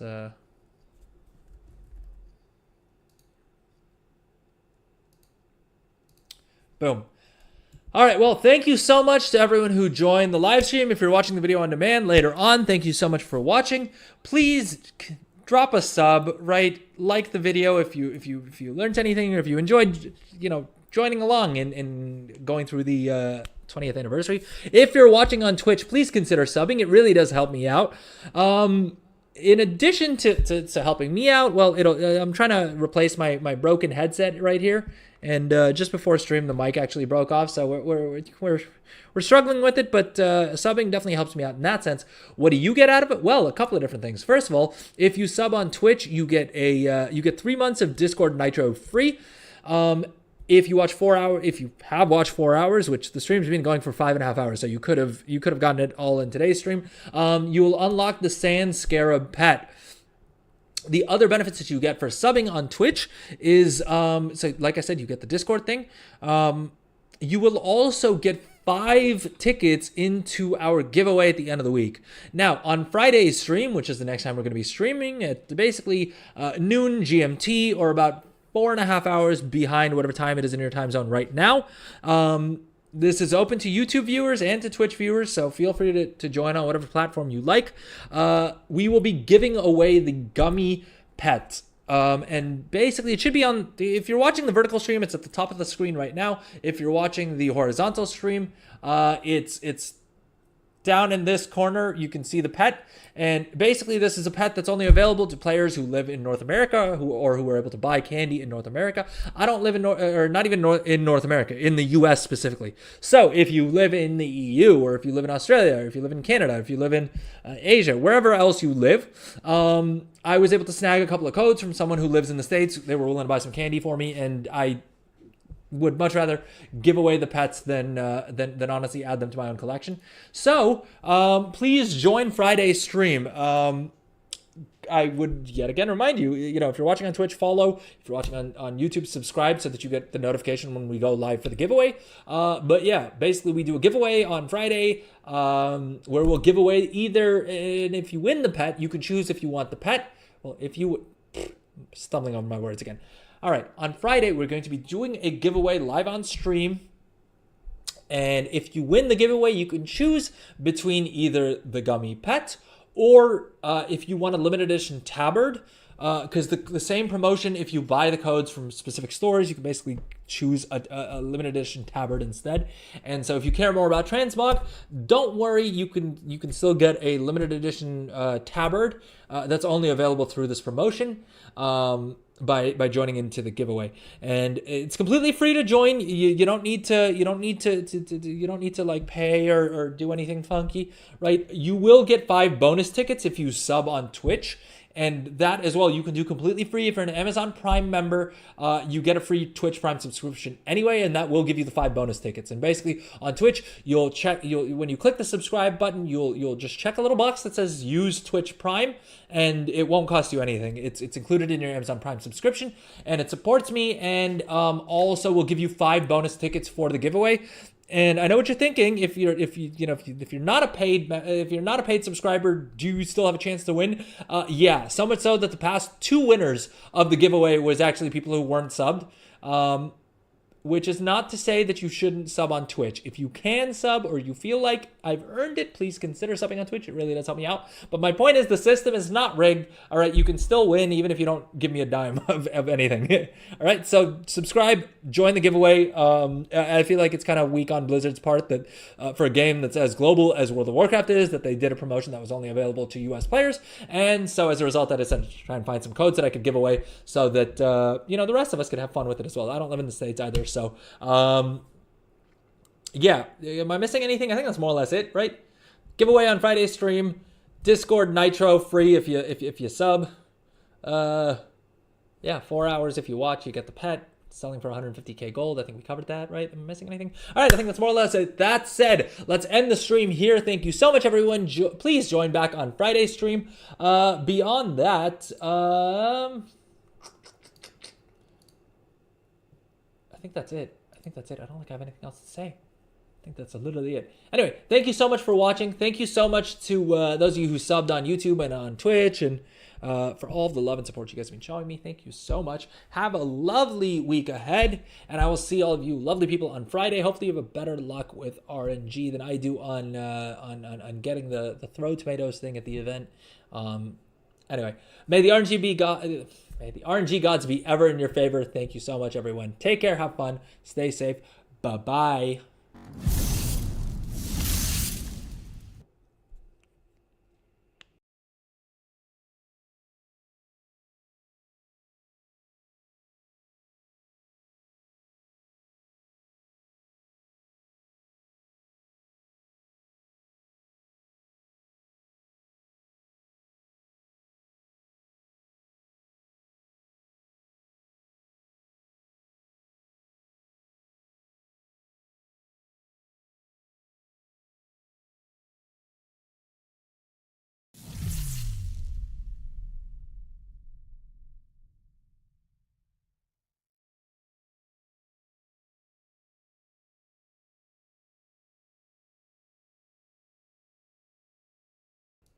Thank you for the YouTube sub, Call of Duty.